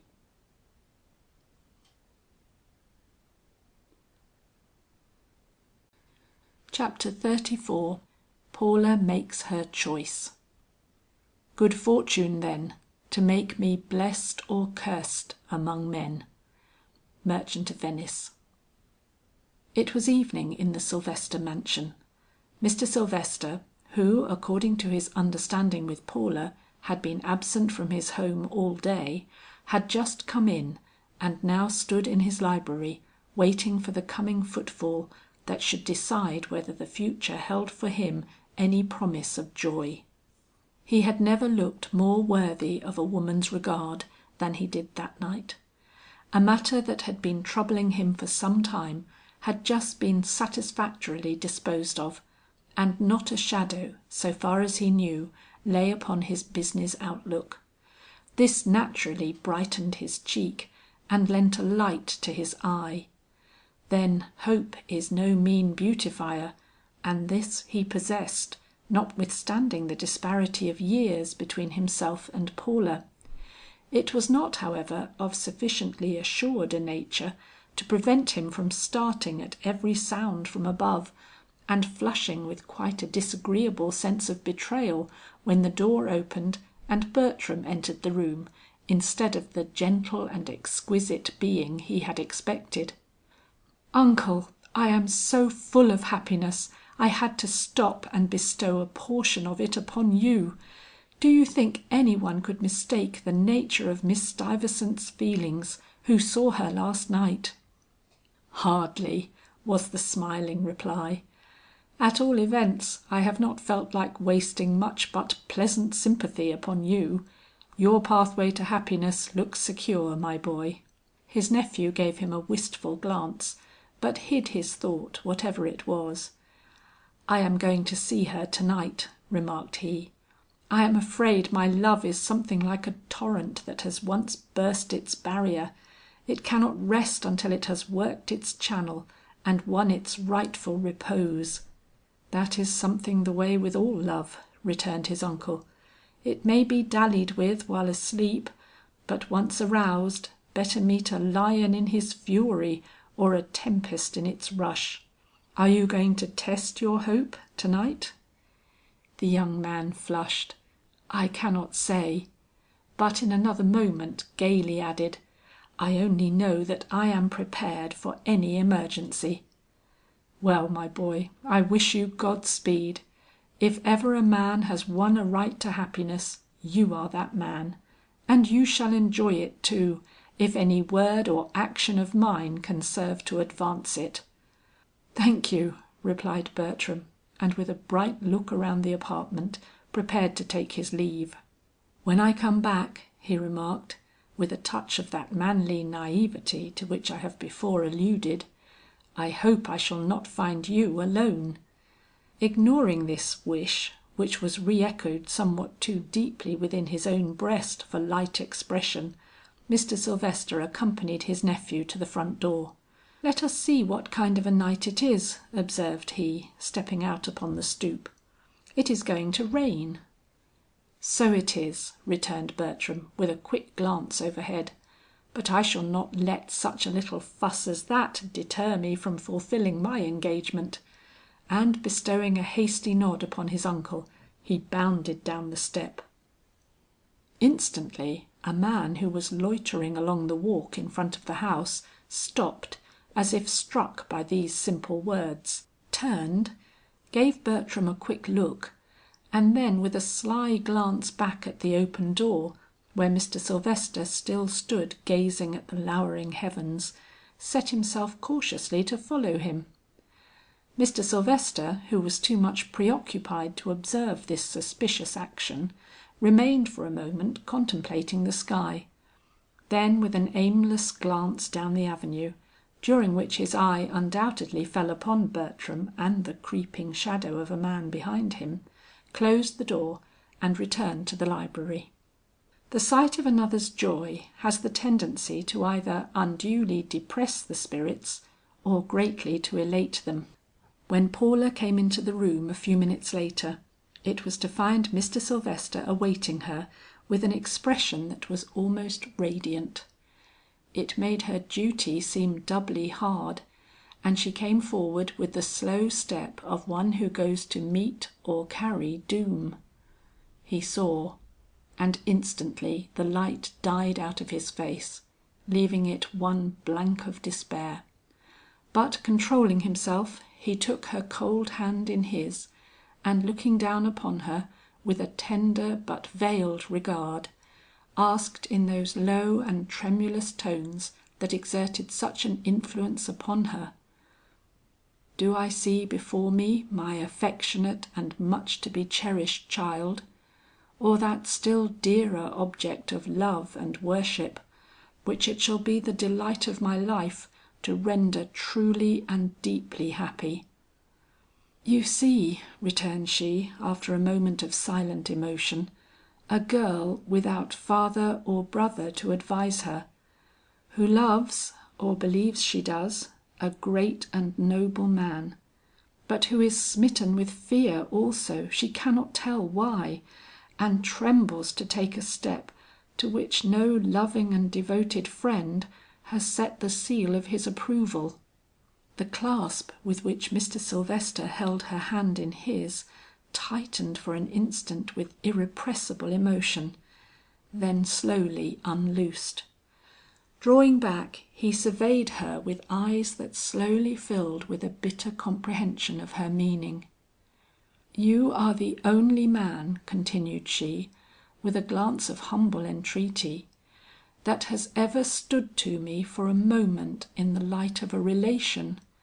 You have been a father to me in days gone by, and to you it therefore seems most natural for me to appeal when a question comes up that either puzzles or distresses me. Mr. Sylvester, you have offered me your love and the refuge of your home. If you say that in your judgment the counsel of all true friends would be for me to accept this love, then my hand is yours, and with it my heart, a heart that only hesitates because it would fain be sure it has the smile of heaven upon its every prompting." "Paula!" The voice was so strange, she looked up to see if it really was Mr. Sylvester who spoke. He had sunk back into a chair and had covered his face with his hands. With a cry she moved towards him, but he motioned her back. "Condemned to be my own executioner," he muttered, "placed on the rack and bid to turn the wheel that shall wrench my own sinews. My God, 'tis hard." She did not hear the words, but she saw the action.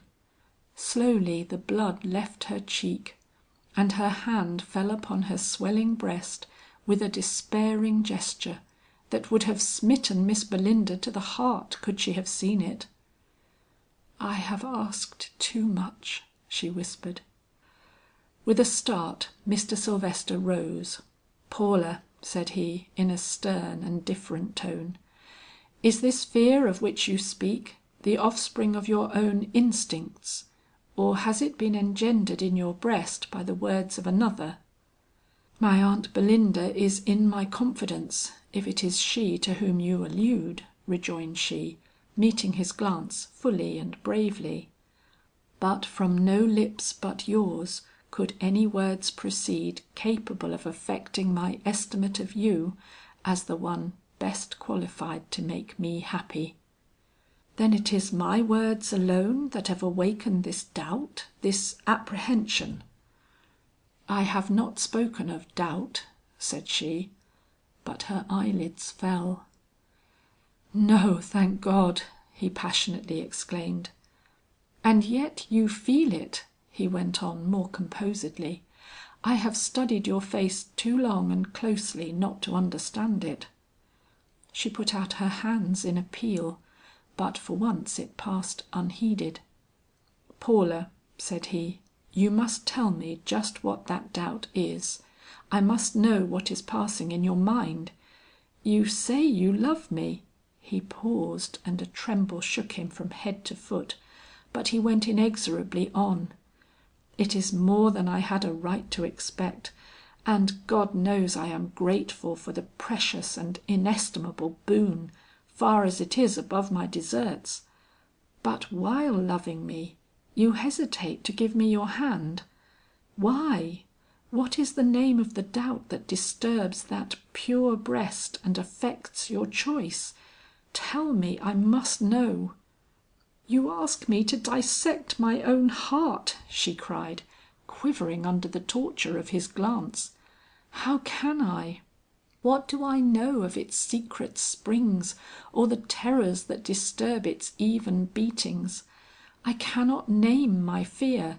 It has no name, or if it has, oh, sir," she cried in a burst of passionate longing, "your life has been one of sorrow and disappointment. Grief has touched you close, and you might well be the melancholy and sombre man that all behold. I do not shrink from grief.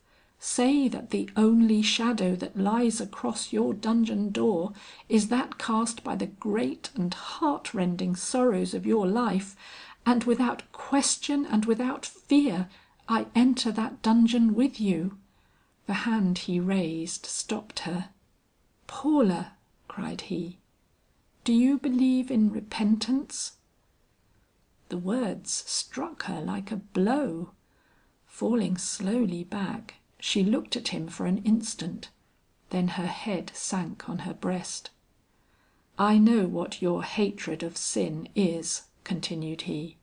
"I have seen your whole form tremble at the thought of evil. Is your belief in the redeeming power of God as great as your recoil from the wrong that makes that redemption necessary?" Quickly her head raised, a light fell on her brow, and her lips moved in a vain effort to utter what her eyes unconsciously expressed. "Paula, I would be unworthy the name of a man, if with the consciousness of possessing a dark and evil nature, I strove by use of any hypocrisy or specious pretence at goodness, to lure to my side one so exceptionally pure, beautiful, and high-minded. The ravening wolf and the innocent lamb would be nothing to it. Neither would I for an instant be esteemed worthy of your regard, if in this hour of my wooing there remained in my life the shadow of any latent wrong that might hereafter rise up and overwhelm you. Whatever of wrong has ever been committed by me, and it is my punishment that I must acknowledge before your pure eyes that my soul is not spotless, was done in the past and is known only to my own heart, and the God who I reverently trust has long ago pardoned me. The shadow is that of remorse, not of fear, and the evil one against my own soul rather than against the life or fortunes of other men. Paula, such sins can be forgiven if one has a mind to comprehend the temptations that beset men in their early struggles. I have never forgiven myself, but—" He paused, looked at her for an instant, his hand clenched over his heart, his whole noble form shaken by struggle, then said, "Forgiveness implies no promise, Paula. You shall never link yourself to a man who has been obliged to bow his head in shame before you. But by the mercy that informs that dear glance and trembling lip, do you think you can ever grow to forgive me?" "Oh!" she cried with a burst of sobs, violent as her grief and shame. "God be merciful to me as I am merciful to those who repent of their sins and do good and not evil all the remaining days of their life." "I thought you would forgive me," murmured he, looking down upon her, as the miser eyes the gold that has slipped from his paralyzed hand. Him whom the hard-hearted sinner and the hypocrite despise, God's dearest lambs regard with mercy. I learned to revere God before I knew you, Paula, but I learned to love him in the light of your gentleness and your trust. Rise up now and let me wipe away your tears. My daughter." She sprang up as if stung. "No, no," she cried, "not that. I cannot bear that yet. I must think, I must know what all this means." And she laid her hand upon her heart. "God surely does not give so much love for one's undoing. If I were not destined to comfort a life so saddened, he would have bequeathed me more pity and less—" The lifted head fell. The words she would have uttered stirred her bosom, but not her lips. It was a trial to his strength, but his firm man's heart did not waver. "You do comfort me," said he. "From early morning to late night your presence is my healing and my help, and will always be so, whatever may befall. A daughter can do much, my Paula." She took a step back towards the door, her eyes dark with unfathomable impulses, flashing on him through the tears that hung thickly on her lashes. "Is it for your own sake or for mine that you make use of that word?" said she. He summoned up his courage, met that searching glance with all its wild bewildering beauty, and responded, "Can you ask, Paula?" With a lift of her head that gave an almost queenly stateliness to her form, she advanced a step, and drawing a crumpled paper from her pocket, said, "When I went to my room last night, it was to read 2 letters, one from yourself and one from Mr. Ensign. This is his, and a manly and noble letter it is too. But hearts have right to hearts, and I was obliged to refuse his petition." And with a reverent but inexorable hand, she dropped the letter on the burning coals of the grate at their side, and softly turned to leave the room. "Paula!" With a bound the stern and hitherto forcibly repressed man leaped to her side. "My darling! My life!" And with a wild uncontrollable impulse, he caught her for one breathless moment to his heart; then as suddenly released her, and laying his hand in reverence on her brow, said softly, "Now go and pray, little one, and when you are quite calm, an hour hence or a week hence, whichever it may be, come and tell me my fate as God and the angels reveal it to you." And he smiled, and she saw his smile, and went out of the room softly as one who treadeth upon holy ground. Mr. Sylvester was considered by his friends and admirers as a proud man. If a vote had been cast among those who knew him best, as from what especial passion common to humanity he would soonest recoil, it would have been unanimously pronounced shame, and his own hand would have emphasized the judgment of his fellows. But shame which is open to the gaze of the whole world, differs from that which is sacred to the eyes of one human being, and that the one who lies nearest the heart. As Paula's retreating footsteps died away on the stairs, and he awoke to the full consciousness that his secret was shared by her whose love was his life, and whose good opinion had been his incentive and his pride, his first sensation was one of unmitigated anguish; but his next, strange to say, that of a restful relief. He had cast aside the cloak he had hugged so closely to his breast these many years, and displayed to her shrinking gaze the fox that was gnawing at his vitals; and Spartan though he was, the dew that had filled her loving eyes was balm to him, And not only that, he had won claim to the title of true man. Her regard, if regard it remained, was no longer an airy fabric built upon a plausible seeming, but a firm structure with knowledge for its foundation. I shall not live to whisper, if she knew my whole life, would she love me so well? His first marriage had been so wholly uncongenial and devoid of sympathy, that his greatest longing in connection with a fresh contract was to enjoy the full happiness of perfect union and mutual trust. And though he could never have summoned up courage to take her into his confidence unsolicited, now that it had been done, he would not have it undone. No, not if by the doing he had lost her confidence and affection. But something told him he had not lost it. That out of the darkness and the shock of this very discovery, a new and deeper love would spring, which having its birth in human frailty and human repentance, would gain in the actual what it lost in the ideal, bringing to his weary, suffering and yearning man's nature the honest help of a strong and loving sympathy, growing trust, and sweetest because wisest encouragement.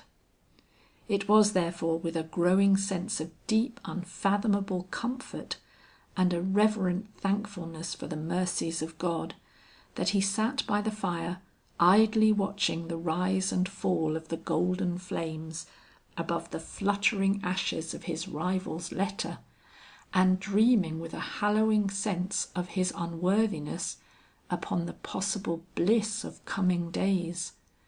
Happiness in its truest and most serene sense was so new to him, it affected him like the presence of something strangely commanding. He was awestruck before it, and unconsciously bowed his head at its contemplation.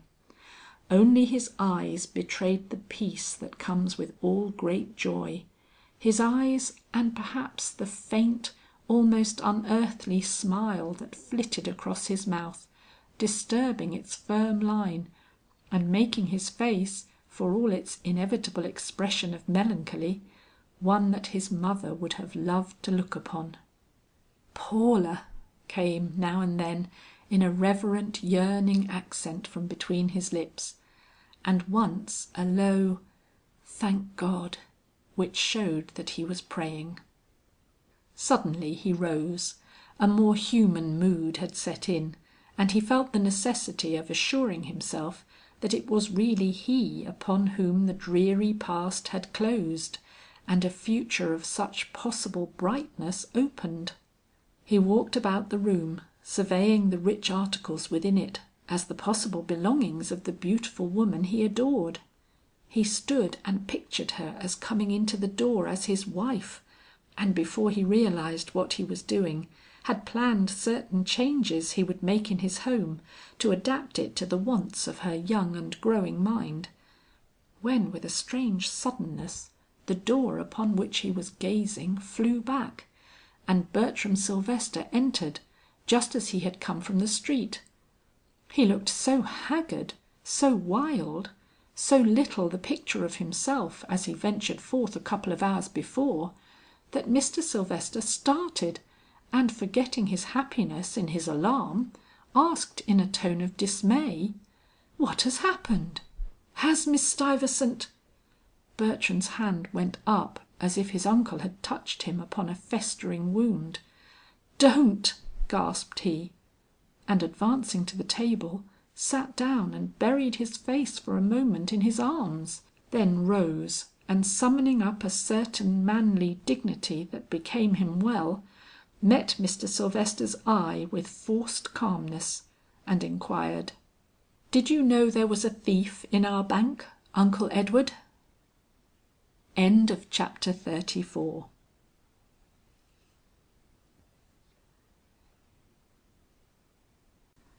Chapter XXXV. The falling of the sword. Foul deeds will rise, though all the world o'erwhelm them, to men's eyes. Hamlet. Mr. Sylvester towered on his nephew with an expression such as few men had ever seen even on his powerful and commanding face. "What do you mean?" asked he, and his voice rang like a clarion through the room. Bertram trembled, and for a moment stood aghast, the ready flush bathing his brow with burning crimson. "I mean," stammered he, with difficulty recovering himself, "that when Mr. Stuyvesant came to open his private box in the bank to day, that he not only found its lock had been tampered with, but that money and valuables to the amount of some $1,200 were missing from among its contents." "What?" The expression which had made Mr. Sylvester's brow so terrible had vanished, but his wonder remained. "It is impossible," he declared. "Our vaults are too well watched for any such thing to occur. He has made some mistake. A robbery of that nature could not take place without detection." "It would seem not, and yet the fact remains. Mr. Stuyvesant himself informed me of it to night. He is not a careless man, nor reckless in his statements. Some one has robbed the bank, and it remains with us to find out who." Mr. Sylvester, who had been standing all this while, sat down like a man dazed, the wild lost look on Bertram's face daunting him with a fearful premonition. "There are but 4 men who have access to the vault where the boxes are kept," said he. Then quickly, "Why did Mr. Stuyvesant wait till to night to speak to you? Why did he not notify us at once of a loss so important for us to know?" The flush on Bertram's brow slowly subsided, giving way to a steady pallor. "He waited to be sure," said he. "He had a memorandum at home which he desired to consult. He was not ready to make any rash statement. He is a thinking man, and more considerate than many of his friends are apt to imagine. If the lock had not been found open, he would have thought with you that he had made some mistake. If he had not missed from the box some of its contents, he would have considered the condition of the lock the result of some oversight on his own part, or of some mistake on the part of another, but the 2 facts together were damning, and could force upon him but one conclusion. "Uncle," said he, with a straightforward look into Mr. Sylvester's countenance, "Mr. Stuyvesant knows as well as we do who are the men who have access to the vaults. As you say, the opening of a box during business hours, and the abstracting from it of papers or valuables by any one who has not such access, would be impossible. Only Hopgood, you and myself, and possibly Folger, could find either time or opportunity for such a piece of work, while after business hours, the same 4, minus Folger who contents himself with knowing the combination of the inner safe, could open the vaults even in case of an emergency. Now of the 4 named, 2 are above suspicion. I might almost say 3, for Hopgood is not a man it is easy to mistrust. One alone then of all the men whom Mr. Stuyvesant is in the habit of meeting at the bank, is open to a doubt. A young man, uncle, whose rising has been rapid, whose hopes have been lofty, whose life may or may not be known to himself as pure, but which in the eyes of a matured man of the world might easily be questioned, just because its hopes are so lofty and its means for attaining them so limited." "Bertram!" sprang from Mr. Sylvester's white lips, but the young man raised his hand with almost a commanding gesture. "Hush!" said he. "No sympathy or surprise. Facts like these have to be met with silent endurance as we walk up to the mouth of the cannon we cannot evade, or bare our breast to the thrust of the bayonet gleaming before our eyes. I would not have you think," he somewhat hurriedly pursued, "that Mr. Stuyvesant insinuated anything of the kind, but his daughter was not present in the parlor, and—" A sigh, almost a gasp, finished the sentence. "Bertram!" again exclaimed his uncle. this time with some authority in his voice. "The shock of this discovery has unnerved you. You act like a man capable of being suspected. That is simply preposterous. 1 half-hour's conversation with Mr. Stuyvesant on my part will convince him, if he needs convincing, which I do not believe, that whoever is unworthy of trust in our bank, you are not the man." Bertram raised his head with a gleam of hope, but instantly dropped it again with a despairing gesture that made his uncle frown. "I did not know that you were inclined to be so pusillanimous," cried Mr. Sylvester, "and in presence of a foe so unsubstantial as this you have conjured up almost out of nothing. If the bank has been robbed, it cannot be difficult to find the thief. I will order in detectives to morrow. We will hold a board of inquiry, and the culprit shall be unmasked. That is, if he is one of the employees of the bank, which it is very hard to believe." "Very, and which, if true, would make it unadvisable in us to give the alarm that any public measures taken could not fail to do." "The inquiry shall be private, and the detectives men who can be trusted to keep their business secret." "How can any inquiry be private? Uncle, we are treading on delicate ground, and have a task before us requiring great tact and discretion. If the safe had only been assaulted, or there were any evidences of burglary to be seen, but we surely should have heard of it from some one of the men, if anything unusual had been observed. Hopgood would have spoken at least." Yes, Hopgood would have spoken. The tone in which this was uttered made Bertram look up. "You agree with me then that Hopgood is absolutely to be relied upon?" "Absolutely." A faint flush on Mr. Sylvester's face lent force to this statement. "He could not be beguiled or forced by another man to reveal the combination, or to relax his watch over the vaults entrusted to his keeping?" "No." "He is alone with the vaults where the boxes are kept for an hour or two in the early morning?" "Yes, and has been for 3 years. Hopgood is honesty itself." "And so are Folger and Jessup and Watson," exclaimed Bertram emphatically. "Yes," his uncle admitted with equal emphasis. "It is a mystery," Bertram declared, "and one I fear that will undo me." "Nonsense!" broke forth somewhat impatiently from Mr. Sylvester's lips. "There is no reason at this time for any such conclusion. If there is a thief in the bank, he can be found. If the robbery was committed by an outsider, he may still be discovered. If he is not, if the mystery rests for ever unexplained, you have your character, Bertram, a character as spotless as that of any of your fellows, whom we regard as above suspicion. A man is not going to be condemned by such a judge of human nature as Mr. Stuyvesant, just because a mysterious crime has been committed, to which the circumstances of his position alone render it possible for him to be party. You might as well say that Jessup and Folger and Watson, yes, or myself, would in that case lose his confidence. They are in the bank, and are constantly in the habit of going to the vaults."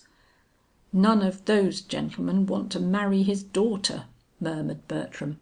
"It is not the director I fear, but the father. I have so little to bring her, only my character and my devotion. Well, well, pluck up courage, my boy. I have hopes yet that the whole matter can be referred to some mistake easily explainable when once it is discovered.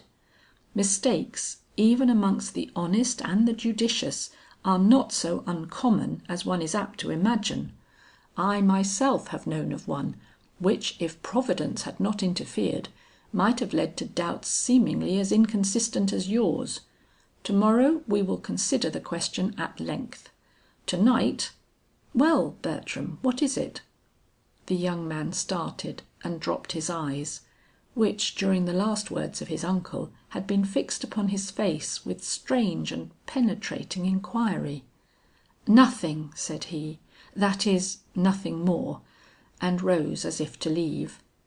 But Mr. Sylvester put out his hand and stopped him. "There is something," said he. "I have seen it in your face ever since you entered this room. What is it?" The young man drew a deep breath, and leaned back in his chair. Mr. Sylvester watched him with growing pallor. "You are right," murmured his nephew at last. "There is something more, and it is only justice that you should hear it. I have had two adventures to night, one quite apart from my conversation with Mr. Stuyvesant. Heaven that watches above us has seen fit to accumulate difficulties in my path, and this last, perhaps, is the least explainable and the hardest to encounter." "What do you allude to?" cried his uncle imperatively. "I have had an evening of too much agitation to endure suspense with equanimity. Explain yourself." "It will not take long," said the other. "A few words will reveal to you the position in which I stand. Let me relate it in the form of a narrative. You know what a dark portion of the block that is in which Mr. Stuyvesant's house is situated. A man might hide in any of the areas along there without being observed by you, unless he made some sound to attract your attention. I was therefore more alarmed than surprised when, shortly after leaving Mr. Stuyvesant's dwelling, I felt a hand laid on my shoulder, and turning, beheld a dark figure at my side, of an appearance calculated to arouse any man's apprehension. He was tall, unkempt, with profuse beard, and eyes that glared even in the darkness of his surroundings with a feverish intensity. "You are Mr. Sylvester," said he, with a look of a wild animal ready to pounce upon his prey. "Yes," said I, involuntarily stepping back. "I am Mr. Sylvester." "I want to speak to you," exclaimed he, with a rush of words, as though a stream had broken loose. "Now, at once, on business that concerns you. Will you listen?" I thought of the only business that seemed to concern me then, and starting still further back, surveyed him with surprise. "I don't know you," said I. "What business can you have with me?" "Will you step into some place where it is warm and find out?" he asked, shivering in his thin cloak, but not abating a jot of his eagerness. "Go on before me," said I, "and we will see." He complied at once, and in this way we reached Beale's coffee room, where we went in. "Now," said I, "out with what you have to say, and be quick about it. I have no time to listen to nonsense, and no heart to attend to it." His eye brightened. He did not cast a glance at the smoking victuals about him, though I knew he was hungry as a dog. "It is no nonsense," said he, "that I have to communicate to you," and then I saw he had once been a gentleman. "For 2 years and a half have I been searching for you," he went on, "in order that I might recall to your mind a little incident. You remember the afternoon of February the 25th, 2 years ago?" "No," said I in great surprise, for his whole countenance was flushed with expectancy. "What was there about that day that I should remember it?" He smiled and bent his face nearer to mine. "Don't you recollect a little conversation you had in a small eating house in Dey Street, with a gentleman of a high sounding voice, to whom you were obliged continually to say 'Hush'?" I stared at the man, as you may believe, with some notion of his being a wandering lunatic. "I have never taken a meal in any eating house in Dey Street," I declared, motioning to a waiter to approach us. The man, observing it, turned swiftly upon me. "Do you think I care for any such petty fuss as that?" asked he, indicating the rather slightly built man I had called to my rescue, while he covertly studied my face to observe the effect of his words. I started. I could not help it. This use of an expression almost peculiar to myself assured me that the man knew me better than I supposed.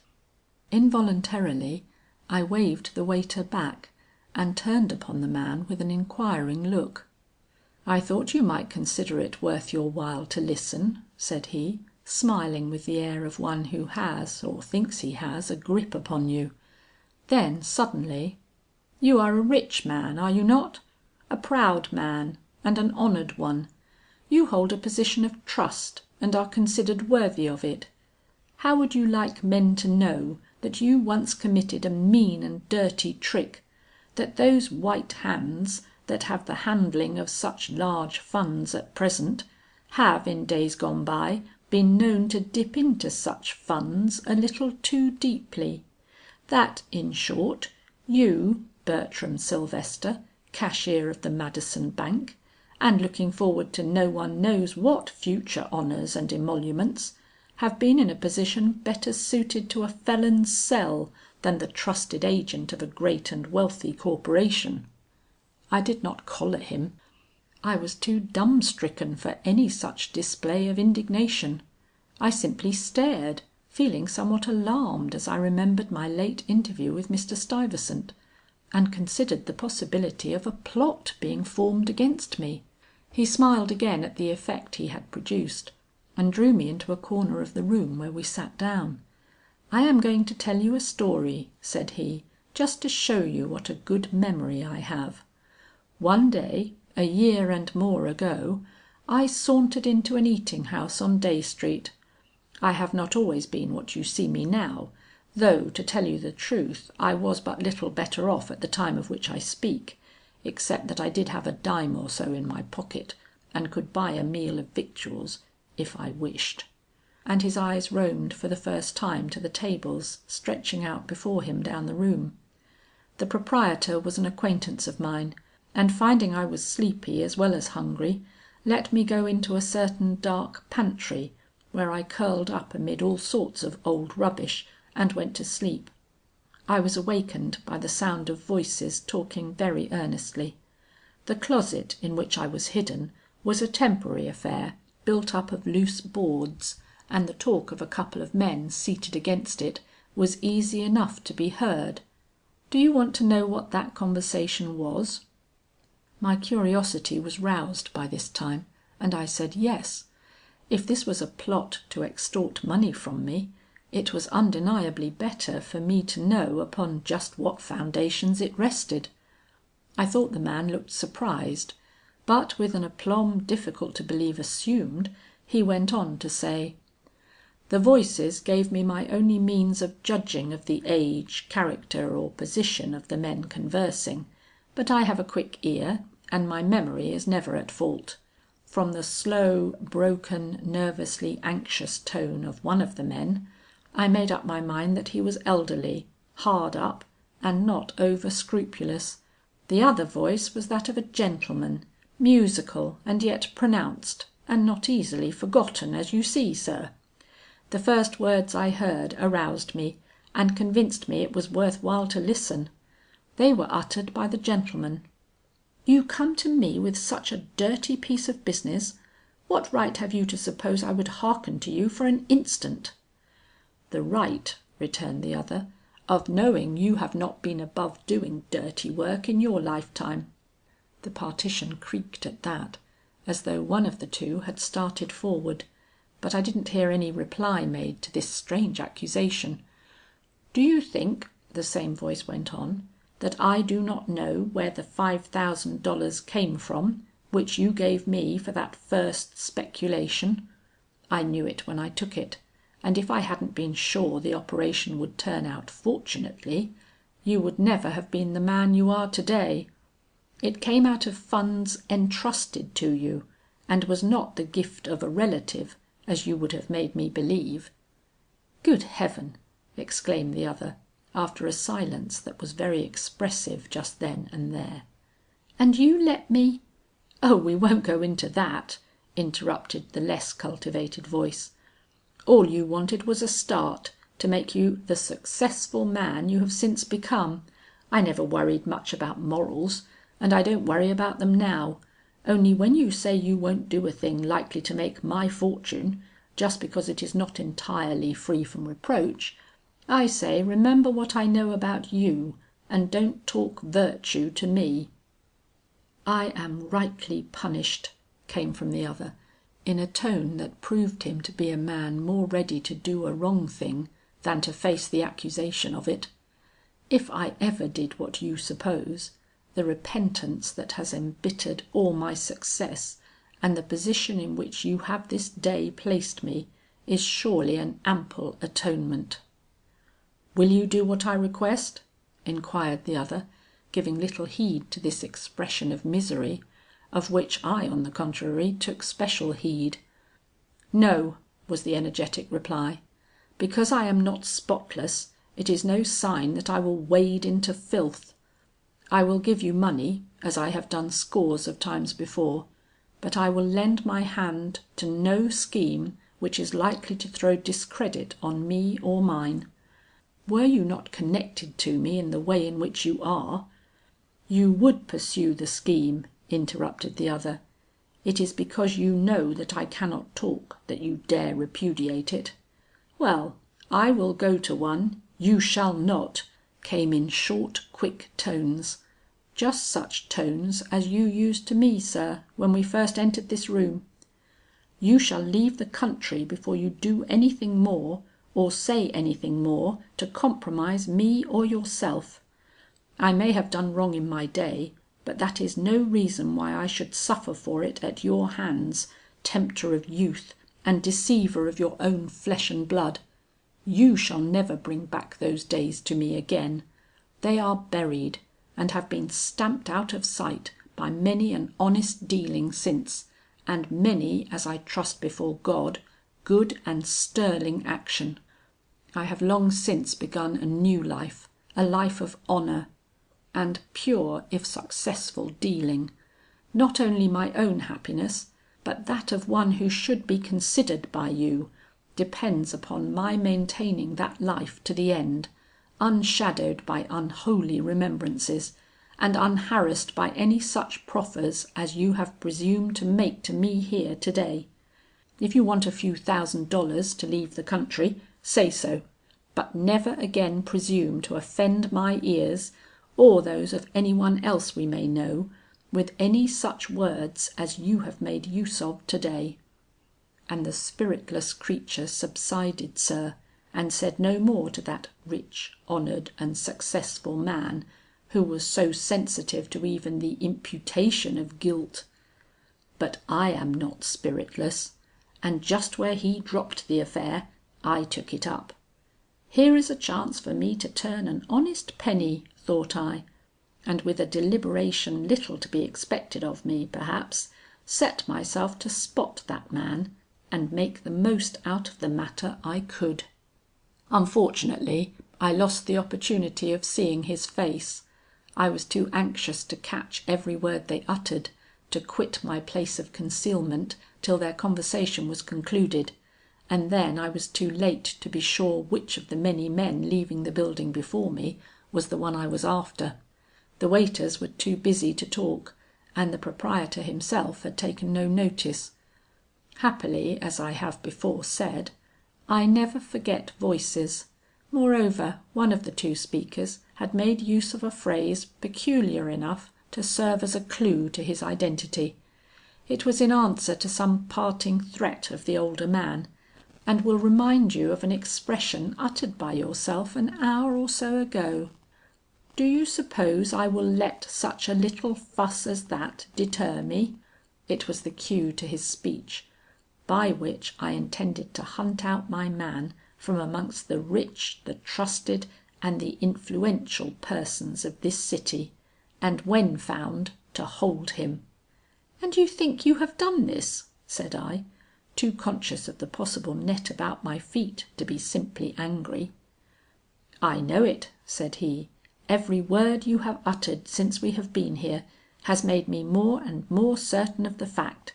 I could swear to your voice, and as to your use of that tell-tale word, it was not till I thought to inquire of a certain wide-awake fellow down town, who amongst our business men were in the habit of using that expression, and was told Mr. Sylvester of the Madison Bank, that I was enabled to track you. I know I have got my hand on my man at last, and—" He looked down at his threadbare coat and around at the tables with their smoking dishes, and left me to draw my own conclusion. "Uncle, there are crises in life which no former experience teaches you how to meet. I had arrived at such a one. Perhaps you can understand me when I say I was well nigh appalled. Denial of what was imputed to me might be wisdom and might not. I felt the coil of a deadly serpent about me, and knew not whether it was best to struggle or to simply submit. The man noted the effect he had made, and complacently folded his arms. He was of a nervous organization, and possessed an eye like a hungry wolf, but he could wait. "This is a pretty story," said I at last, "and I reject it altogether. I am an honest man, and have always been so. You will have to give up your hopes of making anything out of me." "Then you are willing," said he, "that I should repeat this story to one of the directors of your bank, whom I know?" I looked at him. He returned my gaze with a cold nonchalance more suggestive of a deep laid purpose than even his previous glance of feverish determination. I immediately let my eye run over his scanty clothing and loose flowing hair and beard. "Yes," said I, with as much sarcasm as I knew how to assume, "if you dare risk the consequences, I think I may." He at once drew himself up. "You think," said he, "that you have a commonplace adventurer to deal with, that my appearance is going to testify in your favor, that you have but to deny any accusation which such a hungry looking tattered wretch as I may make, and that I shall be ignominiously kicked out of the presence into which I have forced myself; that, in short, I have been building my castle in the air. Mr. Sylvester, I am a poor devil, but I am no fool. When I left Dey Street on the 25th of February 2 years ago, it was with a sealed paper in my pocket, in which was inscribed all that I had heard on that day. This I took to a lawyer's office, and not being, as I have before said, quite as impecunious in those days as at present, succeeded in getting the lawyer, whom I took care should be a most respectable man, to draw up a paper to the effect that I had entrusted him with this statement, of whose contents he however knew nothing, on such a day and hour, to which paper a gentleman then present consented at my respectful solicitation to affix his name as witness, which gentleman, strange to say, has since proved to be a director of the bank of which you are the present cashier, and consequently the very man of all others best adapted to open the paper whose seal you profess to be so willing to see broken." "His name!" It was all that I could say. "Stuyvesant!" cried the man, fixing me with his eye, in which I in vain sought for some signs of secret doubt or unconscious wavering. I rose. The position in which I found myself was too overwhelming for instant decision. I needed time for reflection, possibly advice, from you. A resolution to brave the devil must be founded on something more solid than impulse, to hold its own unmoved. I only stopped to utter one final word and ask one leading question. "You are a smart man," said I, "and you are also a villain. Your smartness would give you food and drink, if you exercised it in a manner worthy of a man, but your villainy, if persisted in, will eventually rob you of both, and bring you to the prison cell or the hangman's gallows. As for myself, I persist in saying that I am now and always have been an honest man, whatever you may have overheard or find yourself capable of swearing to. Yet a lie is an inconvenient thing to have uttered against you at any time, and I may want to see you again. If I do, where shall I find you?" He thrust his hand into his pocket and drew out a small slip of folded paper. which he passed to me with a bow that Chesterfield would have admired. "You will find it written within," said he. "I shall look for you any time to morrow up to 7 o'clock. At that hour the lawyer of whom I have spoken sends the statement which he has in his possession to Mr. Stuyvesant." I nodded my assent, and he moved slowly towards the door. As he did so, his eyes fell upon a roll of bread lying on a counter. I at once stepped forward and bought it. Vile as he was, and deadly as was the snare he contemplated drawing about me, I could not see that wolfish look of hunger and not offer him something to ease it. He took the loaf from my hands and bit greedily into it, but suddenly paused and shook his head with a look like self-reproach, and thrusting the loaf under his arm, turned towards the door with the quick action of one escaping. Instantly, and before he was out of sight or hearing, I drew the attention of the proprietor to him. "Do you see that man?" I asked. "He has been attempting a system of blackmail upon me." And satisfied with thus having provided a witness able of identifying the man in case of an emergency, I left the building. "And now you know it all," concluded he. And the silence that followed the utterance of those simple words was a silence that could be felt. "Bertram?" The young man started from his fixed position, and his eyes slowly traversed toward his uncle. "Have you that slip of paper which the man gave you before departing?" "Yes," said he. "Let me have it, if you please." The young man, with an agitated look, plunged his hand into his pocket, drew out the small note, and laid it on the table between them. Mr. Sylvester let it lie, and again there was a silence. "If this had happened at any other time," Bertram pursued, "one could afford to let the man have his say. But now, just as this other mystery has come up—" "I don't believe in submitting to blackmail," came from his uncle in short, quick tones. Bertram gave a start. "You then advise me to leave him alone?"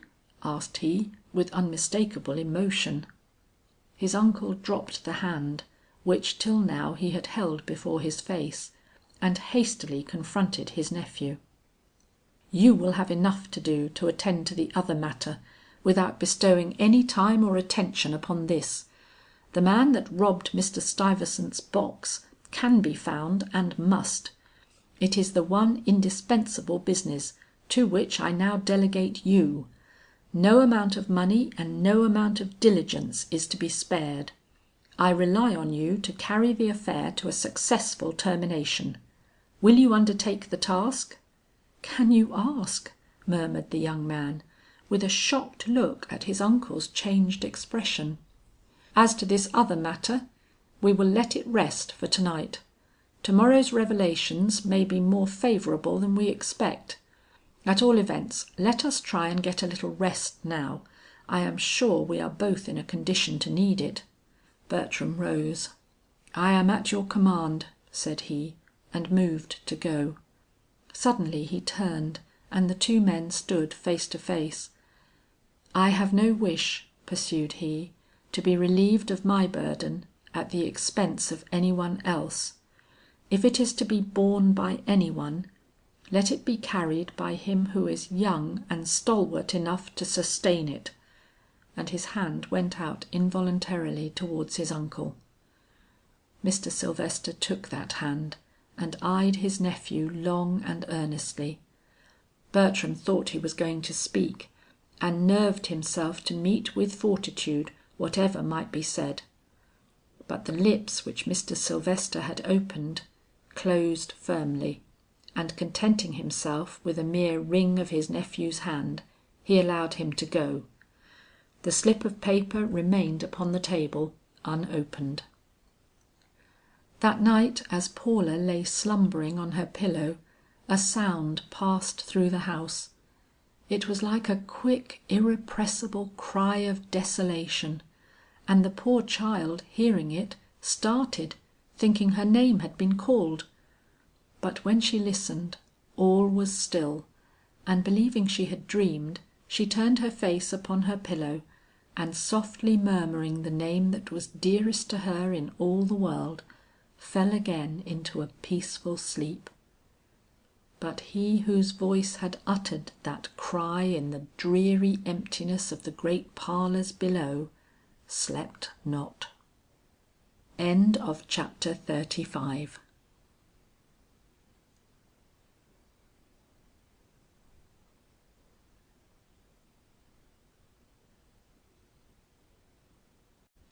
Chapter 36. Morning. Two maidens by one fountain's joyous brink, and one was sad, and one had cause for sadness. Cicely Stuyvesant, waiting for her father at the foot of the stairs, on the morning after these occurrences, was a pretty and a touching spectacle. She had not slept very well the night before, and her brow showed signs of trouble, and so did her trembling lips. She held in her hand a letter which she twirled about with very unsteady fingers. The morning was bright, but she did not seem to observe it. The air was fresh, but it did not seem to invigorate her. A rose leaf of care lay on the tremulous waters of her soul, and her sensitive nature thrilled under it. "Why does he not come?" she whispered, looking again at the letter's inscription. It was in Mr. Sylvester's handwriting, and ought not to have occasioned her any uneasiness. But her father had intimated a wish the night before that she should not come down into the parlour if Bertram called, and her thoughts paused there, but she was anxious about the letter, and wished her father would hasten. Let us look at the little lady. She had been so bright and lovesome yesterday at this time. Never a maiden in all this great city of ours had shown a sweeter or more ethereal smile. At once radiant and reserved, she flashed on the eye and trembled from the grasp, like some dainty tropical creature as yet unused to our stranger clime. Her father had surveyed her with satisfaction, and her lover, oh, that we were all young again to experience that leap of the heart with which youth meets and recognizes the sweet perfections of the woman it adores. But a mist had obscured the radiance of her aspect, and she looks very sad as she stands in her father's hall this morning, leaning her cheek against the banister, and thinking of the night when, 3 years ago, she lingered in that very spot, and watched the form of the young musician go by her and disappear in the darkness of the night, as she then thought for ever. Joy had come to her by such slow steps, and after such long waiting. Hope had burst upon her so brilliantly, and with such a speedy promise of culmination. She thrilled as she thought how short a time ago it was since she leaned upon Bertram's arm and dropped her eyes before his gaze. The appearance of her father at length aroused her. Flushing slightly, she held the letter towards him. "A letter for you, papa. I thought you might like to read it before you went out." Mr. Stuyvesant, who for an hour or more had been frowning over his morning paper with a steady pertinacity that left more than the usual amount of wrinkles upon his brow, started at the wistful tone of this announcement from his daughter's lips, and taking the letter from her hand, stepped into the parlour to peruse it. It was, as the handwriting declared, from Mr. Sylvester, and ran thus: "Dear Mr. Stuyvesant, I have heard of your loss and am astounded. Though the bank is not liable for any accident to trusts of this nature, both Bertram and myself are determined to make every effort possible to detect and punish the man who, either through our negligence or by means of the opportunities afforded him under our present system of management, has been able to commit this robbery upon your effects. We therefore request that you will meet us at the bank this morning, at as early an hour as practicable, there to assist us in making such inquiries and instituting such measures as may be considered necessary to the immediate attainment of the object desired. Respectfully yours, Edward Sylvester. "Is it anything serious?" asked his daughter, coming into the parlour and looking up into his face with a strange wistfulness he could not fail to remark. Mr. Stuyvesant gave her a quick glance, shook his head with some nervousness, and hastily pocketed the epistle. "Business," mumbled he, "business," and ignoring the sigh that escaped her lips, began to make his preparations for going at once down town. He was always an awkward man at such matters, and it was her habit to afford him what assistance she could. This she now did, lending her hand to help him on with his overcoat, rising on tiptoe to tie his muffler, and bending her bright head to see that his goloshes were properly fastened. Her charming face, with its far-away look, shining strangely sweet in the dim hall, in contrast with his severe and antiquated countenance. He watched her carefully, but with seeming indifference, till all was done and he stood ready to depart. Then in an awkward enough way, he was not accustomed to bestow endearments, drew her to him and kissed her on the forehead, after which he turned about and departed without a word to season or explain this unwonted manifestation of tenderness. A kiss was an unusual occurrence in that confiding but undemonstrative household, and the little maiden trembled. "Something is wrong," she murmured, half to herself, half to the dim vista of the lonely parlour, where but a night or so ago had stood the beloved form of him who, bury the thought as she would, had become, if indeed he had not always been, the beginning and the ending of all her maidenly dreams. What? What? And her young heart swelled painfully as she realized, like many a woman before her, that whatever might be her doubts, fears, anguish or suspense, nothing remained for her but silence and a tedious waiting for others to recognize her misery and speak. Meanwhile, how was it with her dearest friend and confidant, Paula? The morning, as I have already declared, was bright and exceptionally beautiful. Sunshine filled the air, and freshness invigorated the breeze. Cicely was blind to it all, but as Paula looked from her window, preparatory to going below, a close observer might have perceived that the serenity of the cloudless sky was reflected in her beaming eyes, that peace brooded above her soul and ruled her tender spirit. She had held a long conversation with Miss Belinda. She had prayed, she had slept, and she had risen with a confirmed love in her heart for the man who was at once the admiration of her eyes and the wellspring of her deepest thoughts and wildest longings. "I will show him so plainly what the angels have told me," whispered she, "that he will have no need to ask." And she wound her long locks into the coil that she knew he best liked, and fixed a rose at her throat, and so with a smile on her lip, went softly downstairs. Oh, the timid eager step of maidenhood when drawing toward the shrine of all it adores! Could those halls and lofty corridors have whispered their secret, what a story they would have told of beating heart and tremulous glance, eager longings and maidenly shrinkings, as the lovely form, swaying with 1,000 hopes and fears, glided from landing to landing, carrying with it love and joy and peace and trust.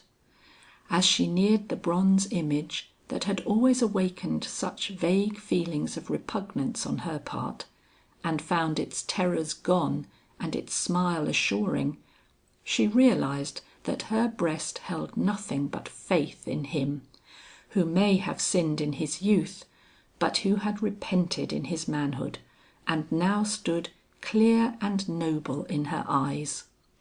The assurance was too sweet, the flood of feeling too overwhelming. with a quick glance around her, she stopped and flung her arms about the hitherto repellent bronze, pressing her young breast against the cold metal with a fervour that ought to have hallowed its sensuous mould for ever. Then she hurried down. Her first glance into the dining room brought her a disappointment. Mr. Sylvester had already breakfasted and gone, only Aunt Belinda sat at the table. With a slightly troubled brow, Paula advanced to her own place at the board. "Mr. Sylvester has urgent business on hand to day," quoth her aunt. "I met him going out just as I came down." Her look lingered on Paula as she said this, and if it had not been for the servants, she would doubtless have given utterance to some further expression on the matter, for she had been greatly struck by Mr. Sylvester's appearance and the sad, firm, almost lofty expression of his eye, as it met hers in their hurried conversation. "He is a very busy man," returned Paula simply, and was silent, struck by some secret dread she could not have explained. Suddenly she rose. She had found an envelope beneath her plate, addressed to herself. It was bulky and evidently contained a key. Hastening behind the curtains of the window, she opened it. The key was to that secret study of his at the top of the house, which no one but himself had ever been seen to enter, and the words that enwrapped it were these: "If I send you no word to the contrary, and if I do not come back by 7 o'clock this evening, go to the room of which this is the key, open my desk, and read what I have prepared for your eyes. E.S." End of chapter 36.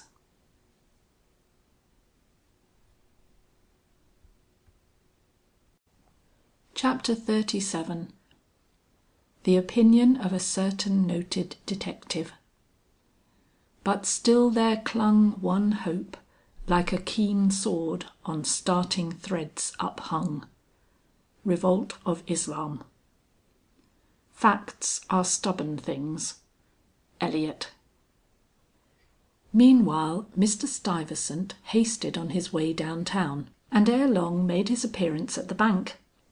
He found Mr. Sylvester and Bertram seated in the directors' room, with a portly, smooth-faced man whose appearance was at once strange and vaguely familiar.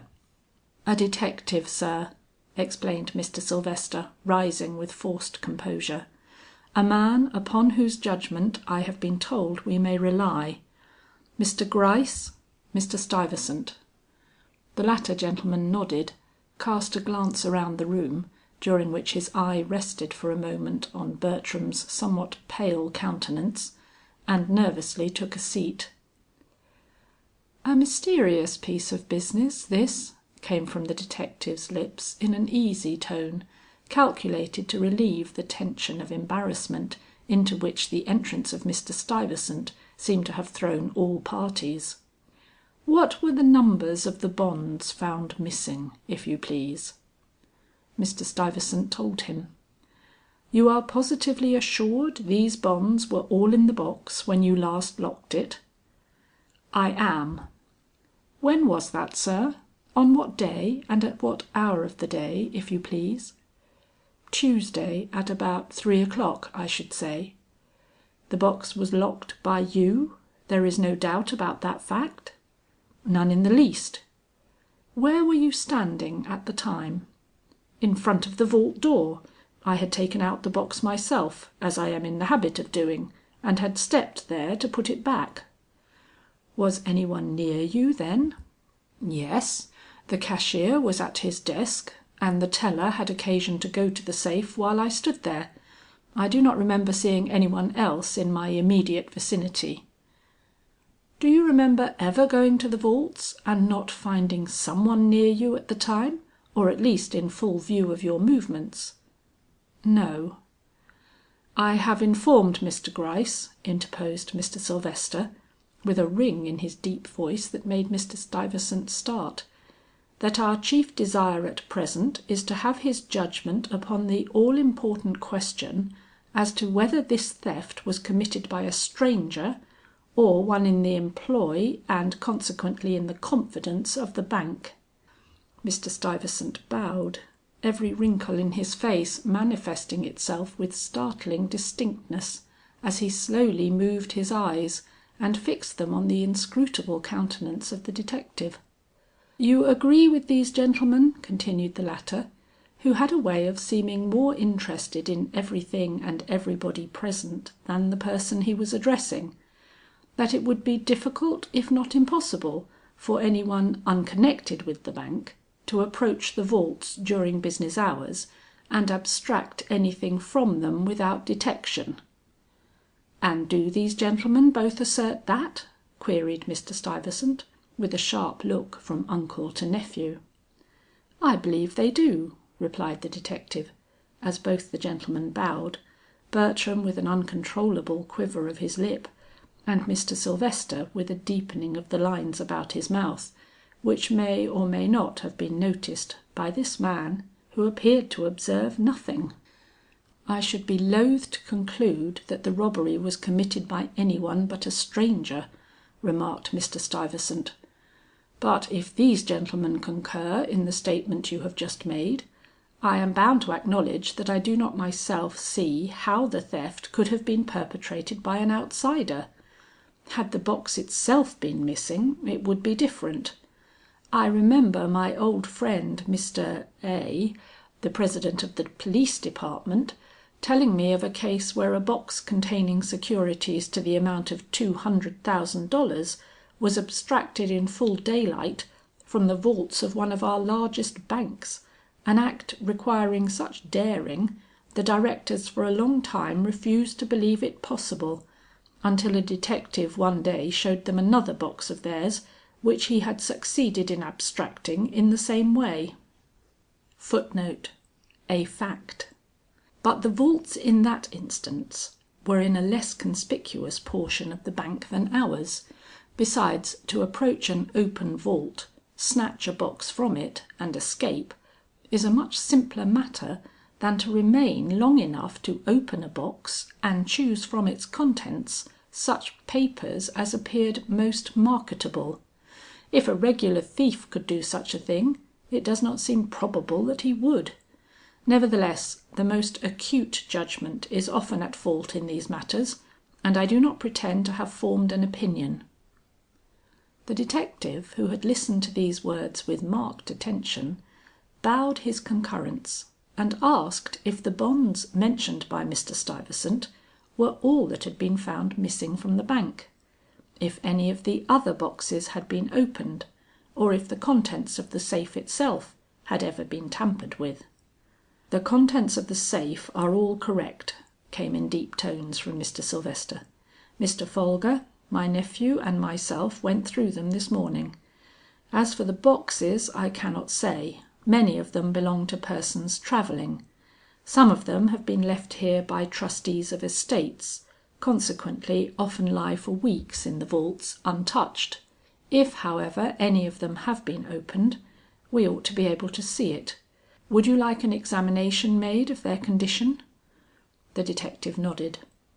Mr. Sylvester at once turned to Mr. Stuyvesant. "May I ask you to mention what officer of the bank you would like to have go to the vaults?" That gentleman started, looked uneasily about, but meeting Bertram's eye, nervously dropped his own and muttered the name of Folger. Mr. Sylvester suppressed a sigh, sent for the paying teller, and informed him of their wishes. He at once proceeded to the vaults. While he was gone, Mr. Gryce took the opportunity to make the following remark. "Gentlemen," said he, "let us understand ourselves. What you want of me is to tell you whether this robbery has been committed by a stranger or by some one in your employ. Now to decide this question, it is necessary for me to ask first whether you have ever had reason to doubt the honesty of any person connected with the bank." "No," came from Mr. Sylvester, with sharp and shrill distinctness. "Since I have had the honour of conducting the affairs of this institution, I have made it my business to observe and note the bearing and character of each and every man employed under me, and I believe them all to be honest." The glance of the detective, while it did not perceptibly move from the large screen drawn across the room at the back of Mr. Sylvester, seemed to request the opinions of the other two gentlemen on this point. Bertram, observing it, subdued the rapid beatings of his heart and spoke with like distinctness. "I have been in the bank the same length of time as my uncle," said he, "and most heartily endorse his good opinion of the various persons in our employ." "And Mr. Stuyvesant?" the immovable glance seemed to say. "Men are honest in my opinion till they are proved otherwise," came in short stern accents from the director's lips. The detective drew back in his chair as if he considered that point decided, and yet Bertram's eye, which had clouded at Mr. Stuyvesant's too abrupt assertion, did not clear again as might have been expected. "There is one more question I desire to settle," continued the detective, "and that is, whether this robbery could have been perpetrated after business hours by some one in collusion with the person who is here left in charge." "No," again came from Mr. Sylvester with impartial justice. "The watchman, who by the way has been in the bank for 12 years, could not help a man to find entrance to the vaults. His simple duty is to watch over the bank and give alarm in case of fire or burglary. It would necessitate a knowledge of the combination by which the vault doors are opened, to do what you suggest, and that is possessed by but 3 persons in the bank." "And those are?" "The cashier, the janitor, and myself." He endeavored to speak calmly and without any betrayal of the effort it caused him to utter those simple words. But a detective's ear is nice, and it is doubtful if he perfectly succeeded. Mr. Gryce, however, limited himself to a muttered "Humph!" and a long and thoughtful look at a spot on the green baize of the table before which he sat. "The janitor lives in the building, I suppose?" "Yes, and is, as I am sure Mr. Stuyvesant will second me in asserting, honesty to the backbone." "Janitors always are," observed the detective. Then shortly, "How long has he been with you?" "3 years." Another "Humph!" and an increased interest in the ink spot. "That is not long, considering the responsibility of his position." "He was on the police force before he came to us," remarked Mr. Sylvester. Mr. Gryce looked as if that was not much of a recommendation. "As for the short time he has been with us," resumed the other, "he came into the bank the same winter as my nephew and myself, and has found the time sufficient to earn the respect of all who know him." The detective bowed, seemingly awed by the dignity with which the last statement had been uttered, but any one who knew him well would have perceived that the film of uncertainty which had hitherto dimmed the brightness of his regard was gone, as if in the other's impressive manner, if not in the suggestion his words had unconsciously offered, the detective had received an answer to some question which had been puzzling him, or laid his hand upon some clue which had till now eluded his grasp. The inquiries which he made haste to pursue betrayed however but little of the tendency of his thoughts. "The janitor, you say, knows the combination by which the vault doors are opened." "The vault doors," emphasized Mr. Sylvester. "The safe is another matter. That stands inside the vault and is locked by a triple combination, which as a whole is not known to any one man in this building, not even to myself." But the boxes are not kept in the safe." "No, they are piled up with the books in the vaults at the side of the safe, as you can see for yourself if you choose to join Mr. Folger." "Not necessary. The janitor, then, is the only man besides yourselves who under any circumstances or for any reason could get at those boxes after business hours?" "He is." "One question more. Who is the man to attend to those boxes? I mean to ask, which of the men in your employ is expected to procure a box out of the vaults when it is called for, and put it back in its place when its owner is through with it?" "Hopgood usually does that business, the janitor of whom we have just been speaking. When he is upstairs or out of the way, any one else whom it may be convenient to call." "The janitor then has free access to the boxes at all times, night and day?" "In one sense, yes; in another, no. Should he unlock the vaults at night, the watchman would report upon his proceedings." "But there must be time between the closing and opening of the bank, when the janitor is alone with the vaults?" "There is a space of 2 hours after 7 in the morning, when he is likely to be the sole one in charge. The watchman goes home, and Hopgood employs himself in sweeping out the bank and preparing it for the business of the day." "Are the watchman and the janitor on good terms with one another?" "Very, I believe." The detective looked thoughtful. "I should like to see this Hopgood," said he. But just then the door opened, and Mr. Folger came in, looking somewhat pale and disturbed. "We are in a difficulty," cried he, stepping up to the table where they sat.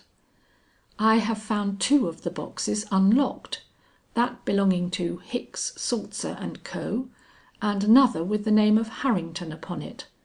The former has been wrenched apart, the latter opened with some sort of instrument. Would you like to see them, sir?" This to Mr. Sylvester. With a start that gentleman rose, and as suddenly reseated himself. "Yes," returned he, carefully avoiding his nephew's eye. "Bring them in."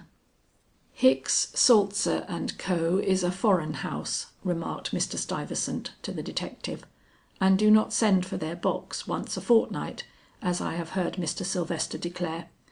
Mr. Harrington is on an exploring expedition, and is at present in South America." Then in lower tones, whose sternness was not unmixed with gloom, "The thief seems to have known what boxes to go to." Bertram flushed and made some passing rejoinder. Mr. Sylvester and the detective alone remained silent. The boxes being brought in, Mr. Gryce opened them without ceremony. Several papers met his eye in both, but as no one but the owners could know their rightful contents, it was of course impossible for him to determine whether anything had been stolen from them or not. "Send for the New York agent of Hicks, Saltzer and Co." came from Mr. Sylvester in short, businesslike command. Bertram at once rose. "I will see to it," said he. His agitation was too great for suppression. The expression of Mr. Stuyvesant's eye, that in its restlessness wandered in every direction but his own, troubled him beyond endurance. With a hasty move he left the room. The cold eye of the detective followed him. "Looks bad," came in laconic tones from the paying teller. "I had hoped the affair begun and ended with my individual loss," muttered Mr. Stuyvesant under his breath. The stately president and the inscrutable detective still maintained their silence. Suddenly the latter moved. Turning towards Mr. Sylvester, he requested him to step with him to the window. "I want to have a look at your several employees," whispered he as they thus withdrew. "I want to see them without being seen by them. If you can manage to have them come in here one by one upon some pretext or other, I can so arrange that screen under the mantelpiece that it shall not only hide me, but give me a very good view of their faces in the mirror overhead." "There will be no difficulty about summoning the men," said Mr. Sylvester. "And you consent to the scheme?" "Certainly, if you think anything is to be gained by it." "I am sure that nothing will be lost. And, sir, let the cashier be present if you please. And, sir," squeezing his watch chain with a complacent air as the other dropped his eyes, "talk to them about anything that you please, only let it be of a nature that will necessitate a sentence or more in reply. I judge a man as much by his voice as his expression." Mr. Sylvester bowed, and without losing his self command, though the short allusion to Bertram had greatly startled him, turned back to the table where Mr. Folger was still standing in conversation with the director. "I will not detain you longer," said he to the paying teller. "Your discretion will prevent you from speaking of this matter, I trust." Then as the other bowed, added carelessly, "I have something to say to Jessup. Will you see that he steps here for a moment?" Mr. Folger again nodded and left the room. Instantly Mr. Gryce bustled forward, and pulling the screen into the position he thought best calculated to answer his requirements, slid rapidly behind it. Mr. Stuyvesant looked up in surprise. "I am going to interview the clerks for Mr. Gryce's benefit," exclaimed Mr. Sylvester. "Will you in the meantime look over the morning paper?" "Thank you," returned the other, edging nervously to one side. "My notebook will do just as well," and sitting down at the remote end of the table, he took out a book from his pocket, above which he bent with very well simulated preoccupation. Mr. Sylvester called in Bertram, and then seated himself with a hopeless and unexpectant look, which he for the moment forgot would be reflected in the mirror before him, and so carried to the eye of the watchful detective. In another instant Jessup entered. What was said in the short interview that followed is unimportant. Mr. Jessup, the third teller, was one of those clear-eyed, straightforward appearing men whose countenance is its own guarantee. It was not necessary to detain him or make him speak. The next man to come in was Watson, and after he had gone, 2 or 3 of the clerks, and later the receiving teller and one of the runners. All stopped long enough to insure Mr. Gryce a good view of their faces, and from each and all did Mr. Sylvester succeed in eliciting more or less conversation in response to the questions he chose to put. With the disappearance of the last mentioned individual, Mr. Gryce peeped from behind the screen. "A set of as honest looking men as I wish to see," uttered he with a frank cordiality that was scarcely reflected in the anxious countenances about him. "No sly boots among them. How about the janitor, Hopgood?" "He shall be summoned at once if you desire it," said Mr. Sylvester. "I have only delayed calling him that I might have leisure to interrogate him with reference to his duties and this very theft. That is, if you judge it advisable in me to tamper with the subject unassisted." "Your nephew can help you if necessary," replied the imperturbable detective. "I should like to hear what the man Hopgood has to say for himself." And he glided back into his old position. But Mr. Sylvester had scarcely reached out his hand to ring the bell by which he usually summoned the janitor, when the agent of Hicks, Saltzer and Co. came in. It was an interruption that demanded instant attention. Saluting the gentleman with his usual proud reserve, he drew his attention to the box lying upon the table. "This is yours, I believe, sir," said he. "It was found in our vaults this morning in the condition in which you now behold it, and we are anxious to know if its contents are all correct." "They have been handled," returned the agent after a careful survey of the various papers that filled the box, "but nothing appears to be missing." 3 persons at least in that room breathed more easily. "But the truth is," the gentleman continued, with a half smile towards the silent president of the bank. "There was nothing in this box that would have been of much use to any other parties than ourselves. If there had been a bond or so here, I doubt if we should have come off so fortunately, eh? The lock has evidently been wrenched open, and that is certainly a pretty sure sign that something is not right hereabouts." "Something is decidedly wrong," came from Mr. Sylvester sternly, "but through whose fault we do not as yet know." And with a few words expressive of his relief at finding the other had sustained no material loss, he allowed the agent to depart. He had no sooner left the room than Mr. Stuyvesant rose. "Are you going to question Hopgood now?" queried he, nervously pocketing his notebook.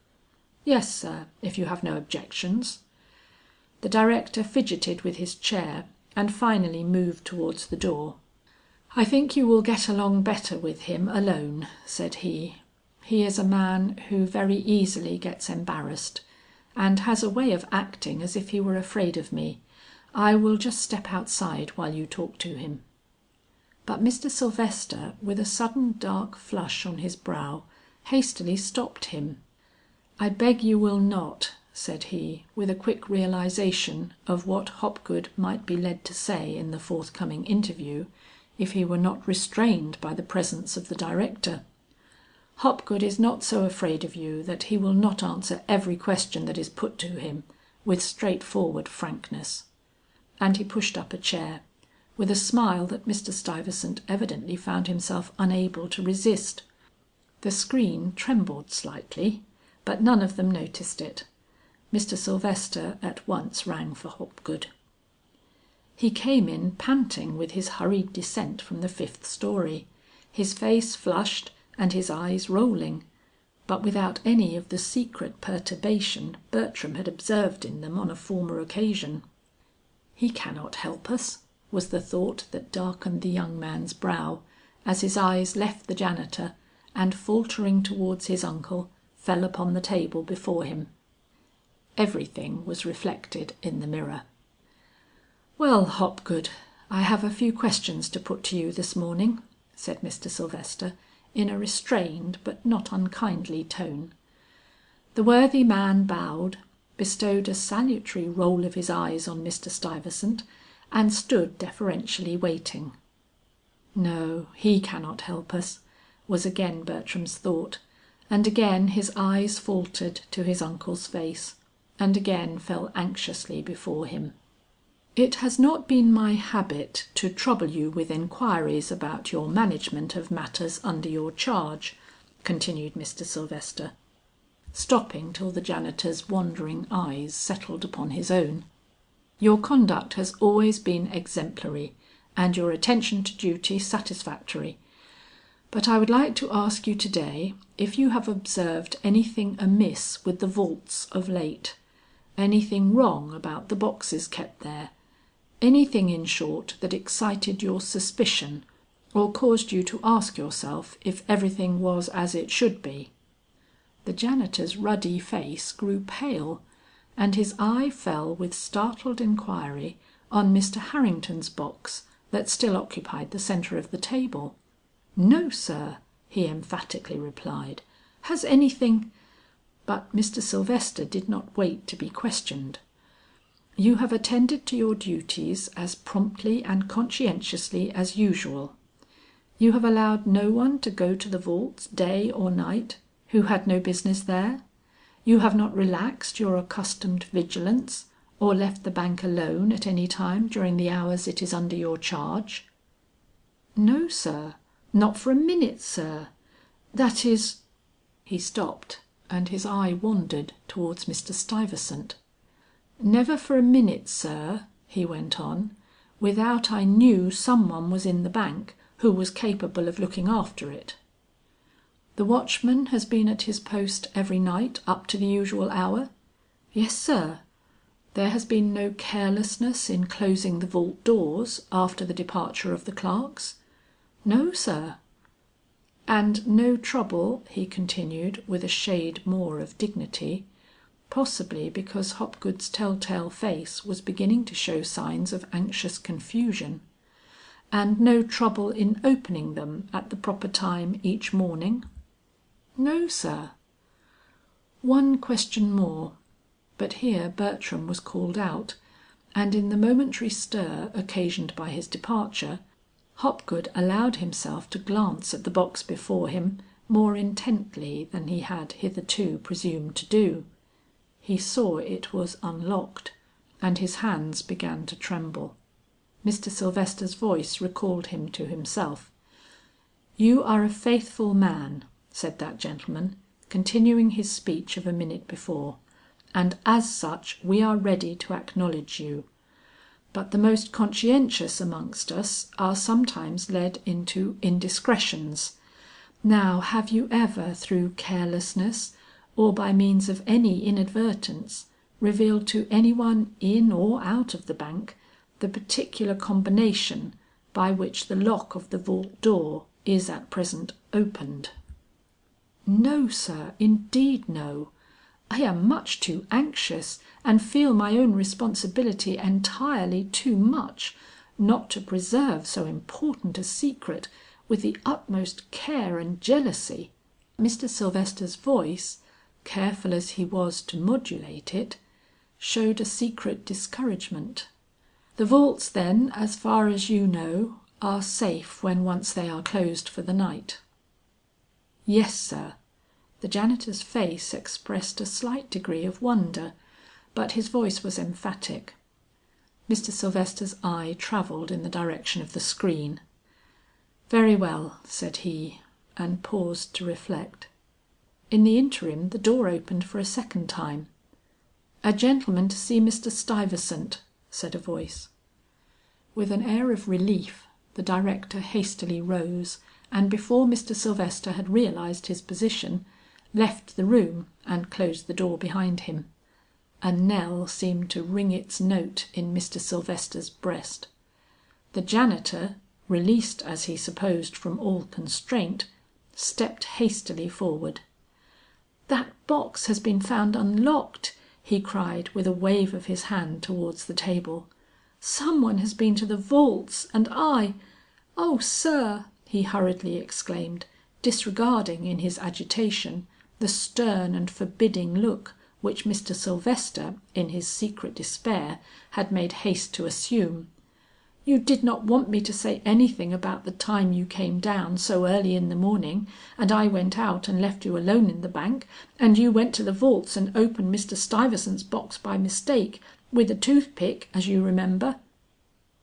The mirror that looked down upon that pair showed one very white face at that moment, but the screen that had trembled a moment before, stood strangely still in the silence. "No," came at length from Mr. Sylvester, with a composure that astonished himself. "I was not questioning you about matters of a year agone. But you might have told that incident if you pleased. It was very easily explainable." "Yes, sir, I know, and I beg pardon for alluding to it, but I was so taken aback, sir, by your questions. I wanted to tell the exact truth, and I did not want to say anything that would hurt you with Mr. Stuyvesant, that is if I could help it. I hope I did right, sir," he blundered on, conscious he was uttering words he might better have kept to himself, but too embarrassed to know how to emerge from the difficulty into which his mingled zeal and anxiety had betrayed him. "I was never a good hand at answering questions, and if anything really serious has happened, I shall wish you had taken me at my word and dismissed me immediately after that affair. Constantia Maria would have been a little worse off perhaps, but I should not be on hand to answer questions, and—" "Hopgood!" The man started, eyed Mr. Sylvester's white but powerfully controlled countenance, seemed struck with something he saw there, and was silent. "You make too much now, as you made too much then, of a matter that having its sole ground in a mistake, is, as I say, easily explainable. This affair which has come up now is not so clear. 3 of the boxes have been opened, and from one certain valuables have been taken. Can you give me any information that will assist us in our search after the culprit?" "No, sir." The tone was quite humble. Hopgood drew back unconsciously towards the door. "As for the mistake of a year ago, to which you have seen proper to allude, I shall myself take pains to inform Mr. Stuyvesant of it, since it has made such an impression upon you that it trammels your honesty and makes you consider it at all necessary to be anxious about it at this time." And Hopgood, unused to sarcasm from those lips, drew himself together, and with one more agitated look at the box on the table, sidled awkwardly from the room. Mr. Sylvester at once advanced to the screen, which he hastily pushed aside. "Well, sir," said he, meeting the detective's wavering eye and forcing him to return his look, "you have now seen the various employees of the bank, and heard most of them converse. Is there anything more you would like to inquire into before giving us the opinion I requested?" "No, sir," said the detective, coming forward, but very slowly and somewhat hesitatingly for him. "I think I am ready to say—" Here the door opened and Mr. Stuyvesant returned. The detective drew a breath of relief and repeated his words with a businesslike assurance. "I think I am ready to say that from the nature of the theft and the mysterious manner in which it has been perpetrated, suspicion undoubtedly points to some one connected with the bank. That is all that you require of me to day?" he added, with a bow of some formality in the direction of Mr. Sylvester. "Yes," was the short reply. But in an instant a change passed over the stately form of the speaker. Advancing to Mr. Gryce, he confronted him with a countenance almost majestic in its severity, and somewhat severely remarked, "This is a serious charge to bring against men whose countenances you yourself have denominated as honest. Are we to believe you have fully considered the question, and realize the importance of what you say?" "Mr. Sylvester," replied the detective, with great self possession and some dignity, "a man who is brought every day of his life into positions where the least turning of a hair will sink a man or save him, learns to weigh his words before he speaks even in such informal inquiries as these." Mr. Sylvester bowed and turned towards Mr. Stuyvesant. "Is there any further action you would like to have taken in regard to this matter to day?" he asked without a tremble in his voice. With a glance at the half open box of the absent Mr. Harrington, the agitated director slowly shook his head. "We must have time to think," said he. Mr. Gryce at once took up his hat.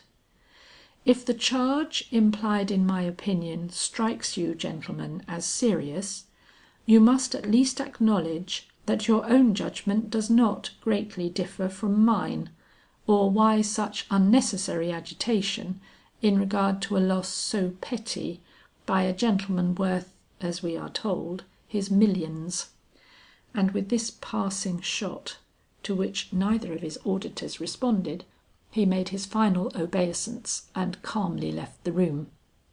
Mr. Sylvester and Mr. Stuyvesant slowly confronted one another.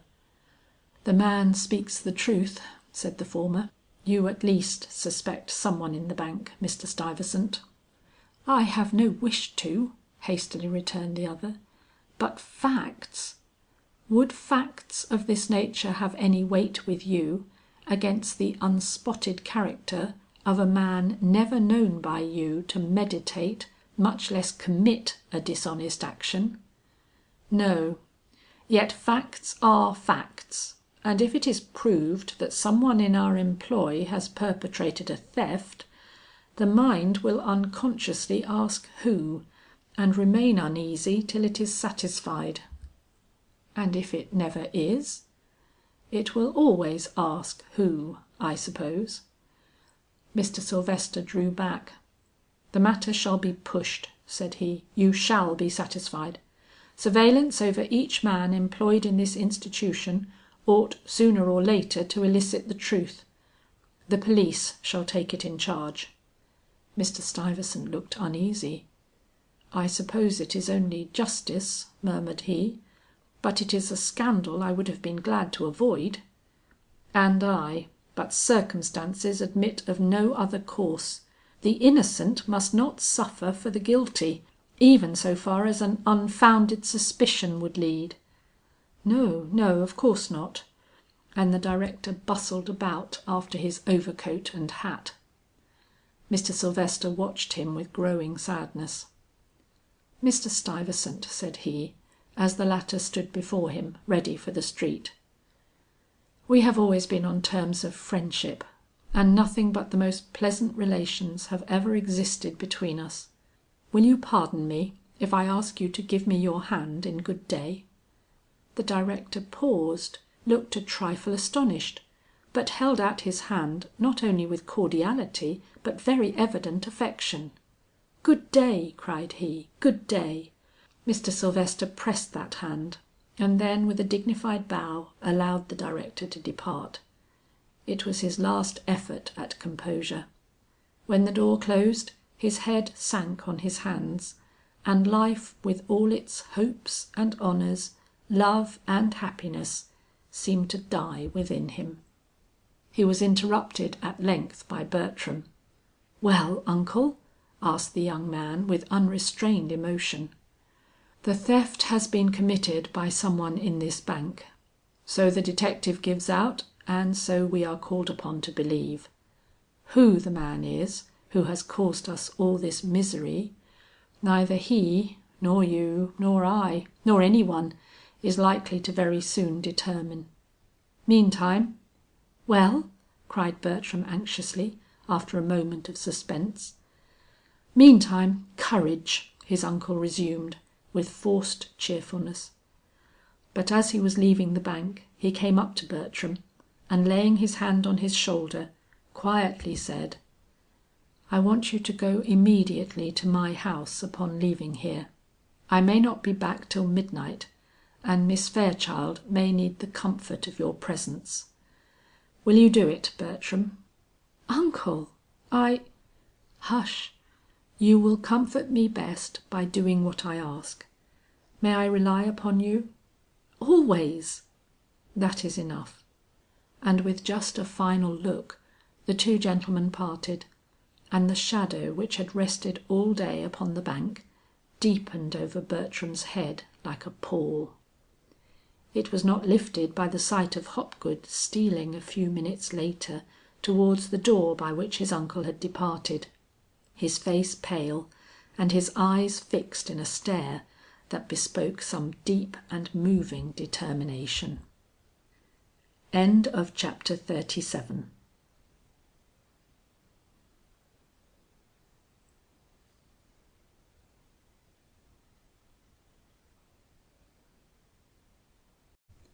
Chapter XXXVIII. Bluebeard's chamber. Present fears are less than horrible imaginings. Macbeth. Clarence Ensign was not surprised at the refusal he received from Paula. He had realized from the first that the love of this beautiful woman would be difficult to obtain, even if no rival with more powerful inducements than his own should chance to cross his path. She was one who could be won to give friendship, consideration, and sympathy without stint, but from the very fact that she could so easily be induced to grant these, he foresaw the improbability, or at least the difficulty, of enticing her to yield more. A woman whose hand warms towards the other sex in ready friendship is the last to succumb to the entreaties of love. The circle of her sympathies is so large, the man must do well who, of all his sex, pierces to the sacred centre. The appearance of Mr. Sylvester on the scene settled his fate, or so he believed, but he was too much in earnest to yield his hopes without another effort, so upon the afternoon of this eventful day he called upon Paula. The first glimpse he obtained of her countenance convinced him that he was indeed too late. Not for him that anxious pallor, giving way to a rosy tinge at the least sound in the streets without. Not for him that wandering glance, burning with questions to which nothing seemed able to grant reply. The very smile with which she greeted him was a blow. It was so forgetful of the motive that had brought him there. "Miss Fairchild," he stammered, with a generous impulse to save her unnecessary pain. "You have rejected my offer and settled my doom, but let me believe that I have not lost your regard, or that hold upon your friendship which it has hitherto been my pleasure to enjoy." She woke at once to a realization of his position. "Oh, Mr. Ensign," she murmured, "can you doubt my regard or the truth of my friendship? It is for me to doubt. I have caused you such pain, and, as you may think, so ruthlessly and with such lack of consideration. I have been peculiarly placed," she blushingly proceeded. "A woman does not always know her own heart, or if she does, sometimes hesitates to yield to its secret impulses. I have led you astray these last few weeks, but I first went astray myself. The real path in which I ought to tread was only last night revealed to me. I can say no more, Mr. Ensign." "Nor is it necessary," replied he. "You have chosen the better path and the better man. May life abound in joys for you, Miss Fairchild." She drew herself up, and her hand went involuntarily to her heart. "It is not joy I seek," said she, "but—" "What?" He looked at her face lit with that heavenly gleam that visited it in rare moments of deepest emotion, and wondered. "Joy is in seeing the one you love happy," cried she. "Earth holds none that is sweeter or higher." "Then may that be yours," he murmured, manfully subduing the jealous pang natural under the circumstances, and taking the hand she held out to him, he kissed it with greater reverence and truer affection than when, in the first joyous hours of their intercourse, he carried it so gallantly to his lips. And she, oh difference of time and feeling, did not remember as of yore the noble days of chivalry, though he was in this moment so much more than ever the true knight and the reproachless cavalier. For Paula's heart was heavy. Fears too unsubstantial to be met and vanquished had haunted her steps all day. The short note which Mr. Sylvester had written her lay like lead upon her bosom. She longed for the hours to fly, yet dreaded to hear the clock tick out the moments that possibly were destined to bring her untold suffering and disappointment. A revelation awaiting her in Mr. Sylvester's desk upstairs. That meant separation and farewell, for words of promise and devotion can be spoken, and the heart that hopes does not limit time to hours. With Bertram's entrance her fears took absolute shape. Mr. Sylvester was not coming home to dinner. Thenceforward till 7 o'clock she sat with her hand on her heart, waiting. At the stroke of the clock she rose, and procuring a candle from her room, went slowly upstairs. "Watch for me," she had said to Aunt Belinda, "for fear I shall need your care when I come down."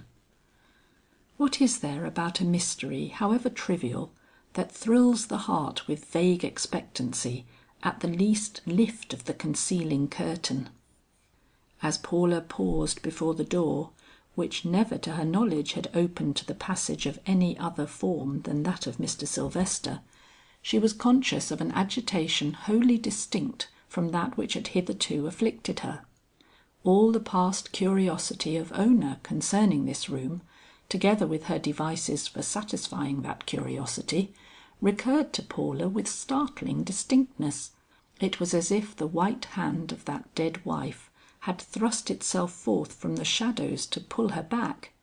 The candle trembled in her grasp, and she unconsciously recoiled. But the next moment the thought of Mr. Sylvester struck warmth and determination through her being, and hastily thrusting the key into the lock, she pushed open the door and stepped across the threshold. Her first movement was that of surprise. In all her dreams of the possible appearance of this room, she had never imagined it to be like this.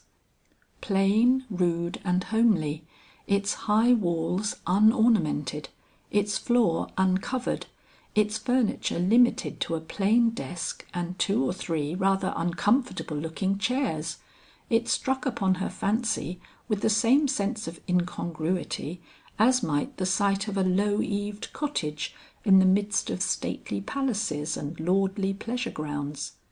Setting down her candle, she folded her hands to still their tremblings, and slowly looked around her. This was the spot, then, to which he was accustomed to flee when oppressed by any care or harassed by any difficulty. This cold, bare, uninviting apartment, with its forbidding aspect unsoftened by the tokens of a woman's care or presence.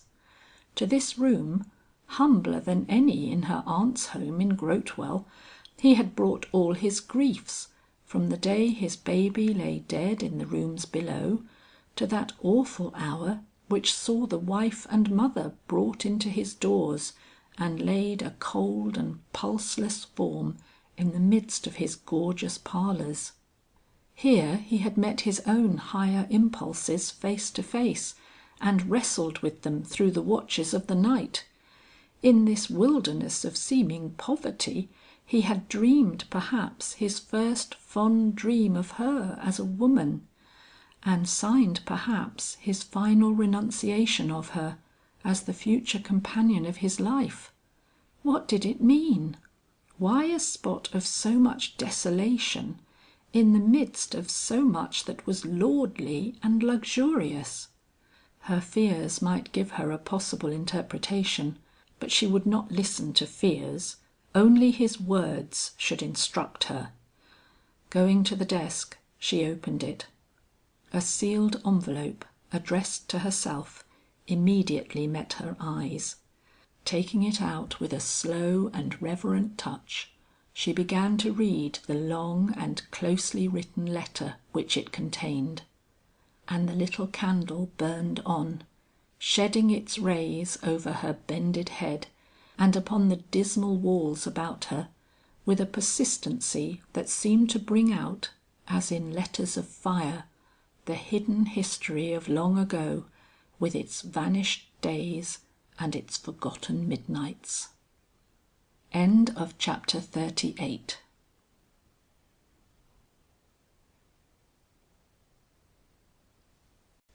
Chapter 39.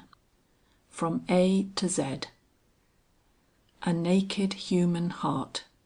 Young. My beloved child, so may I call you in this the final hour of our separation, but never again, dear one, never again. When I said to you just 24 hours ago that my sin was buried and my future was clear, I spake as men speak who forget the justice of God and dream only of his mercy. An hour's time convinced me that an evil deed, once perpetrated by a man, is never buried, so that its ghost will not rise. Do as we will, repent as we may, the shadowy phantom of a stained and unrighteous youth is never laid, nor is a man justified in believing it so, till death has closed his eyes, and fame written its epitaph upon his tomb. Paula, I am at this hour wandering in search of the being who holds the secret of my life, and who will to-morrow blazon it before all the world. It is with no hope I seek him. God has not brought me to this pass to release me at last from shame and disgrace. Suffering and the loss of all my sad heart cherished wait at my gates. Only one boon remains, and that is your sympathy and the consolation of your regard. These, though bestowed as friends bestow them, are very precious to me. I cannot see them go, and that they may not, I tell you the full story of my life. My youth was happy, my early youth I mean. Bertram's father was a dear brother to me, and my mother a watchful guardian and a tender friend. At 15 I entered a bank, the small bank in Grotewell, which you ought to remember.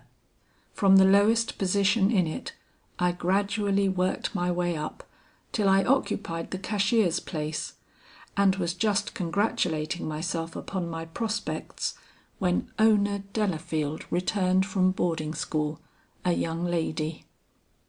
Paula, there is a fascination which some men who have known nothing deeper and higher call love. I, who in those days had cherished but few thoughts beyond the ordinary reach of a narrow and somewhat selfish business mind, imagined that the wellspring of all romance had bubbled up within me when my eyes first fell upon this regal blonde, with her sleepy inscrutable eyes and bewildering smile. Ulysses within sound of the siren's voice was nothing to it. He had been warned of his danger, and had only his own curiosity to combat, while I was not even aware of my peril, and floated within reach of this woman's power, without making an effort to escape. She was so subtle in her influence, Paula, so careless in the very exercise of her sovereignty. She never seemed to command, yet men and women obeyed her. Peculiarities which mar the matron are often graces in a young unmarried girl, whose thoughts are a mystery, and whose emotions an untried field. I believed I had found the queen of all beauty, and when in an unguarded hour she betrayed her first appreciation of my devotion, I seemed to burst into a paradise of delights, where every step I took only the more intoxicated and bewildered me. My first realization of the sensuous and earthly character of my happiness came with the glimpse of your child face on that never to be forgotten day when we met beside the river. Like a star seen above the glare of a conflagration, the pure spirit that informed your glance flashed on my burning soul, and for a moment I knew that in you budded the kind of woman nature which it befitted a man to seek, that in the hands of such a one as you would make, should he trust his honor and bequeath his happiness. But when did a lover ever break the bonds that imprisoned his fancy at the inspiration of a passing voice? I went back to Ona and forgot the child by the river. Paula, I have no time to utter regrets. This is a hard, plain tale which I have to relate, but if you love me still, if, as I have sometimes imagined, you have always loved me, think what my life had been if I had heeded the warning which God vouchsafed me on that day, and contrast it with what it is and what it must be. I went back to Ona then, and the hold which she had upon me from the first took form and shape. As well as she could love any one, she loved me, and though she had offers from one or two more advantageous sources, she finally decided that she would risk the future and accept me, if her father consented to the alliance. You, who are the niece of the man of whom I must now speak, may or may not know what that meant. I doubt if you do. He left Grotewell while you were a child, and any gossip concerning him must ever fall short of the real truth. Enough then that it meant, if Jacob Delafield could see in my future any promises of success sufficient to warrant him in accepting me as his son-in-law, no woman living ought to hesitate to trust me with her hand. He was the squire of the town, and as such entitled to respect, but he was also something more, as you will presently discover. His answer to my plea was, "Well, how much money have you to show?" Now I had none. My salary as cashier of a small country bank was not large, and my brother's prolonged sickness and subsequent death, together with my own somewhat luxurious habits, had utterly exhausted it. I told him so, but added that I had, somewhere up among the hills, an old maiden aunt who had promised me $5,000 at her death, and that as she was very ill at that time, hopelessly so her neighbours thought, in a few weeks I should doubtless be able to satisfy him with the sight of a sum sufficient to start us in housekeeping, if no more. He nodded at this, but gave me no distinct reply. "Let us wait," said he. But youth is not inclined to wait. I considered my cause as good as won, and began to make all my preparations accordingly. With a feverish impatience, which is no sign of true love, I watched the days go by, and waited for, if I did not anticipate, the death which I fondly imagined would make all clear.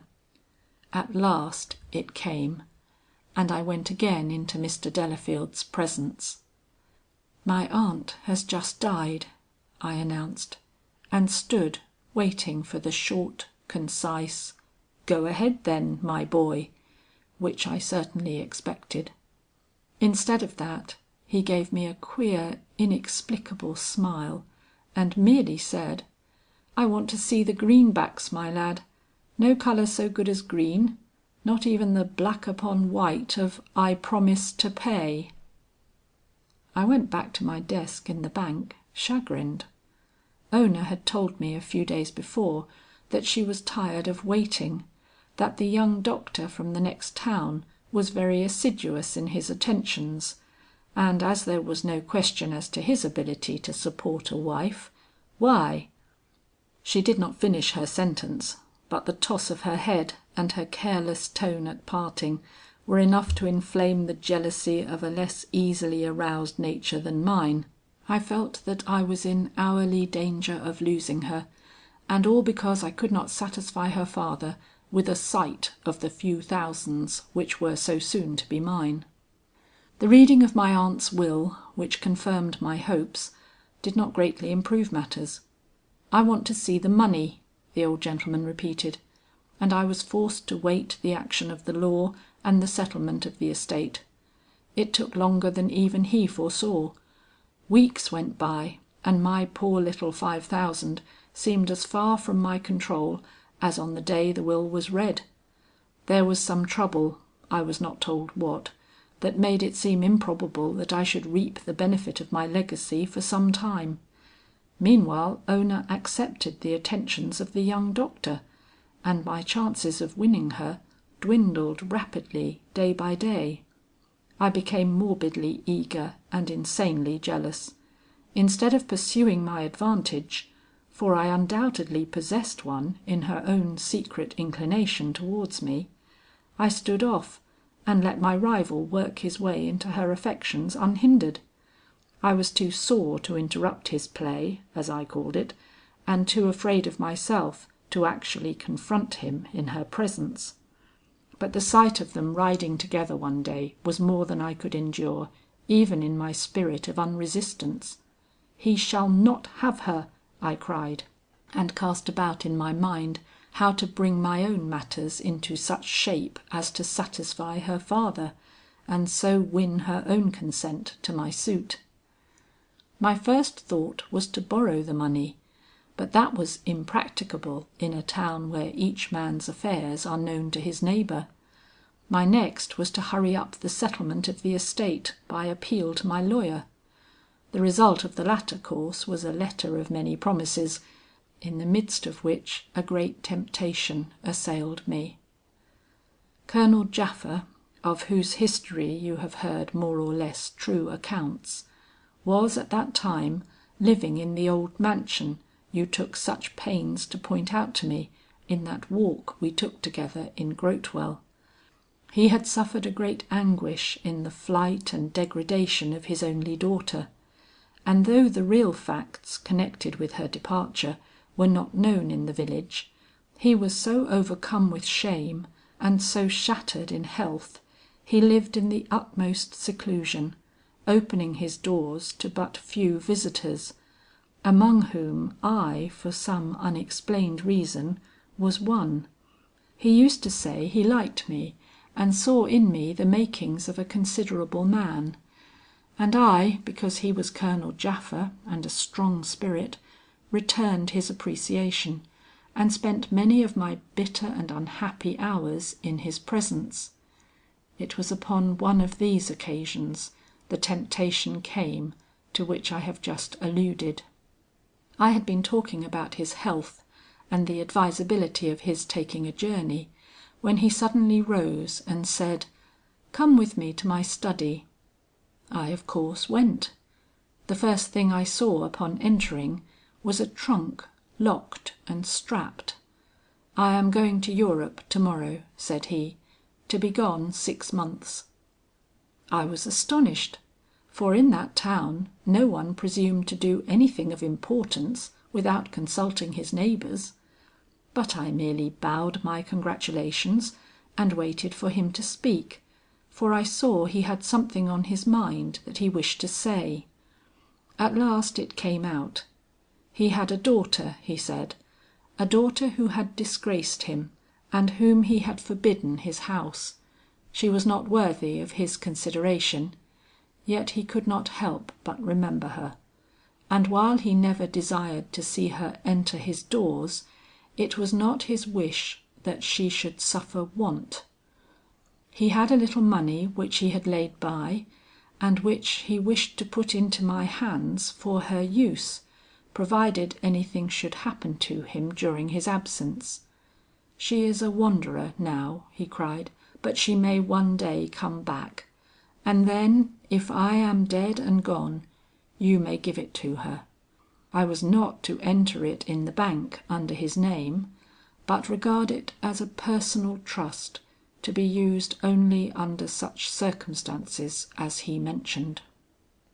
The joy with which I listened to this proposal amounted almost to ecstasy when he went to his desk and brought out 5 $1,000 bills and laid them in my hand. "It is not much," said he, "but it will save her from worse degradation, if she chooses to avail herself of it." Not much, oh no, not much, but just the sum that would raise me out of the pit of despondency into which I had fallen, and give me my bride, a chance in the world, and last but not least, revenge on the rival I had now learned to hate. I was obliged to give the Colonel a paper acknowledging the trust, but that was no hindrance. I did not mean to use the money, only to show it, and long before the Colonel could return, my own 5,000 would be in my hands, and so, and so, and so, as the devil reasons and young infatuated ears listen. Colonel Japha thought I was an honest man, nor did I consider myself otherwise at that time. It was a chance for clever action, a bit of opportune luck that it would be madness to discard. On the day the vessel sailed which carried Colonel Japha out of the country, I went to Mr. Delafield and showed him the 5 crisp banknotes that represented as it were by proxy the fortune I so speedily expected to inherit. "You have wanted to see $5,000 in my hand," said I. "There they are." His look of amazement was peculiar, and ought to have given me warning, but I was blinded by my infatuation, and thought it no more than the natural surprise incident to the occasion. "I have been made to wait a long time for your consent to my suit," said I. "May I hope that you will now give me leave to press my claims upon your daughter?" He did not answer at once, but smiled, eyeing meanwhile the notes in my hand with a fascinated gaze, which instinctively warned me to return them to my pocket. But I no sooner made a move indicative of that resolve, than he thrust out his cold, slim hand and prevented me. "Let me see them," cried he. There was no reason for me to refuse so simple a request to one in Mr. Delafield's position, and though I had rather he had not asked for the notes, I handed them over. He at once seemed to grow taller. "So this is your start off in life," exclaimed he. I bowed, and he let his eyes roam for a moment to my face. "Many a man would be glad of worse," smiled he. Then suavely, "You shall have my daughter, sir." I must have turned white in my relief, for he threw his head back and laughed in a low, unmusical way that at any other time would have affected me unpleasantly. But my only thought then was to get the money back and rush with my new hopes into the room from which came the low, ceaseless hum of his daughter's voice. But at the first movement of my hand towards him, he assumed a mysterious air, and closing his fingers over the notes, said: "These are yours, to do what you wish with, I suppose?" I may have blushed, but if I did, he took no notice. "What I wish to do with them," returned I, "is to shut them up in the bank for the present, at least till Ona is my wife." "Oh no, no, no, you do not," came in easy, almost wheedling tones from the man before me. "You want to put them where they will double themselves in 2 months."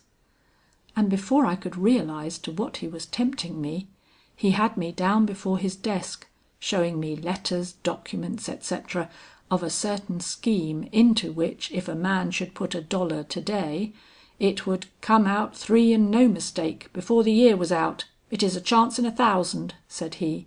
"If I had $500,000, I would invest it in this enterprise to day.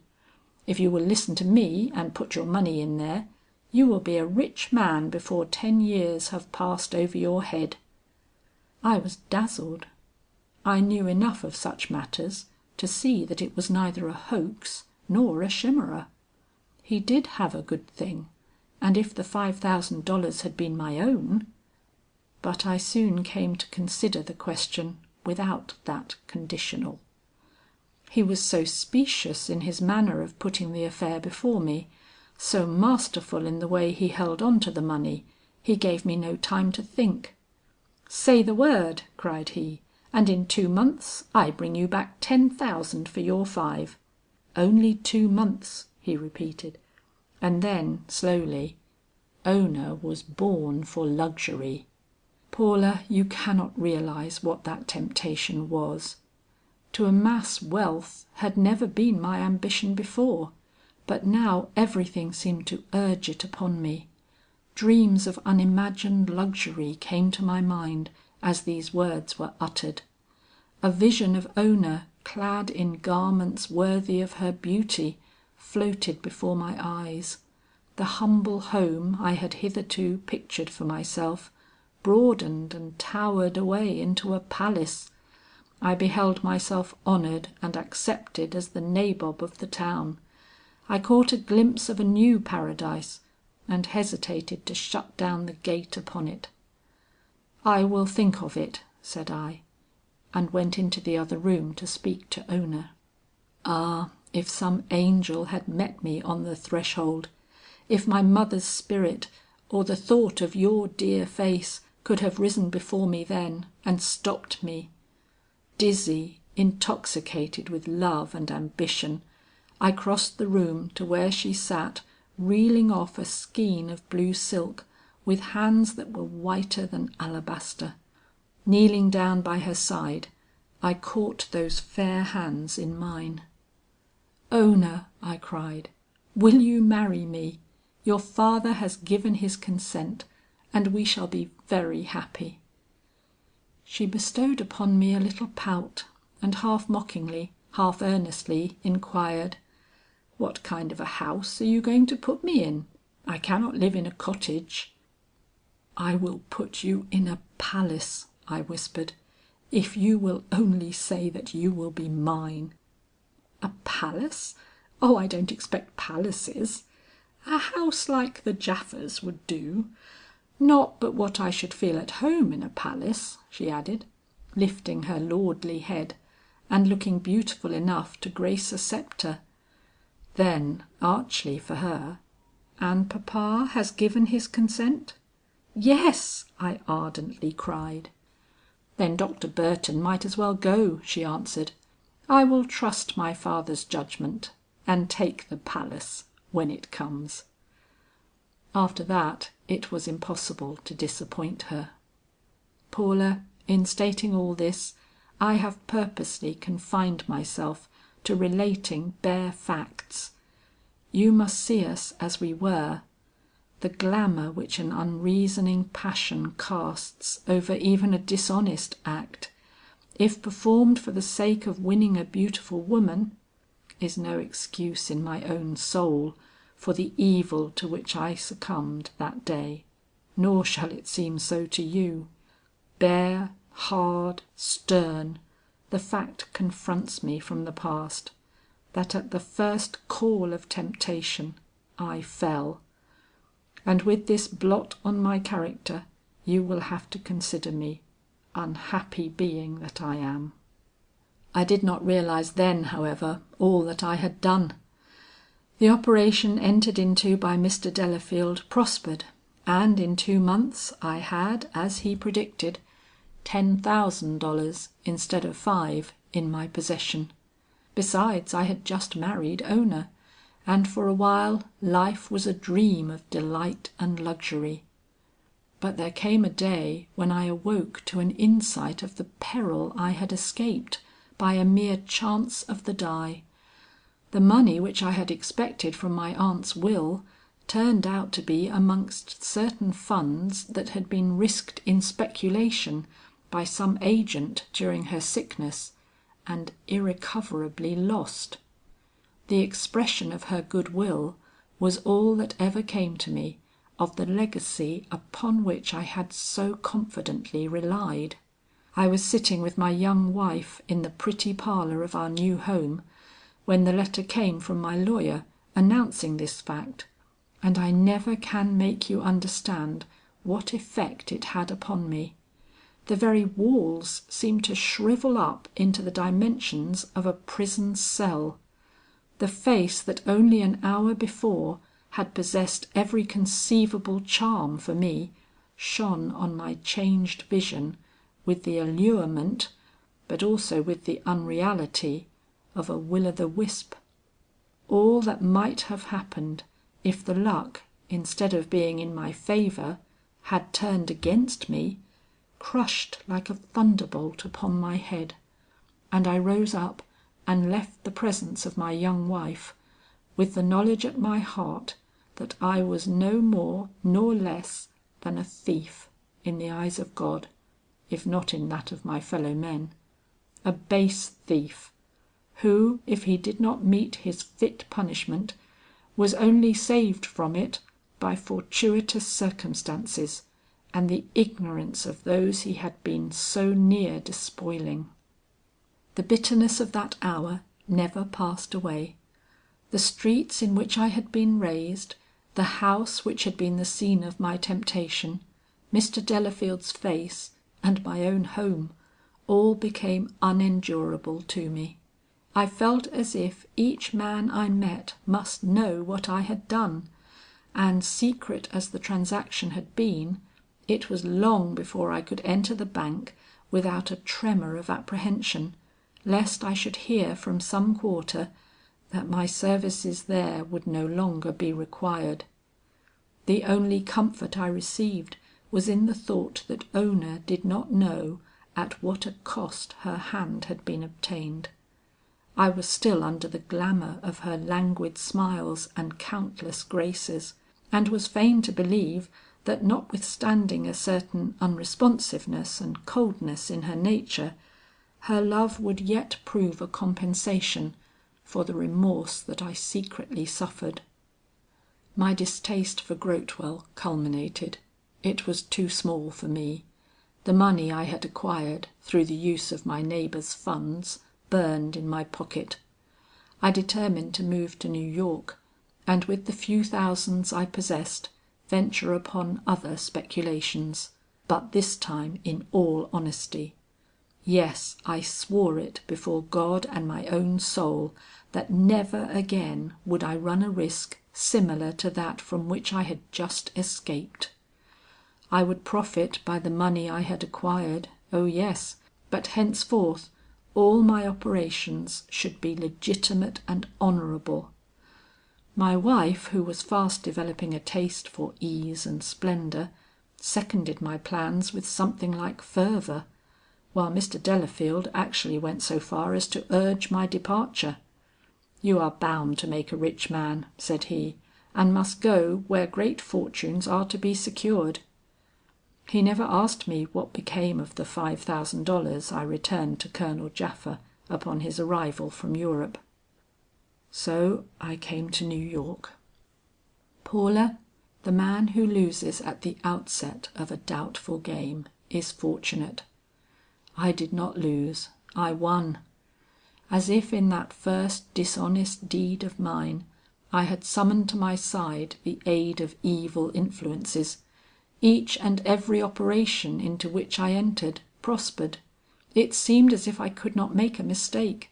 Money flowed towards me from all quarters. Power followed, and I found myself one of the most successful and one of the most unhappy men in New York. There are some things of which a man cannot write, even to the one dear heart he most cherishes and adores. You have lived in my home, and will acquit me from saying much about her who, with all her faults and her omissions, was ever kind to you. But some things I must repeat, in order to make intelligible to you the change which gradually took place within me as the years advanced. Beauty, while it wins the lover, can never of itself hold the heart of a husband who possesses aspirations beyond that which passion supplies. Reckless, worldly, and narrow-minded as I had been before the commission of that deed which embittered my life, I had become by the very shock that followed the realization of my wrong-doing, a hungry-hearted, eager-minded, and melancholy-spirited man, asking but one boon in recompense for my secret remorse, and that was domestic happiness and the sympathetic affection of wife and children. Woman, according to my belief, was born to be chiefly and above all the consoler. What a man missed in the outside world, he was to find treasured at home. What a man lacked in his own nature, he was to discover in the delicate and sublimated one of his wife. Beautiful dream, which my life was not destined to see realized. The birth of my only child was my first great consolation. With the opening of her blue eyes upon my face, a wellspring deep as my unfathomable longing bubbled up within my breast. Alas! That very consolation brought a hideous grief. The mother did not love her child, and another strand of the regard with which I still endeavored to surround the wife of my youth, parted and floated away out of sight. To take my little one in my arms, to feel her delicate cheek press yearningly to mine, to behold her sweet infantile soul develop itself before my eyes, and yet to realize that that soul would never know the guidance or sympathy of a mother, was to me at once rapture and anguish. I sometimes forgot to follow up a fortunate speculation in my indulgence of these feelings. I was passionately the father, as I might have been passionately the husband and the friend. Geraldine died. How, and with what attendant circumstances of pain and regret, I will not, dare not state. The blow struck to the core of my being. I stood shaken before God. The past, with its one grim remembrance, a remembrance that in the tide of business successes and the engrossing affection which had of late absorbed me, had been well nigh swamped from sight, rose before me like an accusing spirit. I had sinned, and I had been punished.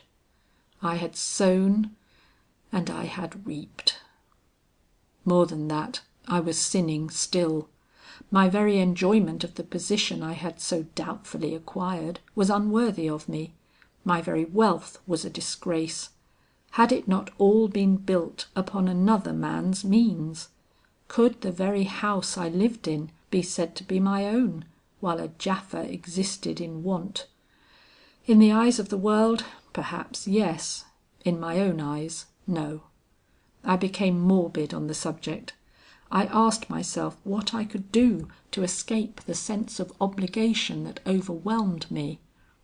The few sums with which I had been secretly enabled to provide Colonel Japha during the final days of his ruined and impoverished life were not sufficient.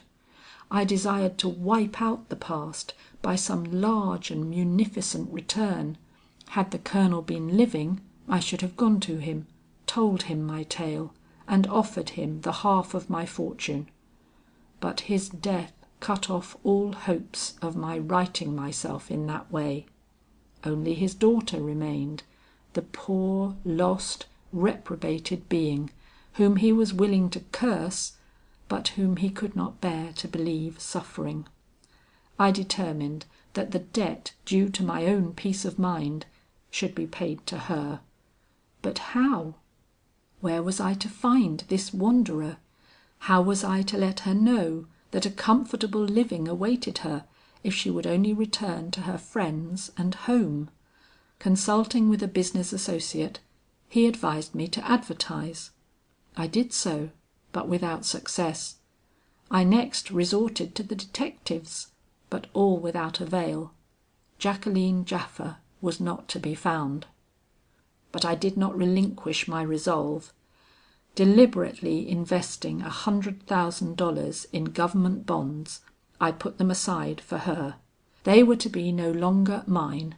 I gave them to her and to her heirs as completely and irrevocably, I believed, as if I had laid them in her hand and seen her depart with them.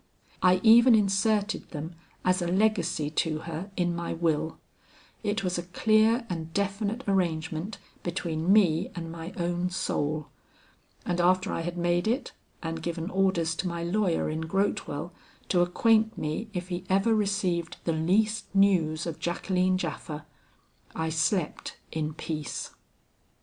Of the years that followed, I have small need to speak. They were the years that preceded your coming, my Paula, and their story is best told by what I was when we met again, and you made me know the sweet things of life by entering into my home. Woman as a thoughtful, tender, elevated being had been so long unknown to me. The beauty of the feminine soul, with its faith fixed upon high ideals, was one before which I had ever been ready to bow. All that I had missed in my youth, all that had failed me in my maturing manhood, seemed to flow back upon me like a river. I bathed in the sunshine of your pure spirit, and imagined that the evil days were over and peace come at last. A rude and bitter shock awoke me. Ona's father, who had followed us to New York, and of whose somewhat checkered career during the past few years I have purposely forborne to speak, had not been above appealing to us for assistance at such times as his frequently unfortunate investments left him in a state of necessity. These appeals were usually made to Ona, and in a quiet way, but one day he met me on the street, It was during the second winter you spent in my home, and dragging me into a restaurant down town, began a long tale to the effect that he wanted a few thousands from me to put into a certain investment, which, if somewhat shady in its character, was very promising as to its results, and gave as a reason why he applied to me for the money, that he knew I had not been above doing a wrongful act once in order to compass my ends, and therefore would not be liable to hesitate now. It was the thunderbolt of my life. My sin was not then buried. It had been known to this man from the start. With an insight for which I had never given him credit, he had read my countenance in the days of my early temptation, and guessed, if he did not know, where the $5,000 came from with which I began my career as speculator. Worse than that, he had led me on to the act by which he now sought to hold me. Having been the secret agent in losing my aunt's money, he knew at the time that I was cherishing empty hopes as regarded a legacy from her. Yet he let me dally with my expectations, and ensnare myself with his daughter's fascinations, till, driven mad by disappointment and longing, I was ready to resort to any means to gain my purpose. It was a frightful revelation to come to me in days when, if I were not a thoroughly honest man, I had at least acquired a deep and ineradicable dread of dishonour. Answering him, I know not how, but in a way that while it repudiated his proposition, unfortunately acknowledged the truth of the suppositions upon which it was founded, I left him and went home a crushed and disheartened man. Life, which had been so long in acquiring cheerful hues, was sunk again in darkness, and for days I could not bear the sight of your innocent face, or the sound of your pure voice, or the tokens of your tender and unsuspecting presence in my home. But soon the very natural thought came to comfort me, that the sin I so deplored was as much dead now as it was before I learned the fact of this man's knowledge of it; that having repented and put it away, I was as free to accept your gentle offices and the regard of all true men as ever I had been; and beguiled by this plausible consideration, I turned again to my one visible source of consolation, and in the diversion it offered, let the remembrance of this last bitter experience pass slowly from my mind. The fact that Mr. Delafield left town shortly after his interview with me, and smitten by shame perhaps, forbore to acquaint us with his whereabouts or afflict us with his letters, may have aided me in this strange forgetfulness. But other and sharper trials were in store, trials that were to test me as a man, and as it proved, find me lacking just where I thought I was strongest. Paula, that saying of the Bible, "Let him that thinketh he standeth take heed lest he fall," might have been written over the door of my house on that day 10 months ago, when we two stood by the hearthstone and talked of the temptations that beset humanity, and the charity we should show to such as succumb to them. Before the day had waned, my own hour had come, and not all the experience of my life, not all the resolves, hopes, fears of my later years, not even the remembrance of your sweet trust and your natural recoil from evil, were sufficient to save me. The blow came so suddenly, the call for action was so peremptory. One moment I stood before the world, rich, powerful, honored, and beloved.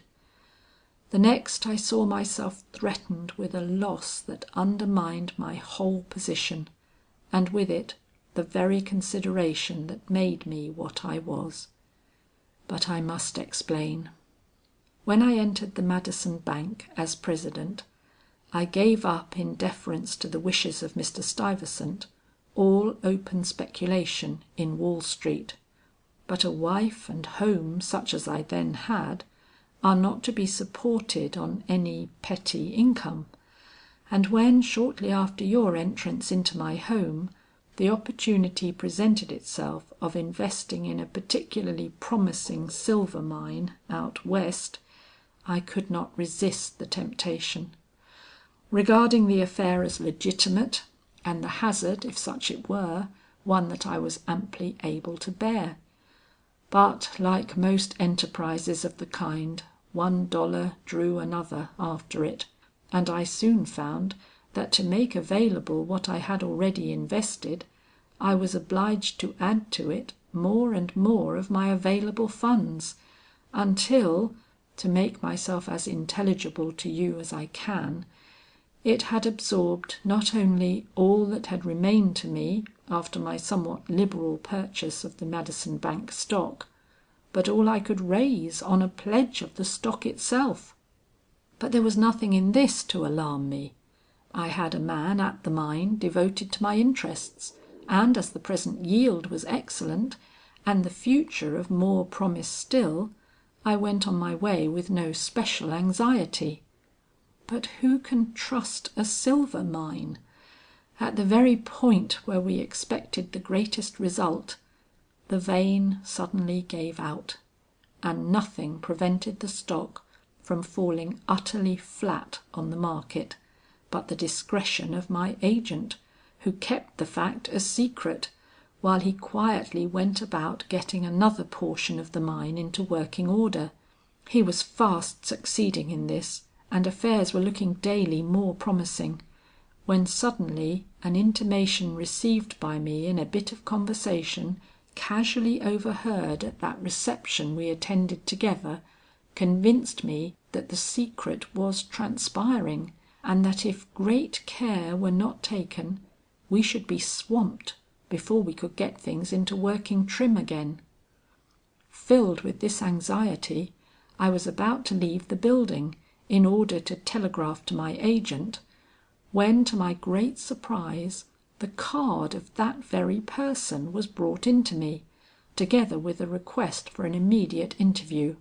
You remember it, Paula, and how I went out to see him, but what you did not know then, and what I find some difficulty in relating now, is that his message to me was one of total ruin unless I could manage to give into his hand, for immediate use, the sum of $100,000. The facts making this demand necessary were not what you may have been led to expect. They had little or nothing to do with the new operations, which were progressing successfully and with every promise of an immediate return, but arose entirely out of a lawsuit then in the hands of a Colorado judge for decision, and which, though it involved well nigh the whole interest of the mine, had never till this hour given me the least uneasiness, my lawyers having always assured me of my ultimate success. But it seems that notwithstanding all this, the decision was to be rendered in favor of the other party.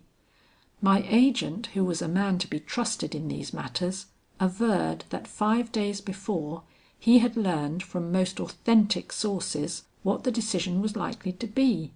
That the judge's opinion had been seen, he did not tell me how, he dared not, nor did I presume to question, but I have since learned that not only had the copyist employed by the judge turned traitor, but that my own agent had been anything but scrupulous in the use he had made of a willing and corruptible instrument, and that if I wanted to save myself and the others connected with me from total and irremediable loss, I must compromise with the other parties at once, who, not being advised of the true state of affairs, and having but little faith in their own case, had long ago expressed their willingness to accept the sum of $100,000 as a final settlement of the controversy. My agent, if none too nice in his ideas of right and wrong, was, as I have intimated, not the man to make a mistake, and when to my question as to how long a time he would give me to look around among my friends and raise the required sum, he replied, 10 hours and no more, I realized my position, and the urgent necessity for immediate action. The remainder of the night is a dream to me. There was but one source from which I could hope, in the present condition of my affairs, to procure $100,000, and that was from the box where I had stowed away the bonds destined for the use of the Japha heirs. To borrow was impossible, even if I had been in possession of proper securities to give. I was considered as having relinquished speculation, and dared not risk the friendship of Mr. Stuyvesant by a public betrayal of my necessity. The Japha bonds or my own fortune must go, and it only remained with me to determine which. Paula, nothing but the ingrained principle of a lifetime, the habit of doing the honest thing without thought or hesitation, saves a man at an hour like that. Strong as I believed myself to be in the determination never again to floor my manhood by the least action unworthy of my position as the guardian of trusts, earnest as I was in my recoil from evil, and sincere as I may have been in my admiration of and desire for the good, I no sooner saw myself tottering between ruin and a compromise with conscience, than I hesitated with you under my roof, and with the words we had been speaking still ringing in my ears. Ona's influence, for all the trials of our married life, was still too strong upon me. To think of her as deprived of the splendor which was her life, daunted my very soul. I dared not contemplate a future in which she must stand denuded of everything which made existence dear to her. Yet how could I do the evil thing I contemplated, even to save her and preserve my own position? For, and you must understand this, I regarded any appropriation of these funds I had delegated to the use of the Japhas as a fresh and veritable abuse of trust. They were not mine. I had given them away. Unknown to any one but my own soul and God, I had deeded them to a special purpose, and to risk them as I now proposed doing, was an act that carried me back to the days of my former delinquency, and made the repentance of the last few years the merest mockery. What if I might recover them hereafter and restore them to their place? The chances in favor of their utter loss were also possible, and honesty deals not with chances. I suffered so, I had a momentary temptation towards suicide. But suddenly in the midst of the struggle came the thought that perhaps in my estimate of Ona I had committed a gross injustice, that while she loved splendor seemingly more than any woman I had ever known, she might be as far from wishing me to retain her in it at the price of my own self-respect, as the most honest-hearted wife in the world. And struck by the hope, I left my agent at a hotel and hurried home through the early morning to her side. She was asleep of course, but I wakened her. It was dark and she had a right to be fretful, but when I whispered in her ear, "Get up and listen to me, for our fortune is at stake," she at once rose, and having risen, was her clearest, coldest, most implacable self. "Paula," I told her my story, my whole story, as I have told it to you here.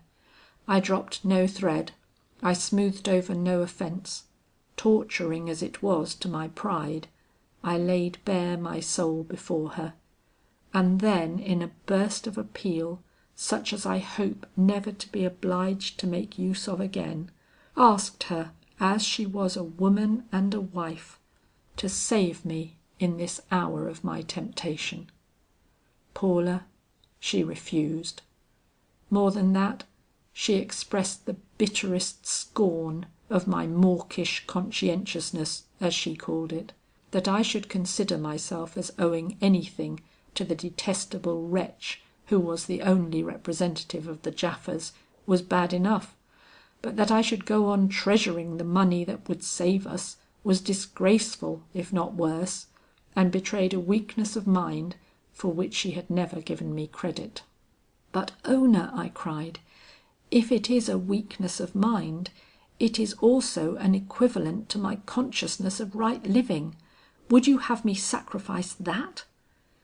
"I would have you sacrifice anything necessary to preserve us in our position," said she, and I stood aghast before an unscrupulousness greater than any I had hitherto been called upon to face. "Ona," repeated I, for her look was cold, "do you realize what I have been telling you? Most wives would shudder when informed that their husbands had perpetrated a dishonest act in order to win them." A thin, strange smile heralded her reply. "Most wives would," returned she, "but most wives are ignorant. Did you suppose I did not know what it cost you to marry me? Papa took care I should miss no knowledge that might be useful to me." "And you married me, knowing what I had done!" exclaimed I with incredulous dismay. "I married you, knowing you were too clever, or believing you to be too clever, to run such a risk again. I can say no more concerning that hour. With a horror for this woman, such as I had never before experienced for living creature, I rushed out of her presence, loathing the air she breathed, yet resolved to do her bidding. Can you understand a man hating a woman, yet obeying her, despising her, yet yielding? I cannot, now, but that day there seemed no alternative. Either I must kill myself or follow her wishes. I chose to do the latter, forgetting that God can kill, and that, too, whom and when He pleases. Going down to the bank, I procured the bonds from my box in the safe. I felt like a thief, and the manner in which it was done was unwittingly suggestive of crime.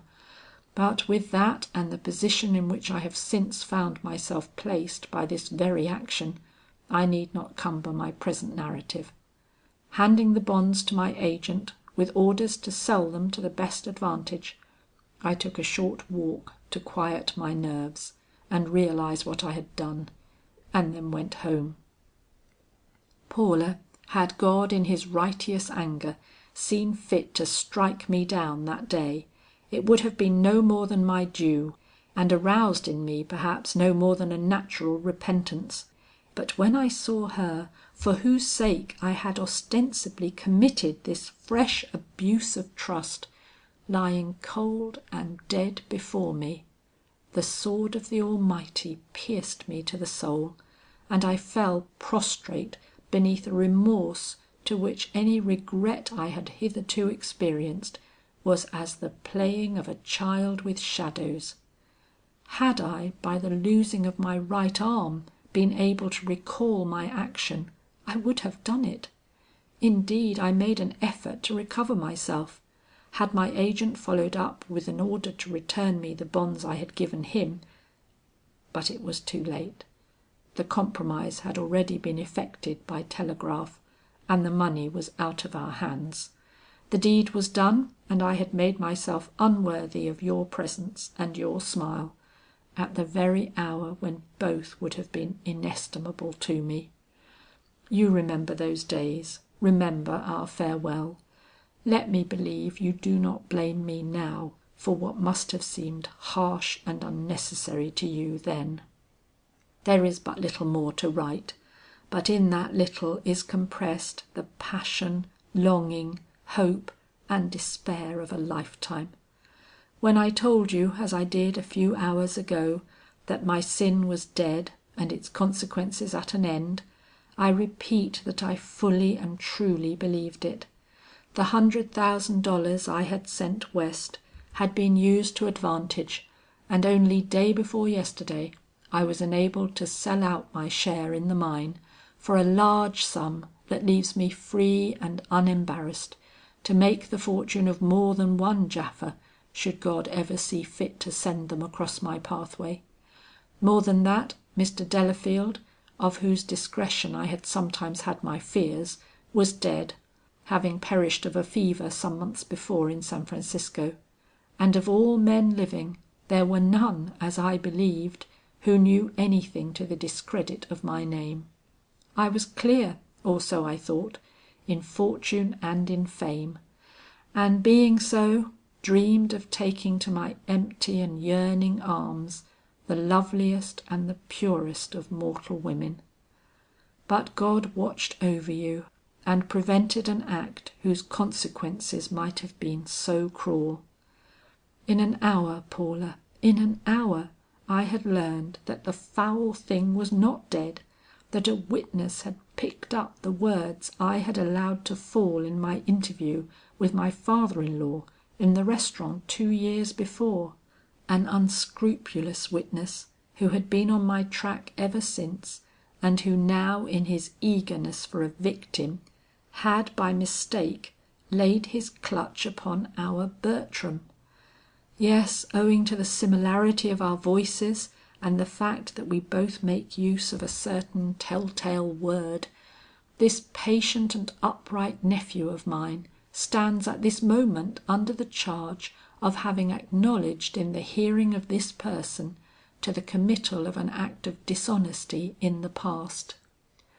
A foolish charge, you will say, and one easily refuted. Alas! A fresh act of dishonesty, lately perpetrated in the bank, complicates matters. A theft has been committed on some of Mr. Stuyvesant's effects, and that too under circumstances that involuntarily arouse suspicion against some one of the bank officials, and Bertram, if not sustained in his reputation, must suffer from the doubts which naturally have arisen in Mr. Stuyvesant's breast. The story which this man could tell must of course shake the faith of any one in the reputation of him against whom it is directed, and the man intends to repeat his story, and that too in the very ears of him upon whose favor Bertram depends for his life's happiness and the winning of the woman he adores. I adore you, Paula, but I cannot clasp you to my heart across another sin. If the detectives whom we shall call in to morrow cannot exonerate those connected with the bank from the theft lately committed there, and the fact that you have been allowed to read this letter prove they have not, I must do what I can to relieve Bertram from his painful position, by taking upon myself the onus of that past transgression, which of right belongs to my account. And this once done, let the result be for good or ill, any bond between you and me is cut loose forever. I have not learned to love at this late hour, to wrong the precious thing I cherish. Death, as it is to me to say good bye to the one last gleam of heavenly light that has shot across my darkened way, it must be done, dear heart, if only to hold myself worthy of the tender and generous love you have designed to bestow upon me.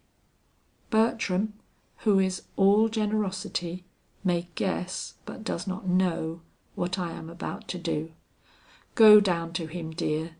Tell him that at this very moment perhaps I am clearing his name before the wretch who has so ruthlessly fastened his fang upon him, that his love and Cicely's shall prosper as he has been loyal and she trusting all these years of effort and probation. that I give him my blessing, and that if we do not meet again, I delegate to him the trust of which I so poorly acquitted myself. But before you go, stop a moment, and in this room, which has always symbolized to my eyes the poverty which was my rightful due, kneel and pray for my soul. For if God grants me the wish of my heart, he will strike me with sudden death after I have taken upon myself the disgrace of my past offences. Life without love can be borne, but life without honour never. To come and go amongst my fellow men with a shadow on the fame they have always believed spotless, do not ask me to attempt it. Pray for my soul, but pray too that I may perish in some quick and sudden way before ever your dear eyes rest upon my face again. And now, as though this were to be the end, let me take my last farewell of you. I have loved you, Paula, loved you with my heart, my mind, and my soul. You have been my angel of inspiration and the source of all my comfort. I kneel before you in gratitude, and I stand above you in blessing. May every pang I suffer this hour redound to you in some sweet happiness hereafter. I do not quarrel with my fate. I only ask God to spare you from its shadow, and he will. Love will flow back upon your young life, and in regions where our eye now fails to pierce, you will taste every joy which your generous heart once thought to bestow on Edward Sylvester. End of chapter 39.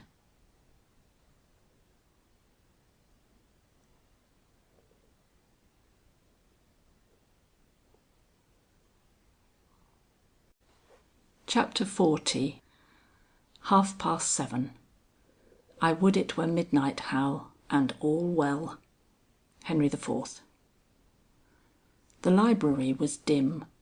Bertram, who had felt the oppressive influence of the great empty room, had turned down the lights, and was now engaged in pacing the floor, with restless and uneven steps, asking himself 100 questions, and wishing with all the power of his soul that Mr. Sylvester would return, and by his appearance cut short a suspense that was fast becoming unendurable.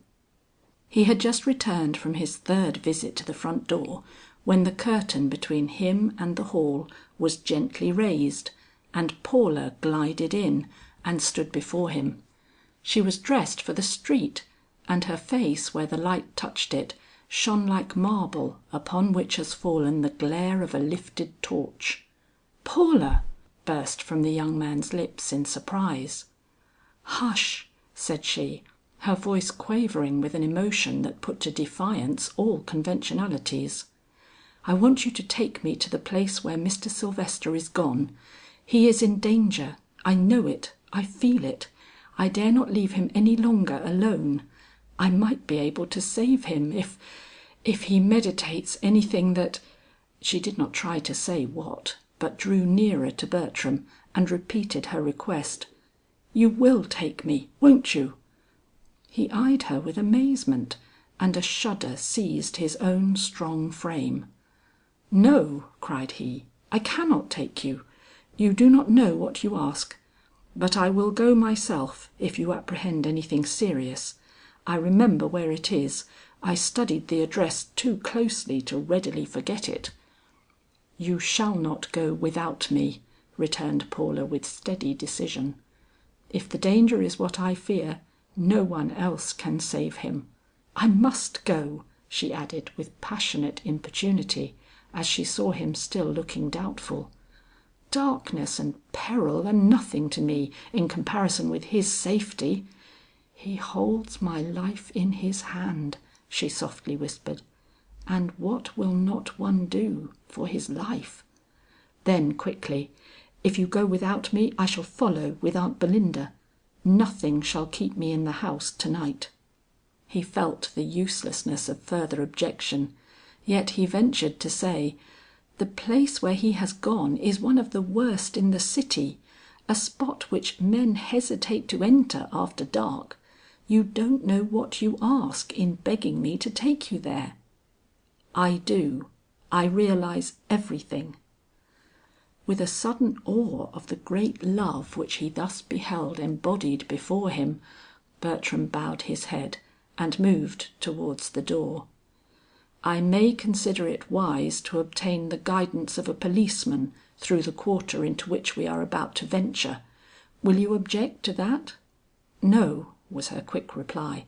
"I object to nothing but delay."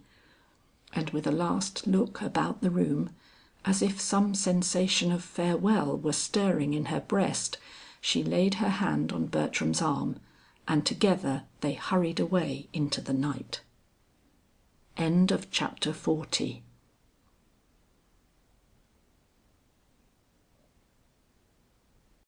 Book 5, Woman's Love. Chapter 41. The Work of an Hour. Base is the slave that pays. Henry V. Heaven has no rage like love to hatred turned, nor hell a fury like a woman scorned. Congreve. Mr. Sylvester, upon leaving the bank, had taken his usual route up town, but after an aimless walk of a few blocks, he suddenly paused, and with a quiet look about him, drew from his pocket the small slip of paper which Bertram had laid on his table the night before, and hurriedly consulted its contents. Instantly an irrepressible exclamation escaped him, and he turned his face to the heavens with the look of one who recognizes the just providence of God. The name which he had just read was that of the old lover of Jacqueline Japha, Roger Holt, and the address given was 63 Baxter Street. Twilight comes with different aspects to the broad avenues of the rich and the narrow alleys of the poor. In the reeking slums of Baxter Street, poetry would have had to search long for the purple glamour that makes day's dying hour fair in open fields and perfumed chambers. Even the last dazzling gleam of the sun could awaken no sparkle from the bleared windows of the hideous tenement houses that reared their blank and disfigured walls toward the west. The chill of the night blast and the quick dread that follows in the steps of coming darkness were all that could enter these regions, unless it was the stealthy shades of vice and disease. Mr. Sylvester, standing before the darkest and most threatening of the many dark and threatening houses that cumbered the street, was a sight to draw more than one head from the neighboring windows. Had it been earlier, he would have found himself surrounded by a dozen ragged and importunate children. Had it been later, he would have run the risk of being garrotted by some skulking assassin. As it was, he stood there unmolested, eyeing the structure that held within its gloomy recesses the once handsome and captivating lover of Jacqueline Japha. He was not the only man who would have hesitated before entering there. Low and insignificant as the building appeared, and its 2 stories certainly looked dwarfish enough in comparison with the 2 lofty tenement houses that pressed it upon either side, there was something in its quiet, almost uninhabited aspect that awakened a vague apprehension of lurking danger. A face at a window would have been a relief. Even the sight of a customer in the noisome groggery that occupied the ground floor. From the dwellings about came the hum of voices, and now and then the sound of a shrill laugh or a smothered cry, but from this house came nothing, unless it was the slow ooze of a stream of half melted snow that found its way from under the broken down doorway to the gutter beyond. Stepping bravely forward, Mr. Sylvester entered the open door. A flight of bare and rickety steps met his eye. Ascending them, he found himself in a hall which must have been poorly lighted at any time, but which at this late hour was almost dark. It was not very encouraging, but pressing on, he stopped at a door and was about to knock, when his eyes becoming accustomed to the darkness, he detected standing at the foot of the stairs leading to the story above, the tall and silent figure of a woman. It was no common apparition. Like a sentinel at his post, or a spy on the outskirts of the enemy's camp, she stood drawn up against the wall, her whole wasted form quivering with eagerness or some other secret passion, darkness on her brow and uncertainty on her lip. She was listening, or waiting, or both, and that with an entire absorption that prevented her from heeding the approach of a stranger's step. Struck by so sinister a presence, in a place so dark and desolate, Mr. Sylvester unconsciously drew back. As he did so, the woman thrilled and looked up, but not at him. A lame child's hesitating and uneven step was heard crossing the floor above, and it was towards it she turned, and for it she composed her whole form into a strange but evil calmness. "Ah, he let you come then!" Mr. Sylvester heard her exclaim in a low smothered tone, whose attempted lightness did not hide the malevolent nature of her interest. "Yes," came back in the clear and confiding tones of childhood.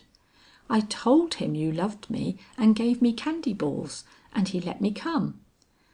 A laugh, quick and soon smothered, disturbed the surrounding gloom. "You told him I loved you. Well, that is good. I do love you. Love you as I do my own eyes that I could crush, for ever having lingered on the face of my betrayer." The last phrase was muttered, and did not seem to convey any impression to the child. "Hold out your arms and catch me," cried he. "I am going to jump." She appeared to comply, for he gave a little ringing laugh that was startlingly clear and fresh. "He asked me what your name was," babbled he as he nestled in her arms. "He is always asking what your name is. Dad forgets, Dad does, or else it's because he's never seen you." "And what did you tell him?" she asked, ignoring the last remark with an echo of her sarcastic laugh. "Mrs. Smith, of course." She threw back her head and her whole form acquired an aspect that made Mr. Sylvester shudder. "That's good," she cried. "Mrs. Smith by all means." Then with a sudden lowering of her face to his, "Mrs. Smith is good to you, isn't she? Lets you sit by her fire when she has any, and gives you peanuts to eat, and sometimes spares you a penny." "Yes, yes," the boy cried. "Come then," she said. "Let's go home." She put him down on the floor, and gave him his little crutch. Her manner was not unkind, and yet Mr. Sylvester trembled as he saw the child about to follow her. "Didn't you ever have any little boys?" the child suddenly asked. The woman shrank as if a burning steel had been plunged against her breast. Looking down on the frightened child, she hissed out from between her teeth, "Did he tell you to ask me that? Did he dare?" She stopped and pressed her arms against her swelling heart as if she would smother its very beats. "Oh no, of course he didn't tell you. What does he know or care about Mrs. Smith?" Then with a quick gasp and a wild look into the space before her, "My child dead, and her child alive and beloved. What wonder that I hate earth and defy heaven." She caught the boy by the hand and drew him quickly away. "You will be good to me?" he cried, frightened by her manner, yet evidently fascinated too, perhaps on account of the faint sparks of kindness that alternated with gusts of passion he did not understand. "You won't hurt me? You'll let me sit by the fire and get warm?" "Yes, yes." "And eat a bit of bread with butter on it?" "Yes, yes." "Then I'll go." She drew him down the hall. "Why do you like to have me come to your house?" he prattled away. She turned on him with a look which unfortunately Mr. Sylvester could not see. "Because your eyes are so blue and your skin is so white. They make me remember her." "And who is her?" She laughed and seemed to hug herself in her rage and bitterness. "Your mother!" she cried, and in speaking it she came upon Mr. Sylvester. He at once put out his hand. "I don't know who you are," said he, "but I do not think you had better take the child out to night. From what you say, his father is evidently upstairs. If you will give the boy to me, I will take him back and leave him where he belongs." "You will?" The slow intensity of her tone was indescribable. "Know that I don't bear interference from strangers," and catching up the child, she rushed by him like a flash. "You are probably one of those missionaries who go stealing about unasked into respectable persons' rooms," she called back. "If by any chance you wander into his, tell him his child is in good hands. Do you hear? In good hands." And with a final burst of her hideous laugh, she dashed down the stairs and was gone. Mr. Sylvester stood shocked and undecided.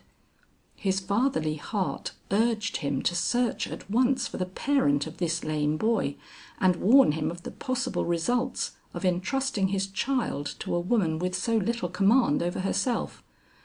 But upon taking out his watch, and finding it later by a good half hour than he expected, he was so struck with the necessity of completing his errand, that he forgot everything else in his anxiety to confront Holt. Knocking at the first door he came to, he waited. A quick snarl and a surprised "Come in," announced that he had scared up some sort of a living being, but whether man or woman he found it impossible to tell, even after the door opened, and the creature, whoever it was, rose upon him from a pile of rags scattered in one corner. "I want Mr. Holt. Can you tell me where to find him?" "Upstairs," was the only reply he received, as the creature settled down again upon its heap of tattered clothing. Fain to be content with this, he went up another flight and opened another door. He was more successful this time. One glance of his eye assured him that the man he was in search of sat before him.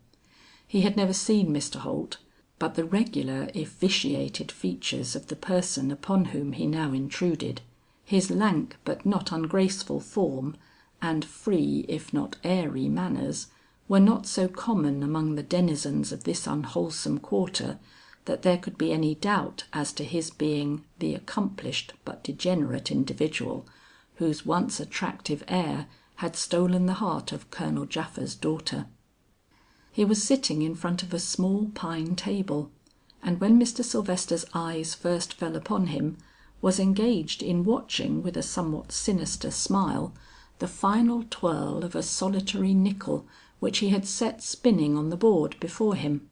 But at the sound of a step at the door, a lightning change passed over his countenance, and rising with a quick anticipatory "Ah!"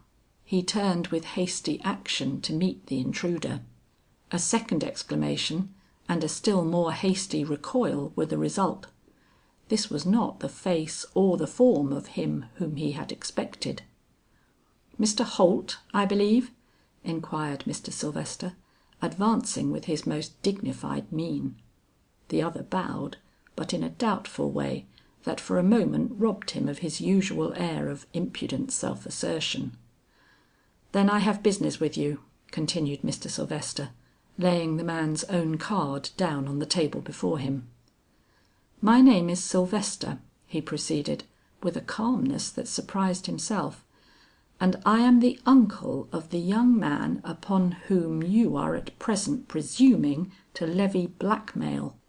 The assurance, which for a moment had deserted the countenance of the other, returned with a flash. "His uncle?" re-echoed he, with a low anomalous bow. "Then it is from you I may expect the not unreasonable sum which I demand as the price of my attentions to your nephew's interest. Very good, I am not particular from what quarter it comes, so that it does come, and that before the clock has struck the hour which I have set as the limit of my forbearance." "Which is 7 o'clock, I believe?" "Which is 7 o'clock." Mr. Sylvester folded his arms, and sternly eyed the man before him. "You still adhere to your intention, then, of forwarding to Mr. Stuyvesant at that hour the sealed communication now in the hands of your lawyer?" The smile with which the other responded was like the glint of a partly sheathed dagger. "My lawyer has already received his instructions. Nothing but an immediate countermand on my part will prevent the communication of which you speak from going to Mr. Stuyvesant at 7 o'clock." The sigh which rose in Mr. Sylvester's breast did not disturb the severe immobility of his lip. "Have you ever considered the possibility," said he, "of the man whom you overheard talking in the restaurant in Dey Street 2 years ago, not being Mr. Bertram Sylvester of the Madison Bank?" "No," returned the other, with a short, sharp, and wholly undisturbed laugh. "I do not think I ever have." "Will you give me credit, then, for speaking with reason, when I declare to you that the man you overheard talking in the manner you profess to describe in your communication, was not Mr. Bertram Sylvester?" A shrug of the shoulders, highly foreign and suggestive, was the other's answer. "It was Mr. Sylvester or it was the devil," proclaimed he. "With all deference to your reason, my good sir. Or why are you here?" he keenly added. Mr. Sylvester did not reply. With a sarcastic twitch of his lips, the man took up the nickel with which he had been amusing himself when the former came in, and set it spinning again upon the table. "It is 6:30," remarked he. "It will take me a good half hour to go to my lawyer." Mr. Sylvester made a final effort. "If you could be convinced," said he, "that you have got your grasp upon the wrong man, would you still persist in the course upon which you seem determined?" With a dexterous sleight of hand movement, the man picked up the whirling nickel and laid it flat on the table before him. "A fellow whose whole fortune is represented by a coin like that," tapping the piece significantly, "is not as easily convinced as a man of your means perhaps. But if I should be brought to own that I had made a mistake in my man, I should still feel myself justified in proceeding against him, since my very accusation of him seems to be enough to arouse such interest on the part of his friends." "Wretch!" leaped to Mr. Sylvester's lips, but he did not speak it. "His friends," declared he, "have most certainly a great interest in his reputation and his happiness, but they never will pay anything upon coercion to preserve the one or to insure the other. They won't," and for the first time Roger Holt slightly quavered. "A man's honor and happiness are much, and he will struggle long before he will consent to part from them. But a citizen of a great town like this owes something to his fellows, and submitting to blackmail is but a poor precedent to set. You will have to proceed as you will, Mr. Holt. Neither my nephew nor myself have any money to give you." The glare in the man's eyes was like that of an aroused tiger. "Do you mean to say," cried he, "that you will not give from your abundance a paltry $1,000 to save one of your blood from a suspicion that will never leave him to the end of his miserable days?" "I mean to say that not 1 cent will pass from me to you in payment of a silence, which as a gentleman you ought to feel it incumbent upon you to preserve unasked, if only to prove to your fellow men that you have not entirely lost all the instincts of the caste to which you once belonged. Not that I look for anything so disinterested from you," he went on. "A man who could enter the home of a respectable gentleman, and under cover of a brotherly regard, lure into degradation and despair the woman who was at once its ornament and pride. cannot be expected to practise the virtues of ordinary manhood, much less those of a gentleman and a Christian. He is a wretch, who, whatever his breeding or antecedents, is open to nothing but execration and contempt." With an oath and a quick backward spring, Roger Holt cried out, "Who are you, and by what right do you come here to reproach me with a matter dead and buried by heaven a dozen years ago?" "The right of one who, though a stranger, knows well what you are and what you have done. Colonel Japha himself is dead, but the avenger of his honor yet lives.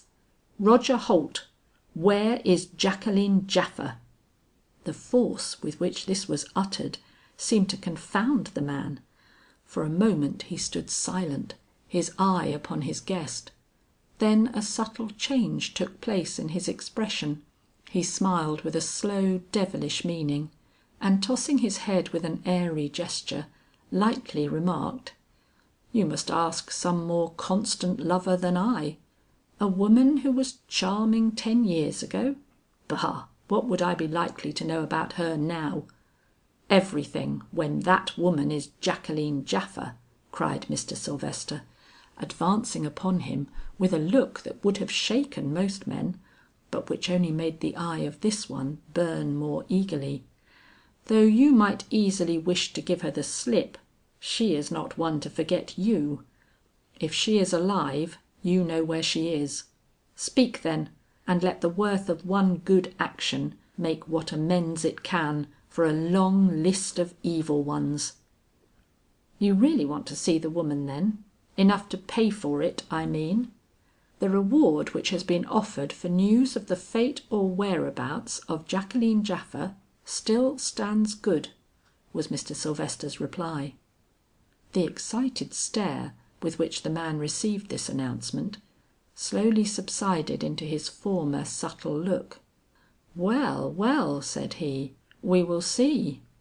The truth was that he knew no more than the other where this woman was to be found.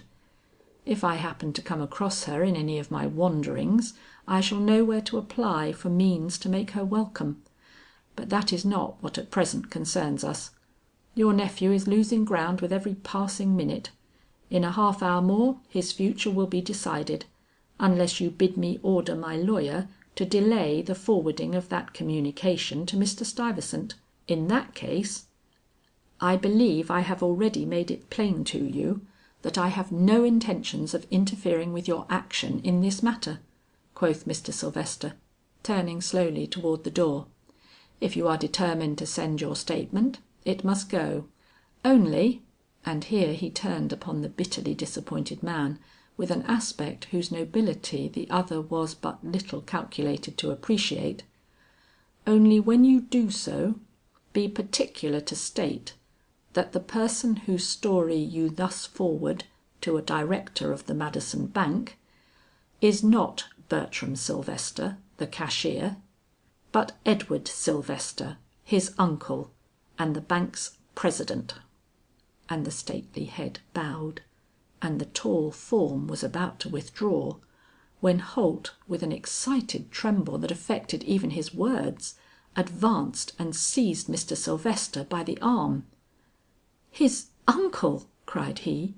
"Why, that is what you— Great heaven!" he exclaimed, falling back with an expression not unmixed with awe. "You are the man, and you have denounced yourself!" Then quickly, "Speak again, let me hear your voice." And Mr. Sylvester, with a sad smile, repeated in a slow and meaning tone, "It is but one little fuss more." Then as the other cringed, added a dignified "Good evening, Mr. Holt," and passed swiftly across the room towards the door. What was it that stopped him half way, and made him look back with such a startled glance at the man he had left behind him? A smell of smoke in the air, the faint yet unmistakable odor of burning wood, as though the house were on fire, or Ha! The man himself has discerned it, is on his feet, is at the window, has seen what? his cry of mingled terror and dismay does not reveal. Mr. Sylvester hastens to his side. The sight which met his eyes did not for the moment seem sufficient to account for the degree of emotion expressed by the other. To be sure, the lofty tenement house which towered above them from the other side of the narrow yard upon which the window looked, was oozing with smoke, but there were no flames visible, and as yet no special manifestations of alarm on the part of its occupants. But in an instant, even while they stood there, arose the sudden and awful cry of "Fire!" and at the same moment they beheld the roof and casements before them swarm with pallid faces, as men, women, and children rushed to the first outlet that offered escape, only to shrink back in renewed terror from the deadly gulf that yawned beneath them. It was horrible, all the more that the fire seemed to be somewhere in the basement story, possibly at the foot of the stairs, for none of the poor shrieking wretches before them seemed to make any effort to escape downwards, but rather surged up towards the top of the building, waving their arms as they fled, and filling the dusk with cries that drowned the sound of the coming engines. The scene appeared to madden Holt. "My boy! My boy! My boy!" rose from his lips in an agonized shriek. Then, as Mr. Sylvester gave a sudden start, cried out with indescribable anguish, "He is there! My boy! My own little chap! A woman in that house has bewitched him, and when he is not with me, he is always at her side. O God, curses on my head for ever letting him out of my sight! Do you see him, sir? Look for him, I beseech you. He is lame and small. His head would barely reach to the top of the window sill." "And that was your boy!" cried Mr. Sylvester, and struck by an appeal which in spite of his abhorrence of the man at his side, woke every instinct of fatherhood within him, he searched with his glance the long row of windows before them. But before his eye had travelled half way across the building, he felt the man at his side quiver with sudden agony, and following the direction of his glance, saw a wan little countenance looking down upon them from a window almost opposite to where they stood.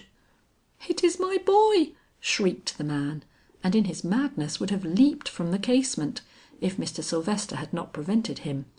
"You will not help him so," cried the latter.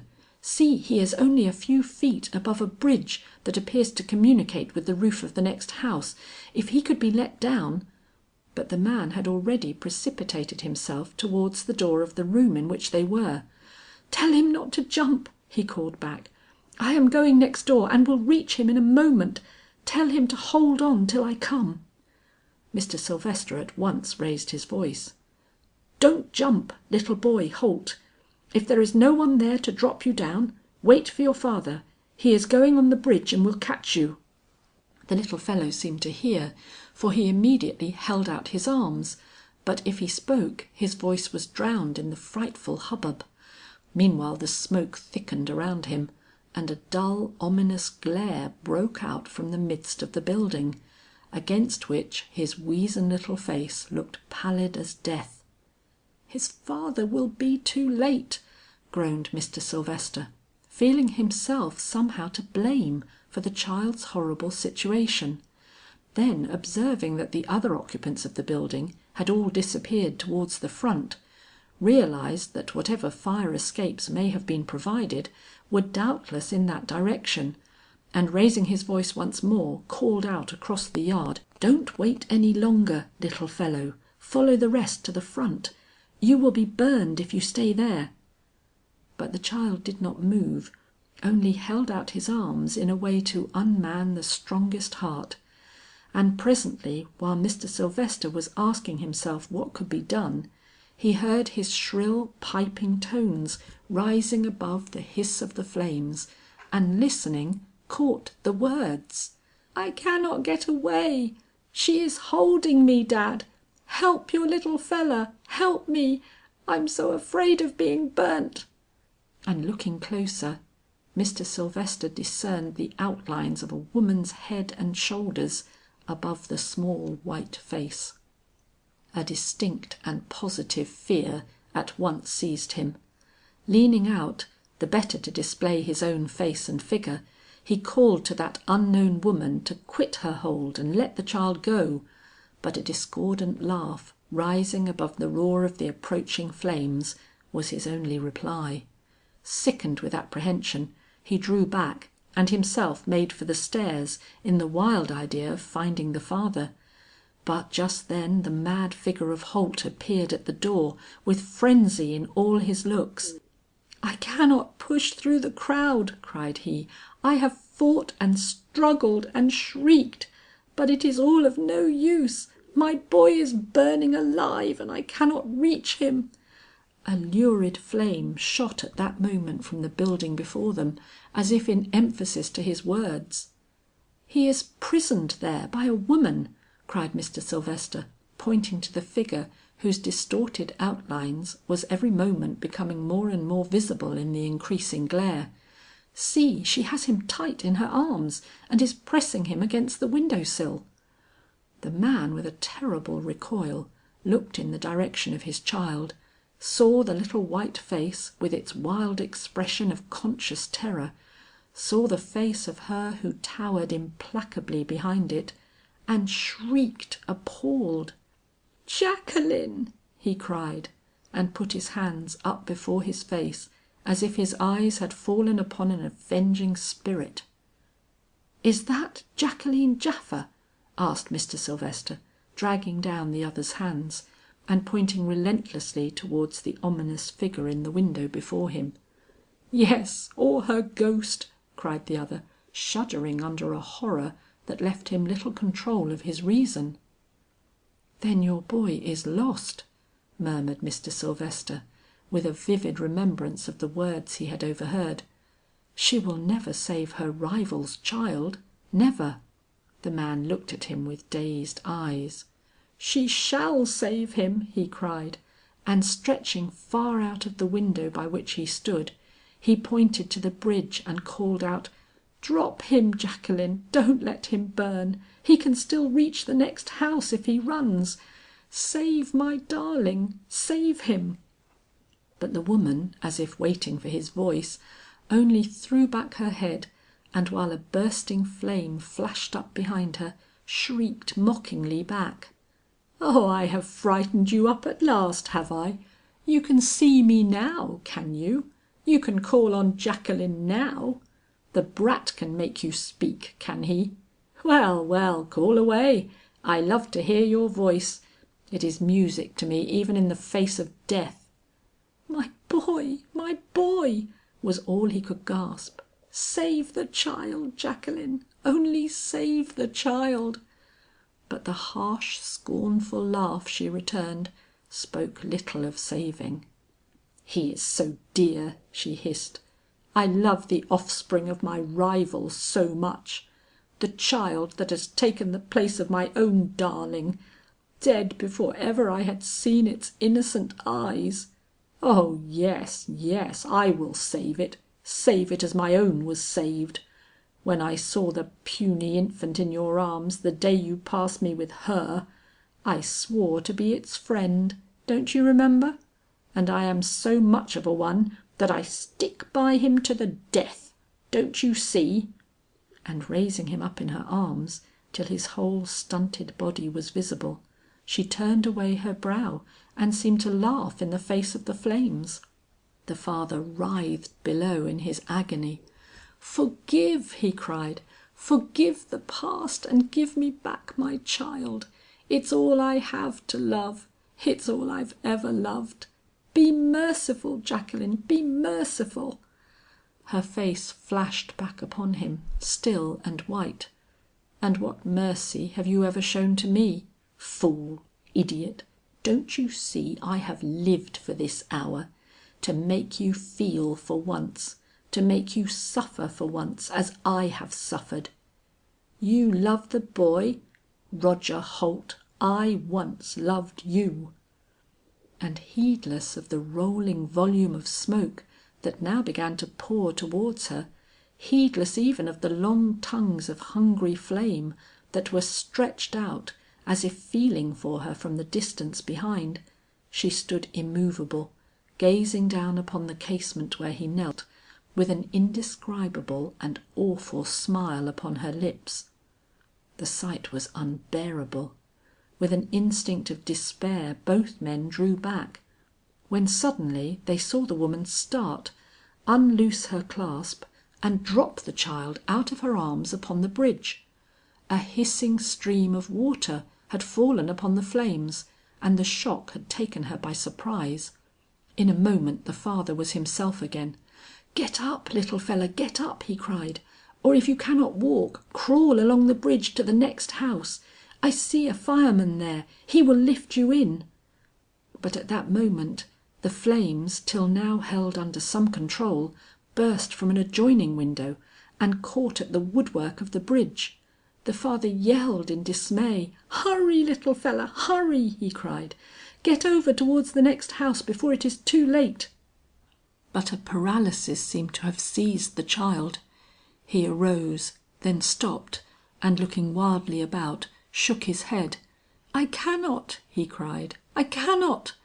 And the woman laughed, and with a hug of her empty arms, seemed to throw her taunts into the space before her. "Are you a demon?" burst from Mr. Sylvester's lips in uncontrollable horror.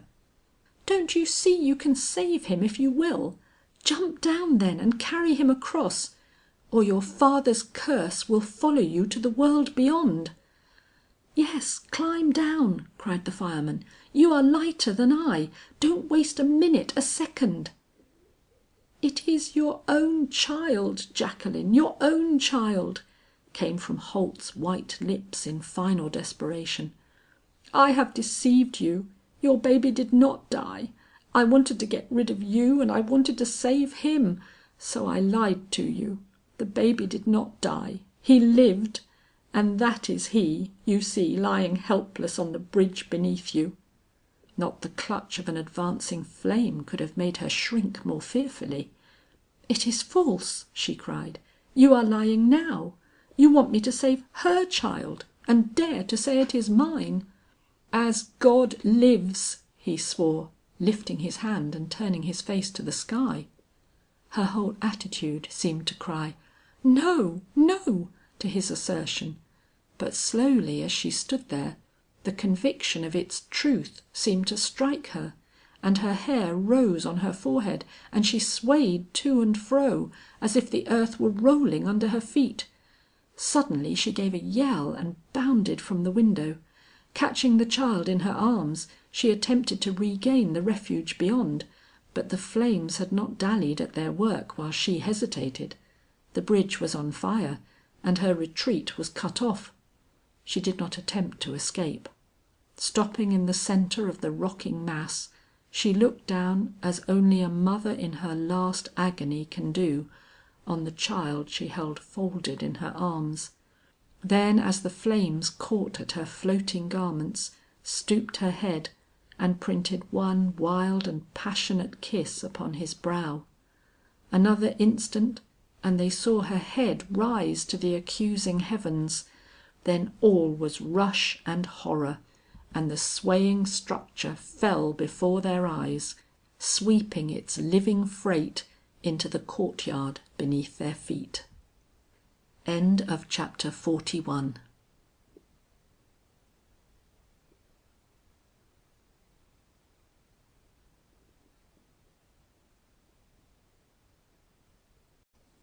Chapter 42. Paula relates a story she has heard. None are so desolate but something dear, dearer than self, possesses or possessed. Byron. In the centre of a long low room, not far from the scene of the late disaster, a solitary lamp was burning. It had been lit in haste, and cast but a feeble flame, but its light was sufficient to illuminate the sad and silent group that gathered under its rays. On a bench by the wall crouched the bowed and stricken form of Roger Holt, his face buried in his hands, his whole attitude expressive of the utmost grief. At his side stood Mr. Sylvester, his tall figure looming sombrely in the dim light, and on the floor at their feet lay the dead form of the little lame boy. But it was not upon their faces, sad and striking as they were, that the eyes of the few men and women scattered in the open doorway rested most intently. It was upon her, the bruised, bleeding, half dead mother, who, kneeling above the little corpse, gazed down upon it with the immobility of despair, moaning in utter heedlessness of her own condition, "My baby, my baby, my own baby." The fixedness with which she eyed the child, though the blood was streaming from her forehead and bathing with a still deeper red her burned and blistered arms, made Mr. Sylvester's sympathetic heart beat. Turning to the silent figure of Holt, he touched him on the arm and said with a gesture in her direction, "You have not deceived the woman. That is really her own child that lies there." The man beside him started, looked up with slowly comprehending eyes, and mechanically bowed his head. "Yes," assented he, and relapsed into his former heavy silence. Mr. Sylvester touched him again. "If it is hers, how came she not to know it? How could you manage to deceive such a woman as that?" Holt started again and muttered, "She was sick and insensible. She never saw the baby. I sent it away, and when she came to herself, told her it was dead. We had become tired of each other long before, and only needed the breaking of this bond to separate us. When she saw me again, it was with another woman at my side and an infant in my arms. The child was weakly and looked younger than he was. She thought it her rival's, and I did not undeceive her." And the heavy head again fell forward, and nothing disturbed the sombre silence of the room but the low unvarying moan of the wretched mother, "My baby, my baby, my own baby." Mr. Sylvester moved over to her side. "Jacqueline," said he, "the child is dead, and you yourself are very much hurt. Won't you let these good women lay you on a bed, and do what they can to bind up your poor blistered arms?" But she heard him no more than the wind's blowing. "My baby," she moaned, "my own baby." He drew back with a troubled air. Grief like this he could understand, but knew not how to alleviate. He was just on the point of beckoning forward one of the many women clustered in the doorway, when there came a sound from without that made him start, and in another moment a young man had stepped hastily into the room, followed by a girl, who no sooner saw Mr. Sylvester than she bounded forward with a sudden cry of joy and relief. "Bertram! Paula! What does this mean? What are you doing here?" A burst of sobs from the agitated girl was her sole reply. "Such a night! Such a place!" he exclaimed, throwing his arm about Paula with a look that made her tremble through her tears. "Were you so anxious about me, little one?" he whispered. "Would not your fears let you rest?" "No, no, and we have had such a dreadful time since we got here. The house where we expected to find you is on fire, and we thought of nothing else but that you had perished within it. But finally some one told us to come here, and—" She paused horror stricken. Her eyes had just fallen upon the little dead child and the moaning mother. "That is Jacqueline Japha," whispered Mr. Sylvester. "We have found her, only to close her eyes, I fear." "Jacqueline Japha!" Paula's hands unclosed from his arm. "She was in the large tenement house that burned first. That is her child, whose loss she is mourning." "Jacqueline Japha!"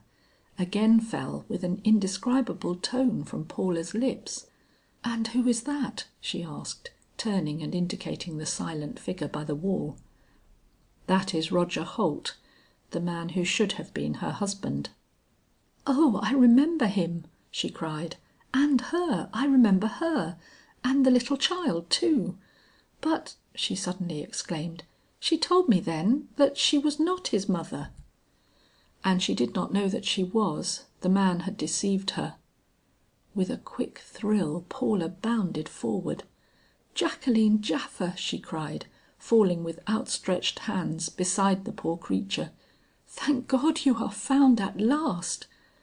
But the woman was as insensible to this cry as she had been to all others. "My baby!" she wailed. "My baby, my own baby!" Paula recoiled in dismay, and for a moment stood looking down with fear and doubt upon the fearful being before her.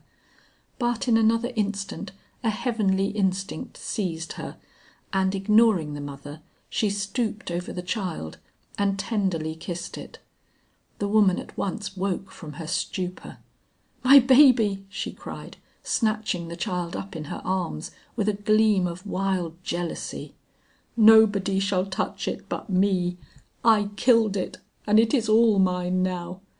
But in a moment she had dropped the child back into its place, and was going on with the same set refrain that had stirred her lips from the first. Paula was not to be discouraged. Laying her hand on the child's brow, she gently smoothed back his hair, and when she saw the old gleam returning to the woman's countenance, said quietly, "Are you going to carry it to Grotewell to be buried? Margery Hamlin is waiting for you, you know." The start which shook the woman's haggard frame encouraged her to proceed. "Yes, you know she has been keeping watch and waiting for you so long.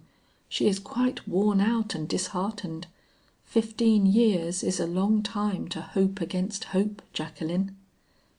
The stare of the wretched creature deepened into a fierce and maddened glare. "You don't know what you are talking about," cried she, and bent herself again over the child. Paula went on as if she had not spoken. "Any one that is loved as much as you are, Jacqueline, ought not to give way to despair. Even if your child is dead, there is still some one left whom you can make supremely happy." "Him!" the woman's look seemed to say, as she turned and pointed with frightful sarcasm to the man at their back. Paula shrank and hastily shook her head. "No, no, not him, but let me tell you a story," she whispered eagerly. "In a certain country town not far from here, there is a great empty house. It is dark and cold and musty. No one ever goes there but one old lady, who every night at 6 crosses its tangled garden, unlocks its great side door, enters within its deserted precincts, and for an hour remains there, praying for one whose return she has never ceased to hope and provide for. She is kneeling there to night, at this very hour, Jacqueline, and the love she thus manifests is greater than that of man to woman or woman to man. It is like that of heaven or the Christ." The woman before her rose to her feet. She did not speak, but she looked like a creature before whose eyes a sudden torch had been waved. 15 years has she done this," Paula solemnly continues. "She promised, you know, and she never has forgotten her promise." With a cry the woman put out her hands. "Stop!" she cried. "Stop! I don't believe it. No one loves like that.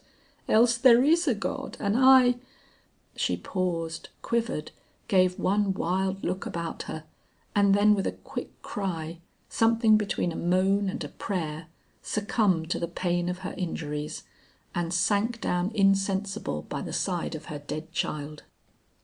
With a reverent look Paula bent over her, and kissed her seared and bleeding forehead. "For Mrs. Hamlin's sake," she whispered, and quietly smoothed down the tattered clothing about the poor creature's wasted frame. Mr. Sylvester turned quietly upon the man who had been the cause of all this misery. "I charge myself with the care of that woman," said he, "and with the burial of your child. It shall be placed in decent ground with all proper religious ceremonial." "What! You will do this?" cried Holt, a flush of real feeling for a moment disturbing the chalk white pallor of his cheek. "Oh, sir, this is Christian charity, and I beg your pardon for all that I may have meditated against you. It was done for the child," he went on wildly, "to get him the bread and butter he often lacked. I didn't care so much for myself. I hated to see him hungry and cold and ailing. I might have worked, but I detest work, and but no matter about all that. Enough that I am done with endeavoring to extort money from you. Whatever may have happened in the past, you are free from my persecutions in the future. Henceforth you and yours can rest in peace." "That is well," cried a voice over his shoulder, and Bertram with an air of relief stepped hastily forward. "You must be very tired," remarked he, turning to his uncle. "If you will take charge of Paula, I will do what I can to see that this injured woman and the dead child are properly cared for. I am so relieved, sir, at this result," he whispered with a furtive wring of his uncle's hand, "that I must express my joy in some way." Mr. Sylvester smiled, but in a manner that reflected but little of the other's satisfaction. "Thank you," said he. "I am tired, and will gladly delegate my duties to you. I trust you to do the most you can for both the living and the dead. That woman, for all her seeming poverty, is the possessor of a large fortune," he whispered. "Let her be treated as such."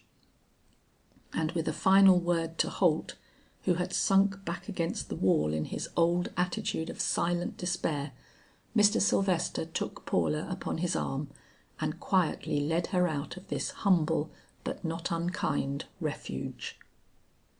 End of chapter 42.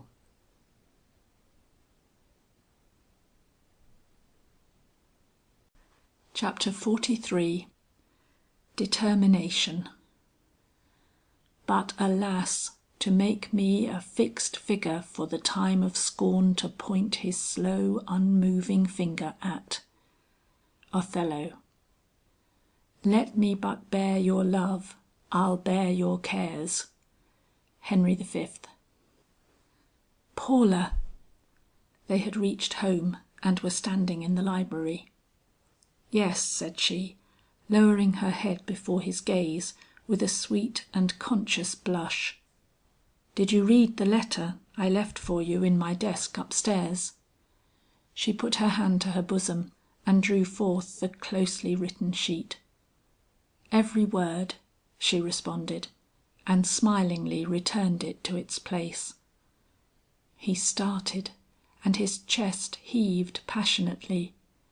"You have read it," he cried, "and yet could follow me into that den of unknown dangers at an hour like this, and with no other guide than Bertram?"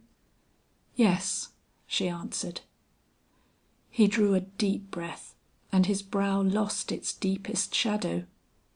"You do not despise me then?" he exclaimed. "My sin has not utterly blotted me out of your regard?" The glance with which she replied seemed to fill the whole room with its radiance. "I am only beginning to realize the worth of the man who has hitherto been a mystery to me," she declared. Then as he shook his head, added with a serious air, "The question with all true hearts must ever be, not what a man has been, but what he is. He who for the sake of shielding the innocent from shame and sorrow, would have taken upon himself the onus of a past disgrace, is not unworthy a woman's devotion." Mr. Sylvester smiled mournfully and stroked her hand which he had taken in his. "Poor little one," he murmured. "I know not whether to feel proud or sorry for your trust and tender devotion. It would have been a great and unspeakable grief to me to have lost your regard. But it might have been better if I had. It might have been much better for you if I had." "What? Why do you say that?" she asked, with a startled gleam in her eye. "Do you think I am so eager for ease and enjoyment that it will be a burden for me to bear the pain of those I love? A past pain too," she added, "that will grow less and less as the days go by and happiness increases." He put her back with a quick hand. "Do not make it any harder for me than necessary," he entreated. "Do you not see that however gentle may be your judgment of my deserts, we can never marry, Paula?" The eyes which were fixed on his deepened passionately. "No," she whispered, "no. Not if your remorse for the past is all that separates us. The man who has conquered himself has won the right to conquer the heart of a woman. I can say no more." She timidly held out her hand. He grasped it with a man's impetuosity and pressed it to his heart, but he did not retain it. "Blessings upon you, dear and noble heart," he cried. "God will hear my prayers and make you happy, but not with me. Paula," he passionately continued, taking her in his arms and holding her to his breast, "it cannot be. I love you. I will not, dare not say how much, but love is no excuse for wronging you. My remorse is not all that separates us. Possible disgrace lies before me, public exposure at all events. I would indeed be lacking in honor were I to subject you to these." "But," she stammered, drawing back to look into his face, "I thought that was all over, that the man had promised silence, that you were henceforth to be relieved from his persecutions. I am sure he said so." "He did, but he forgot that my fate no longer rested upon his forbearance. The letter which records my admission of sin was in his lawyer's hands, Paula, and has already been dispatched to Mr. Stuyvesant. Say what we will, rebel against it as we will, Cicely's father knows by this time that the name of Sylvester is not spotless." The cry which she uttered in her sudden pain and loss made him stoop over her with despairing fondness. "Hush, my darling, hush," cried he. "The trial is so heavy, I need all my strength to meet it. It breaks my heart to see you grieve. I cannot bear it. I deserve my fate, but you, oh you, what have you done that you should be overwhelmed in my fall?" Putting her gently away from his breast, he drew himself up and with forced calmness said, "I have yet to inform Mr. Stuyvesant upon which of the Sylvesters should rest the shadow of his distrust. To night he believes in Bertram's lack of principle, but to morrow," her trembling lips echoed the word, "he shall know that the man who confessed to having done a wrong deed in the past, is myself, Paula."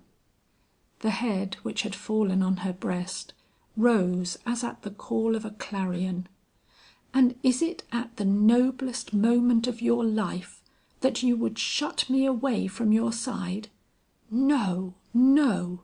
Heaven does not send us a great and mighty love for trivial purposes. The simple country maid whom you have sometimes declared was as the bringer of good news to you, shall not fail you now."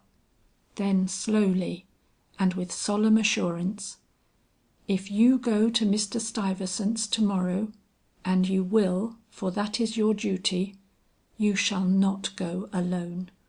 Paula Fairchild accompanies you." End of chapter 43.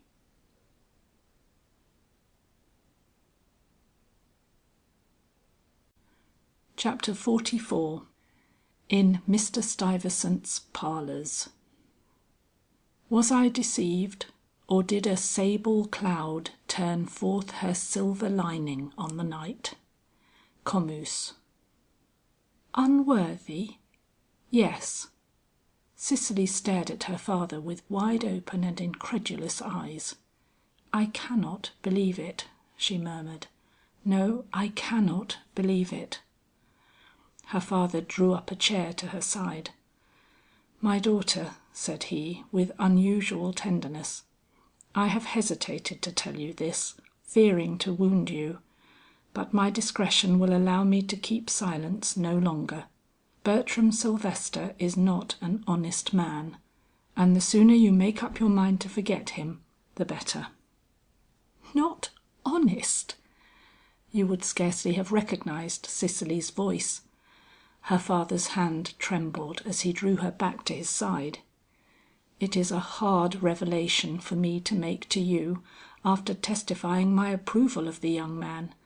I sympathize with you, my child, but none the less I expect you to meet this disappointment bravely.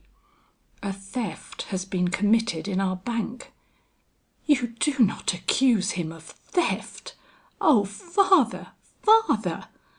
"No," he stammered, "I do not accuse him, but facts look very strongly against some one in our trust, and—" "But that is not sufficient," she cried, rising in spite of his detaining hand till she stood erect before him. "You surely would not allow any mere circumstantial evidence to stand against a character as unblemished as his, even if he were not the man whom your daughter—" He would not let her continue. "I admit that I should be careful how I breathed suspicion against a man whose record was unimpeached," he assented. "But Bertram Sylvester does not enjoy that position. Indeed, I have just received a communication which goes to show that he once actually acknowledged to having perpetrated an act of questionable integrity. Now a man as young as he, who—" "But I cannot believe it," she moaned. "It is impossible, clearly impossible.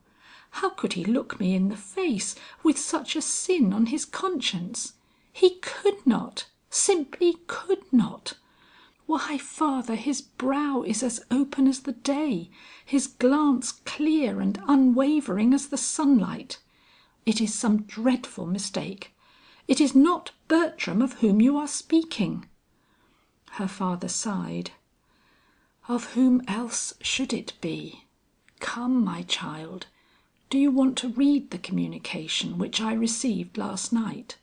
Do you want to be convinced?"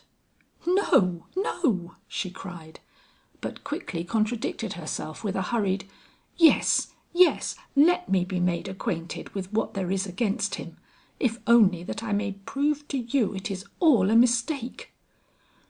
"There is no mistake," he muttered, handing her a folded paper. "This statement was written 2 years ago. I witnessed it myself, though I little knew against whose honor it was directed. Read it, Cicely, and then remember that I have lost bonds out of my box at the bank, that could only have been taken by some one connected with the institution." She took the paper in her hand and eagerly read it through. Suddenly she started and looked up. "And you say that this was Bertram, this gentleman who allowed another man to accuse him of a past dishonesty?" "So the person declares who forwarded me this statement, and though he is a poor wretch and evidently not above making mischief, I do not know as we have any special reason to doubt his word." Cicely's eyes fell, and she stood before her father with an air of indecision. "I do not think it was Bertram," she faltered, but said no more. "I would to God for your sake it was not," he exclaimed. "But this communication, together with the loss we have sustained at the bank, has shaken my faith, Cicely. Young men are so easily led astray nowadays, especially when playing for high stakes, A man who could leave his profession for the sake of winning a great heiress." "Father!" "I know he has made you think it was for love, but when the woman whom a young man fancies is rich, love and ambition run too closely together to be easily disentangled. And now, my dear, I have said my say, and leave you to act according to the dictates of your judgment, sure that it will be in a direction worthy of your name and breeding." And stooping for a hasty kiss, he gave her a last fond look and quietly left the room. And Cicely? For a moment she stood as if frozen in her place, then a great tremble seized her, and sinking down upon a sofa, she buried her face from sight, in a chaos of feeling that left her scarcely mistress of herself.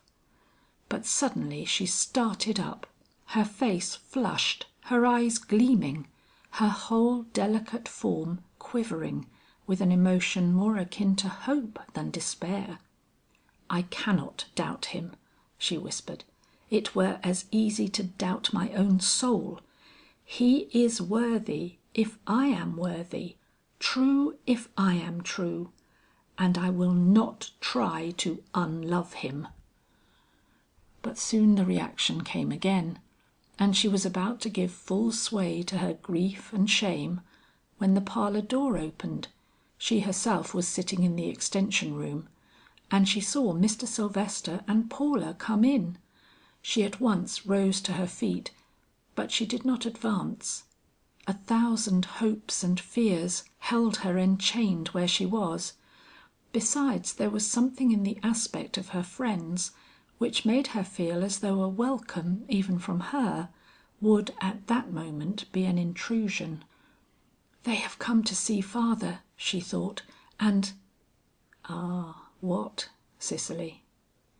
Paula, who was too absorbed in her own feelings to glance into the extension room beyond, approached Mr. Sylvester and laid her hand upon his arm.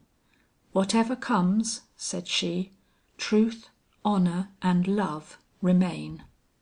And he bowed his head and seemed to kiss her hand, and Cicely, observing the action, grew pale and dropped her eyes, realizing as by a lightning's flash both the nature of the feeling that prompted this unusual manifestation on his part, and the possible sorrows that lay before her dearest friend, if not before herself, should the secret suspicions she cherished in regard to Mr. Sylvester prove true.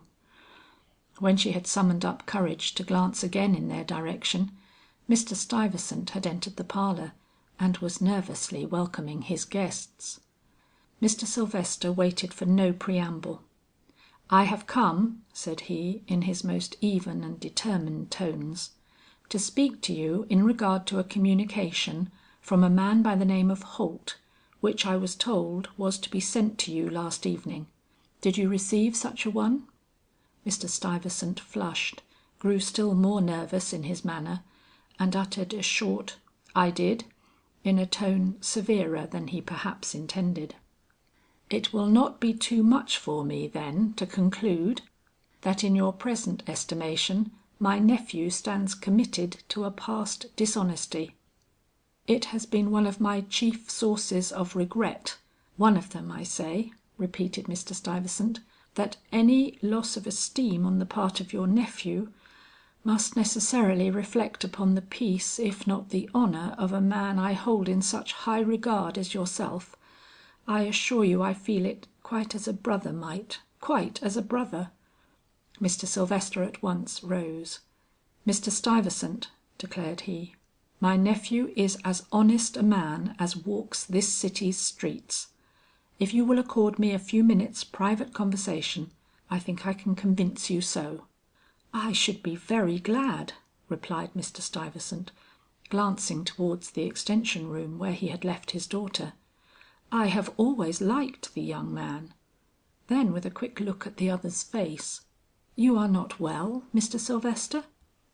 "Thank you, I am not ill. Let us say what we have to at once, if you please." And with just a glance at Paula, He followed the now somewhat agitated director from the room. Cicely, who had started forward at their departure, glanced down the long parlour before her, and hastily faltered back. Paula was praying. But in a few moments her feelings overcame her timidity, and hurrying into her friend's presence, she threw her arms about her neck and pressed her cheek to hers. "Let us pray together," she whispered. Paula drew back and looked her friend in the face. "You know what all this means?" she asked. "I guess," was the low reply. Paula checked a sob and clasped Cicely to her bosom. "He loves me," she faltered, "and he is doing at this moment what he believes will separate us. He is a noble man, Cicely, noble as Bertram, though he once did—" She paused. "It is for him to say what, not I," she softly concluded. "Then Bertram is noble," Cicely timidly put in. "Have you ever doubted it?" "No."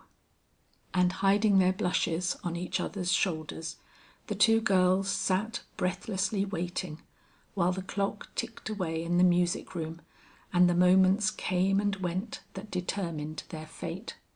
Suddenly they both rose. Mr. Stuyvesant and Mr. Sylvester were descending the stairs. Mr. Sylvester came in first. Walking straight up to Paula, he took her in his arms and kissed her on the forehead. "My betrothed wife," he whispered. With a start of incredulous joy, Paula looked up. His glance was clear, but strangely solemn and peaceful. "He has heard all I had to say," added he. "He is a just man, but he is also a merciful one. Like you, he declares that not what a man was, but what he is, determines the judgment of true men concerning him." And taking her on his arm, he stood waiting for Mr. Stuyvesant, who now came in. "Where is my daughter?" were that gentleman's words, as he closed the door behind him. "Here, papa." He held out his hand and she sprang towards him. "Cicely," said he, not without some tokens of emotion in his voice, "it is only right that I should inform you that we were all laboring under a mistake in charging Mr. Bertram Sylvester with the words that were uttered in the Dey Street coffee house 2 years ago. Mr. Sylvester has amply convinced me that his nephew neither was nor could have been present there at that time. It must have been some other man of similar personality." "Oh, thank you, thank you," Cicely's look seemed to say to Mr. Sylvester. "And he is quite freed from reproach?" she asked, with a smiling glance into her father's face. A hesitancy in Mr. Stuyvesant's manner struck with a chill upon more than one heart in that room. "Yes," he admitted at last, "the mere fact that a mysterious robbery has been committed upon certain effects in the bank of which he is cashier, is not sufficient to awaken distrust as to his integrity, but—" At that moment the door bell rung. "Your father would say," cried Mr. Sylvester, taking advantage of the momentary break to come to the relief of his host, "that my nephew is too much of a gentleman to desire to press any claim he may imagine himself as possessing over you, while even the possibility of a shadow rests upon his name." "The man who stole the bonds will be found," said Cicely. And as if in echo to her words, the parlour door opened and a messenger from the bank stepped briskly up to Mr. Stuyvesant. "A note from Mr. Folger," said he, with a quick glance at Mr. Sylvester. Mr. Stuyvesant took the paper handed him, read it hastily through, and looked up with an air of some bewilderment. "I can hardly believe it possible," cried he, "but Hopgood has absconded." "Hopgood absconded!" "Yes, is not that the talk at the bank?" inquired Mr. Stuyvesant, turning to the messenger. "Yes, sir. He has not been seen since yesterday afternoon, when he left before the bank was closed for the night. His wife says she thinks he meant to run away, for before going, he came into the room where she was, kissed her, and then kissed the child. Besides, it seems that he took with him some of his clothes." "Huh! And I had as much confidence in that man as I have now," came from Mr. Sylvester as the door closed upon the messenger. "If Hopgood has run away, it was from some generous but mistaken idea of sacrificing himself to the safety of another, whom he may possibly believe guilty." "No," rejoined Mr. Stuyvesant, "for here is a note from him that refutes that supposition. It is addressed to me and runs thus: 'Dear Sir, I beg your pardon and that of Mr. Sylvester for leaving my duties in this abrupt manner, but I have betrayed my trust and am no longer worthy of confidence. I am a wretched man and find it impossible to face those who have believed in my honesty and discretion.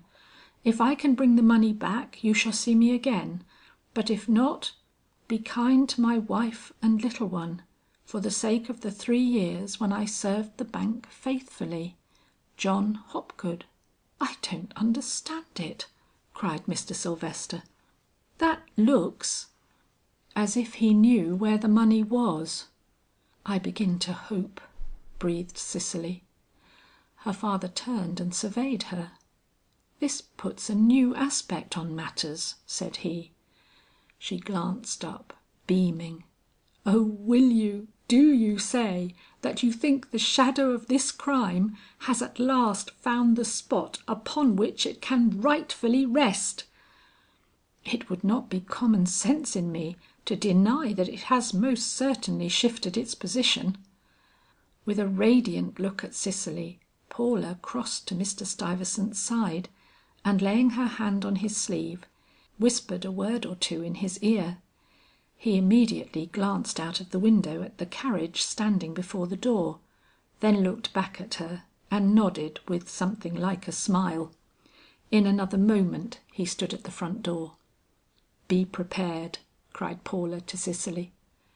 It was well she spoke, for when in an instant later Mr. Stuyvesant re-entered the parlor with Bertram at his side, the rapidly changing cheek of the gentle girl showed that the surprise, even though thus tempered, was almost too much for her self-possession. Mr. Stuyvesant did not wait for the inevitable embarrassment of the moment to betray itself in words. "Mr. Sylvester," said he to the young cashier, "we have just received a piece of news from the bank that throws unexpected light upon the robbery we were discussing yesterday. Hopgood has absconded, and acknowledges here in writing that he had something to do with the theft." "Hopgood? The janitor?"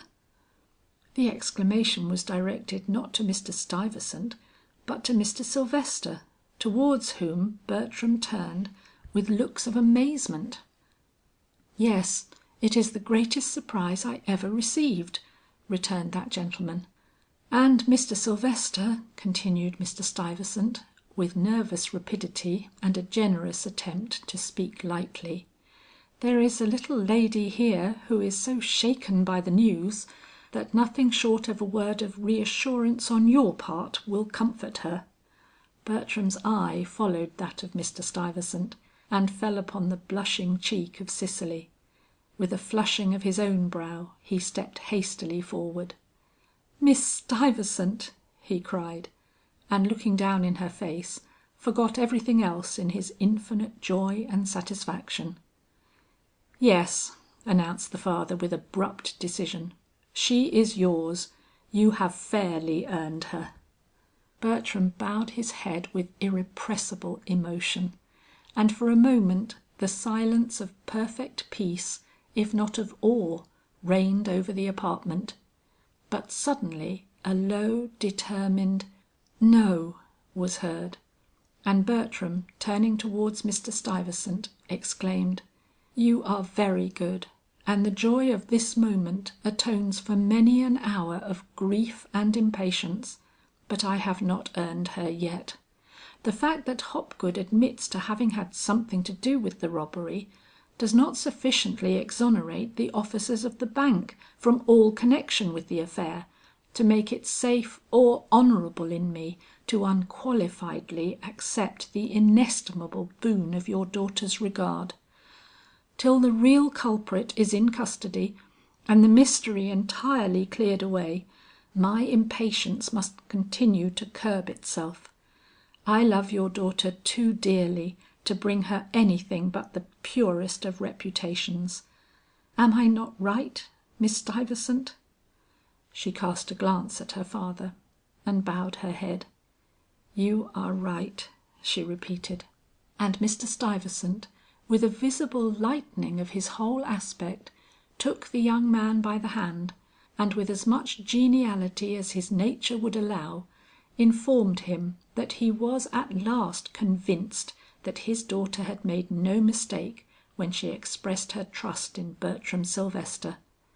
And in other eyes than Cicely's shone the light of satisfied love and unswerving faith. End of chapter 44.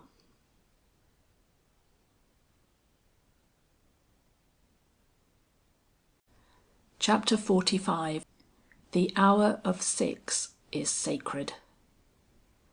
Mightier far than strength of nerve or sinew, or the sway of magic potent over sun and star, is love, though oft to agony distressed, and though its favourite seat be feeble woman's breast.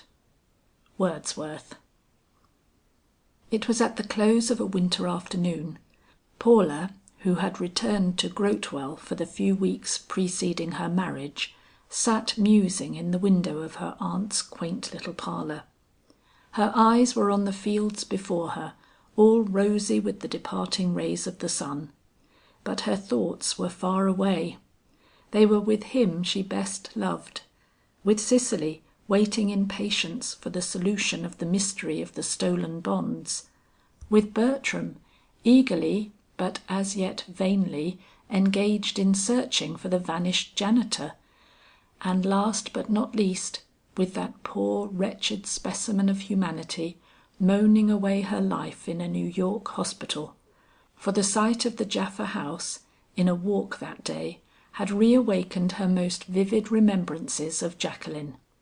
All that had ever been done and suffered by this forsaken creature lay on her heart like a weight, and the question which had disturbed her since her return to Grotewell, viz. Whether or not she ought to acquaint Mrs. Hamlin with the fact that she had seen and spoken to the object of her love and prayers, pressed upon her mind with an insistence that required an answer. There was so much to be said for and against it. Mrs. Hamlin was not well, and though still able to continue her vigil, showed signs of weakening day by day. It might be a comfort to her to know that another's eyes had rested on the haggard form for whose approach she daily watched, that another's kiss had touched the scarred and pallid forehead she longed to fold against her breast, that the woman she loved, and of whose fate she had no intimation, was living and well cared for, though her shelter was that of a hospital, and her prospects those of the grave. On the other hand, the awful nature of the circumstances which had brought her to her present condition, were such as to make any generous heart pause before shocking the love and trust of such a woman as Mrs. Hamlin, by a relation of the criminal act by which Jacqueline had slain her child and endangered her own existence. Better let the poor old lady go on hoping against hope till she sinks into her grave, than destroy life and hope at once by a revelation of her darling's reckless depravity. And yet if the poor creature in the hospital might be moved to repentance by some word from Mrs. Hamlin, would it not be a kindness to the latter to allow her, though even at the risk of her life, to accomplish the end for which she indeed professed to live.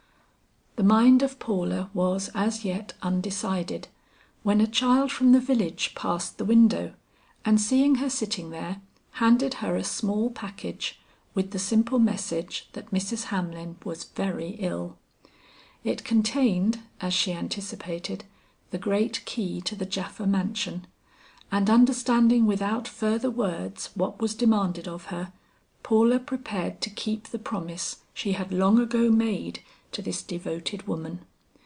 For though she knew the uselessness of the vigil proposed to her, she none the less determined to complete it. Easier to sit an hour in that dark old house than to explain herself to Mrs. Hamlin. Besides, the time was good for prayer, and God knows the wretched object of all this care and anxiety stood in need of all the petitions that might be raised for her. Telling her aunts that she had a call to make in the village, she glided hurriedly away, and ere she realized all to which she was committed, found herself standing in the now darkened streets, before the grim door of that dread and mysterious mansion. Never had it looked more forbidding. Never had the two gruesome poplars cast a deeper shadow, or rustled with a more woeful sound in the chill evening air. The very windows seemed to repel her, with their darkened panes, behind which she could easily imagine the spirits of the dead moving and peering. A chill not unlike that of terror assailed her limbs, and it was with a really heroic action that she finally opened the gate and glided up the path made by the daily steps of her aged friend. To thrust the big key into the lock required another effort, but that once accomplished, she stilled every tumultuous beating of her heart by crying under her breath, "She has done this for one whom she has not seen for 15 years. Shall I then hesitate, who know the real necessity of her for whom this hour is made sacred?" The slow swinging open of the door was like an ushering into the abode of ghosts, but she struck a light at once, and soon had the satisfaction of beholding the dismal room with its weird shadows resolve into its old and well remembered aspect. The ancient cabinet and stiff haircloth sofa, Colonel Japha's chair by the table, together with all the other objects that had attracted her attention in her former visit, confronted her again with the same appearance of standing ready and waiting which had previously so thrilled her. Only she was alone this time, and terror mingled with her awe. She scarcely dared to glance at the doors that led to other portions of the house. In her present mood it would seem so natural for them to swing open and let upon her horrified gaze the stately phantom of the proud old Colonel, or the gentler shade of Jacqueline's mother. The moan of the wind in the chimney was dreadful to her, and the faint rumbling sounds of mice scampering in the walls made her start as though a voice had spoken. But presently the noise of a sleigh careering by the house recalled her to herself, and remembering it was but early nightfall, she sat down in a chair by the door and prepared to keep her vigil with suitable patience and equanimity. Suddenly she recollected the clock on the mantelpiece, and how she had seen Mrs. Hamlin wind it, and rising up she followed her example, sighing unconsciously to find how many of the 60 minutes had yet to tick themselves away. "Can I endure it?" she thought, and shuddered as she pictured to herself the dim old staircase behind those doors, and the empty rooms above, and the little Bible lying thicker than ever with dust on the yellowed pillows of Jacqueline's bed. Suddenly she stood still. The noise she had just heard was not made by the pattering of mice along the rafters, or even the creaking of the withered vines that clung against the walls. It was a human sound, a clicking as of the gate without, a crunching as of feet dragging slowly over the snow. Was Mrs. Hamlin coming after all? Or she could not formulate her fear. A real and palpable danger from the outside world had never crossed her fancy till now. What if some stranger should enter, some tramp, some... A step on the porch without made her hair rise on her forehead. She clasped her hands and stood trembling, when a sudden moan startled her ears, followed by the sound of a heavy fall on the threshold, and throwing aside all hesitation, she flung herself forward, and tearing open the door, saw... O angels that rejoice in heaven over one sinner that repenteth, let your voices go up in praise this night, for Jacqueline Japha has returned to the home of her fathers. She had fainted and lay quite still on the threshold, but Paula, who was all energy now, soon had her in the centre of the sitting room, and was applying to her such restoratives as had been provided against this very emergency. She was holding the poor weary head on her knee, when the wan eyes opened, and looking up, grew wild with a disappointment which Paula was quick to appreciate. "You are looking for Margery," said she. "Margery will come by and by. She is not well to night, and I am taking her place, but when she hears you have returned, it will take more than sickness to keep her to her bed. I am Paula, and I love you too, and welcome you. Oh, welcome you so gladly." The yearning look which had crept into the woman's bleared and faded eyes deepened and softened strangely. "You are the one who told me about Margery," said she, "and bade me bring my baby here to be buried. I remember, though I seemed to pay no heed then. Night and day through all my pain, I have remembered, and as soon as I could walk, stole away from the hospital. It has killed me, but I shall at least die in my Father's house." Paula stooped and kissed her. "I am going to get your bed ready," said she, and without any hesitation now, she opened the door that led into those dim inner regions that but a few minutes before had inspired her with such dread. She went straight to Jacqueline's room. "It must all be according to Mrs. Hamlin's wishes," she cried, and lit the fire on the hearth, and pulled back the curtains yet farther from the bed, and gave the benefit of her womanly touch to the various objects about her, till cheerfulness seemed to reign in a spot once so peopled with hideous memories. Going back to Jacqueline, she helped her to rise, and throwing her arm about her waist, led her into the hall. But here memory, ghastly accusing memory, stepped in, and catching the wretched woman in its grasp, shook her body and soul till her shrieks reverberated through that desolate house. But Paula with gentle persistence urged her on, and smiling upon her like an angel of peace and mercy, led her up step after step of that dreadful staircase, till at last she saw her safely in the room of her early girlhood. The sight of it seemed at first to horrify, but afterwards to soothe the forlorn being thus brought face to face with her own past. She moved over to the fire and held out her two cramped hands to the blaze, as if she saw an altar of mercy in its welcoming glow.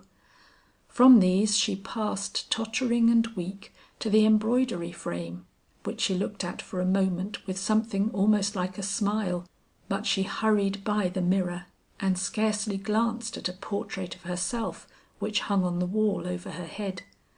To sink on the bed seemed to be her object, and thither Paula accompanied her.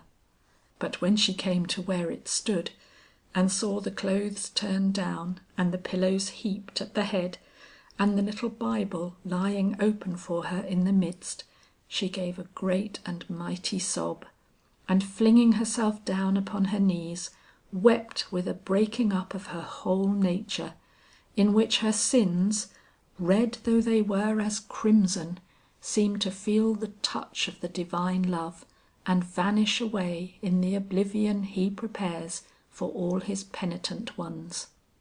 When everything was prepared and Jacqueline was laid quiet in bed, Paula stole out and down the stairs, and wended her way to Mrs. Hamlin's cottage. She found her sitting up, but far from well and very feeble. At the first sight of Paula's face, she started erect, and seemed to forget her weakness in a moment. "What is it?" she asked.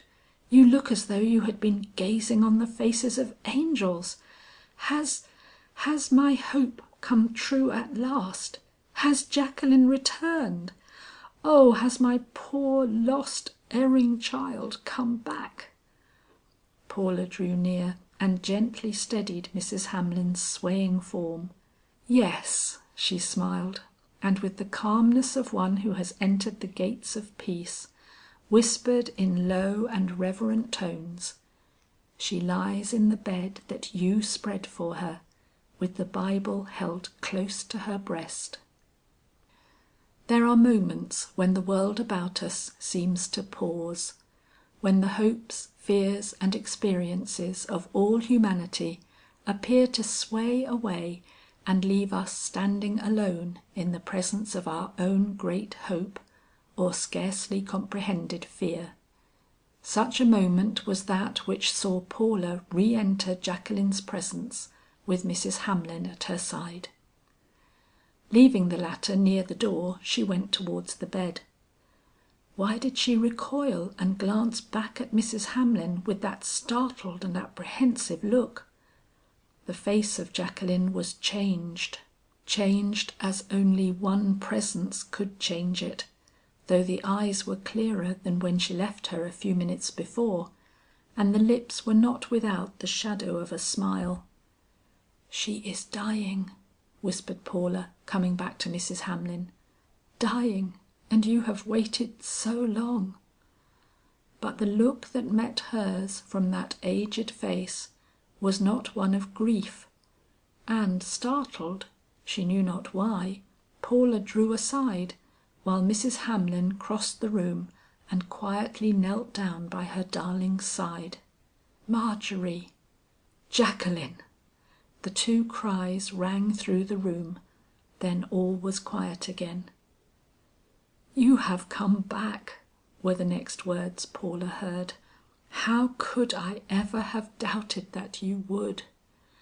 "I have been driven back by awful suffering," was the answer, and another silence fell. Suddenly Jacqueline's voice was heard. "Love slew me, and now love has saved me," exclaimed she. And there came no answer to that cry, and Paula felt the shadow of a great awe settle down upon her, and moving nearer to where the aged woman knelt by her darling's bedside, she looked in her bended face, and then in the one upturned on the pillow, and knew that of all the hearts that but an instant before had beat with earth's deepest emotion in that quiet room, one alone throbbed on to thank God and take courage.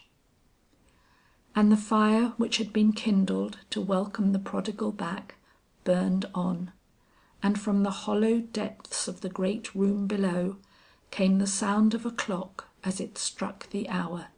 7. End of chapter 45.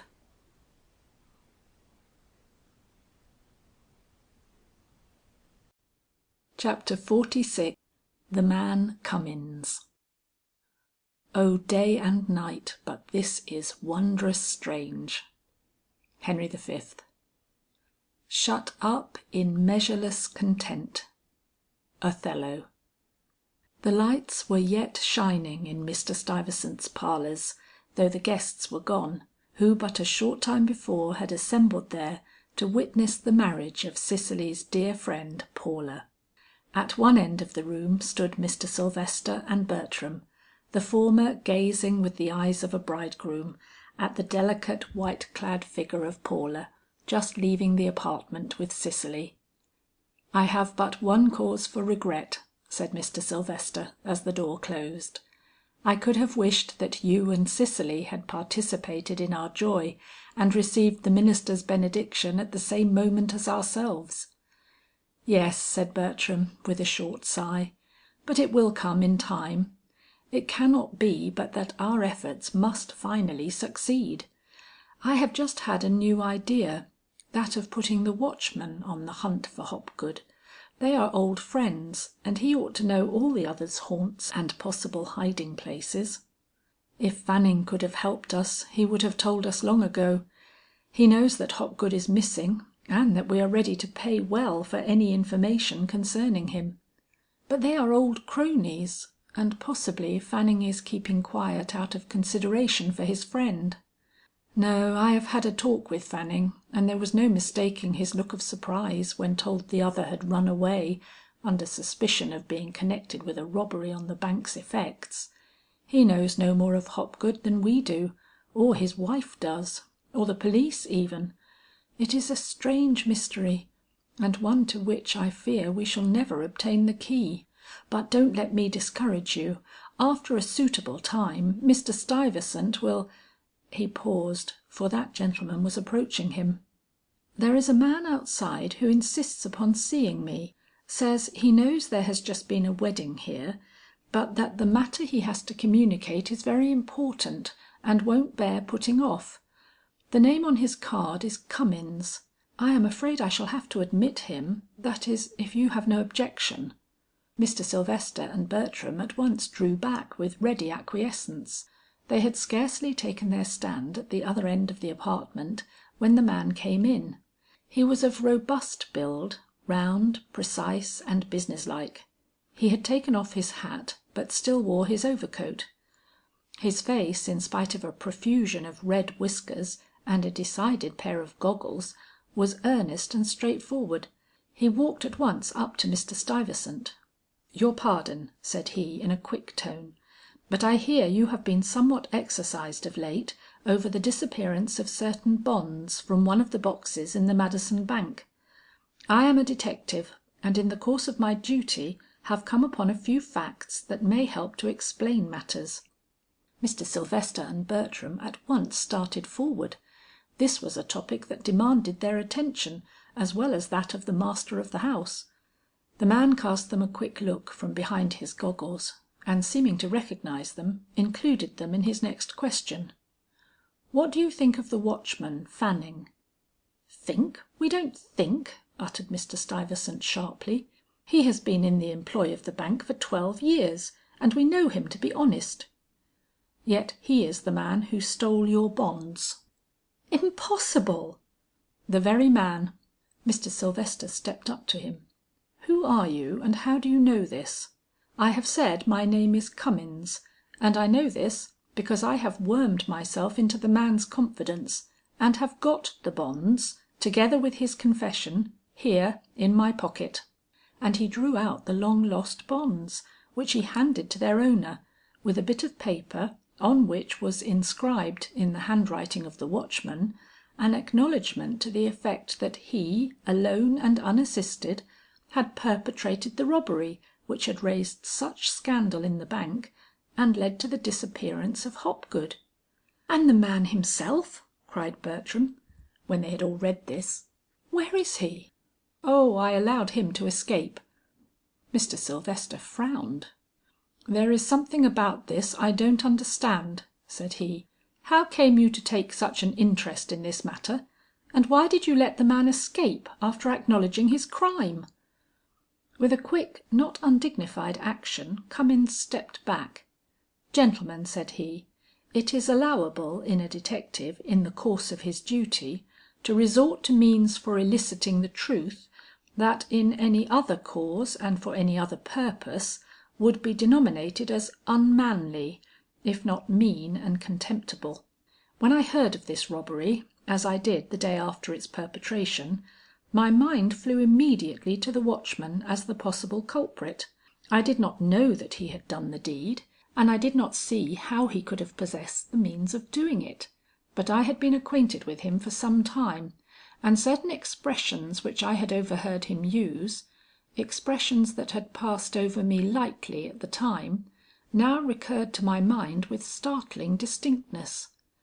If a man knew the combination of the vault door, how easily he could make himself rich from the contents of those boxes, was one, I remember, and another: "I have worked in the bank for 12 years, and have not so much money laid up against a rainy day as would furnish Mr. Sylvester in cigars for a month." The fact that he had no opportunity to learn the combination was the only stumbling block in the way of my conclusions, but that obstacle was soon removed.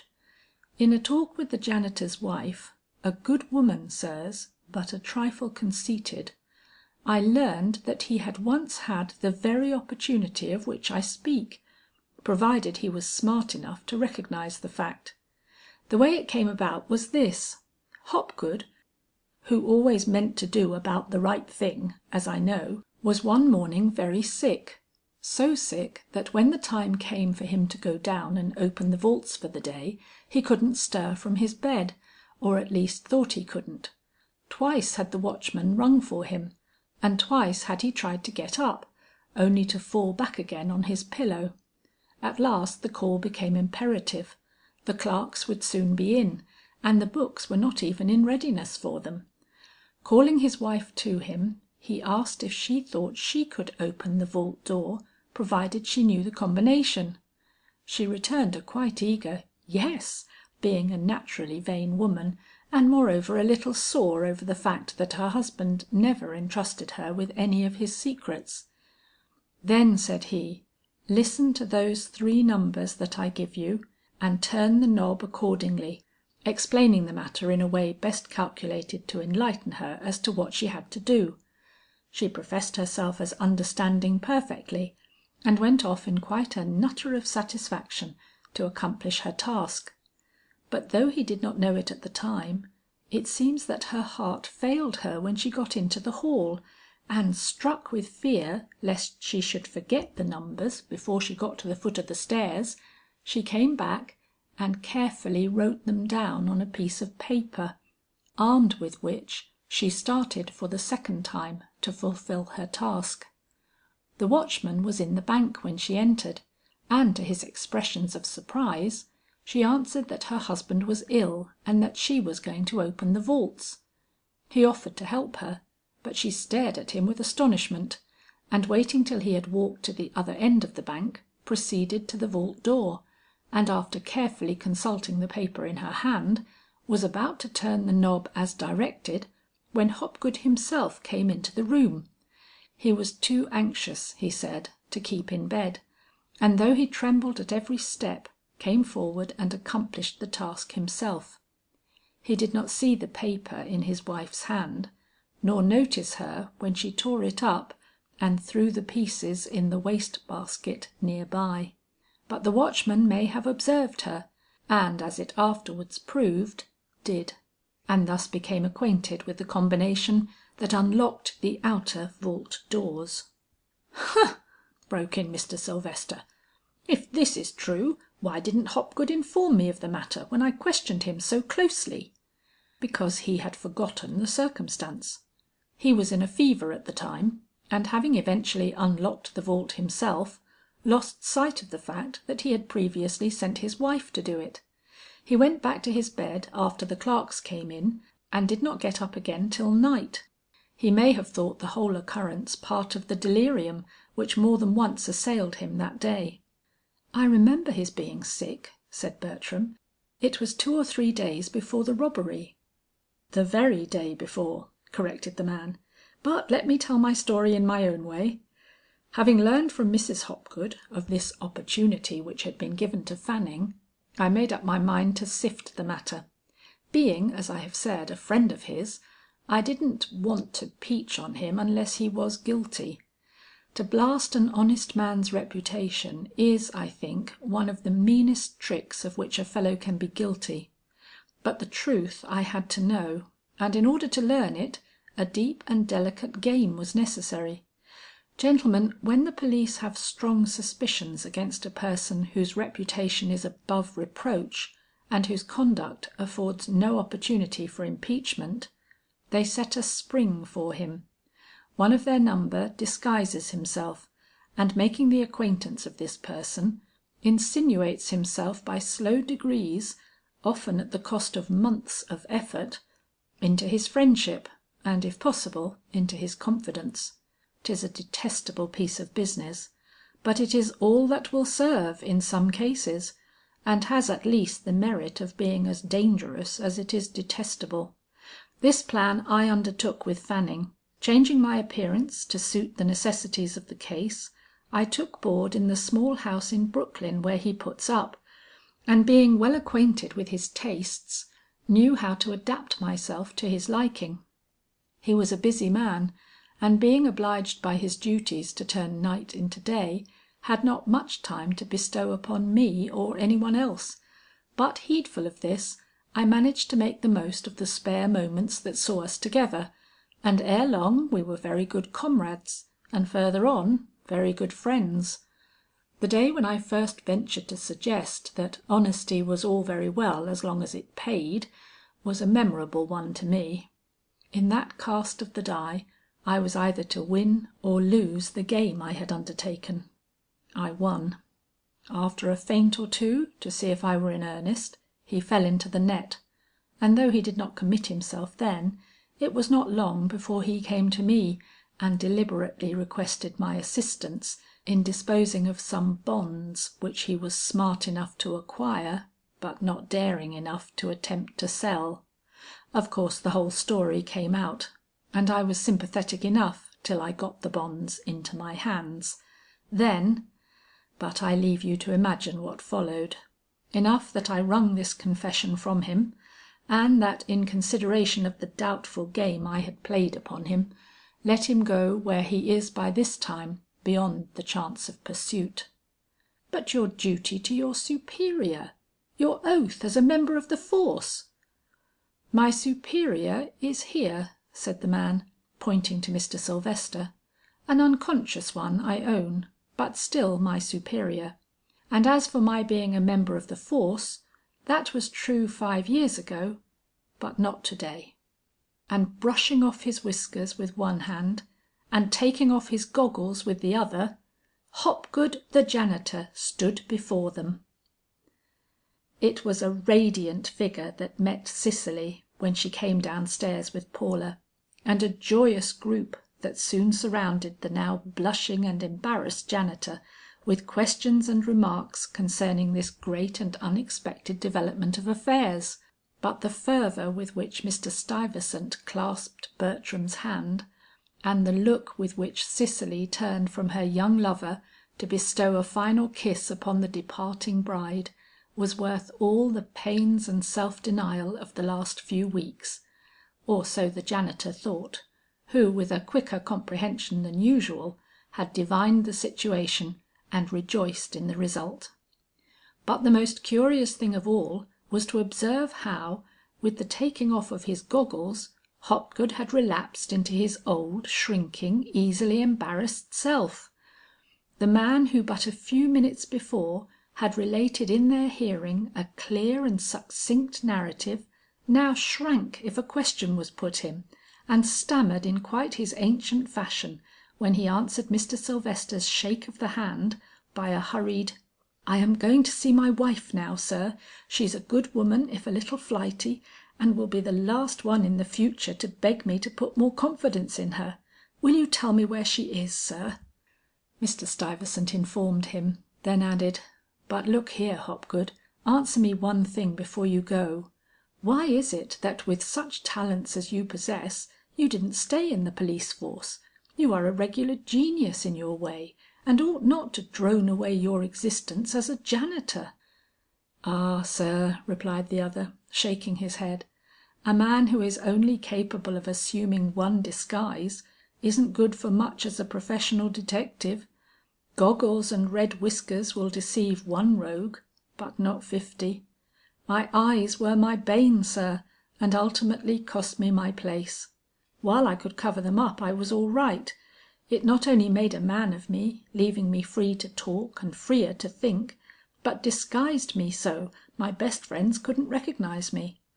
But after a while my goggles were too well known for me to be considered of much further use to the department, and I was obliged to send in my resignation. It is too bad, but I have no versatility, sir. I'm either the clumsy, stammering creature you have always known, or else I am the Man Cummins you saw here a few minutes ago." "In either case an honest fellow," answered Mr. Sylvester, and allowed the janitor to depart. One more scene, and this in the house which Paula is henceforth to make a home for herself and its once melancholy owner. They have come back from their wedding journey, and are standing in their old fashion, he at the foot, and she halfway up the stairs. Suddenly she turns and descends to his side. "No, I will not wait," said she. "Here on this spot we both love so well, and in this the first hour of our return, I will unburden my mind of what I have to say. Edward, is there nothing of all the past that still rests upon you like a shadow? Not one little regret you could wish taken away?" "No," said he, enfolding her in his arms with a solemn smile. "The great gift which I hold is the fruit of that past, perhaps. I cannot wish it changed." "But the sense of obligation never fulfilled, would you not be happier if that were removed?" "Perhaps," he said, "but it cannot be now. I shall have to live without being perfectly happy." She lifted her face, and her smile shone like a star. "Oh, God is good," she cried. "You shall not lack being perfectly happy." And taking a little paper out of her pocket, she put it in his hand. "We found that hidden in Jacqueline Japha's breast when we went to lay her out for burial." It was only a line, but it made Mr. Sylvester's brow flush and his voice tremble. "Whatever I own, and I have been told that I am far from penniless, I desire to have given to the dear and disinterested girl that first told me of Margery Hamlin's vigil." "Paula, Paula, Paula, thou art indeed my good gift. May God make me worthy of your love, and of this his last and most unexpected mercy." And the look which crossed her face was that sweet and unearthly radiance which speaks of perfect peace. End of Chapter 46. Recording by Mary Bard, Derby, England. End of The Sword of Damocles by Katharine Green.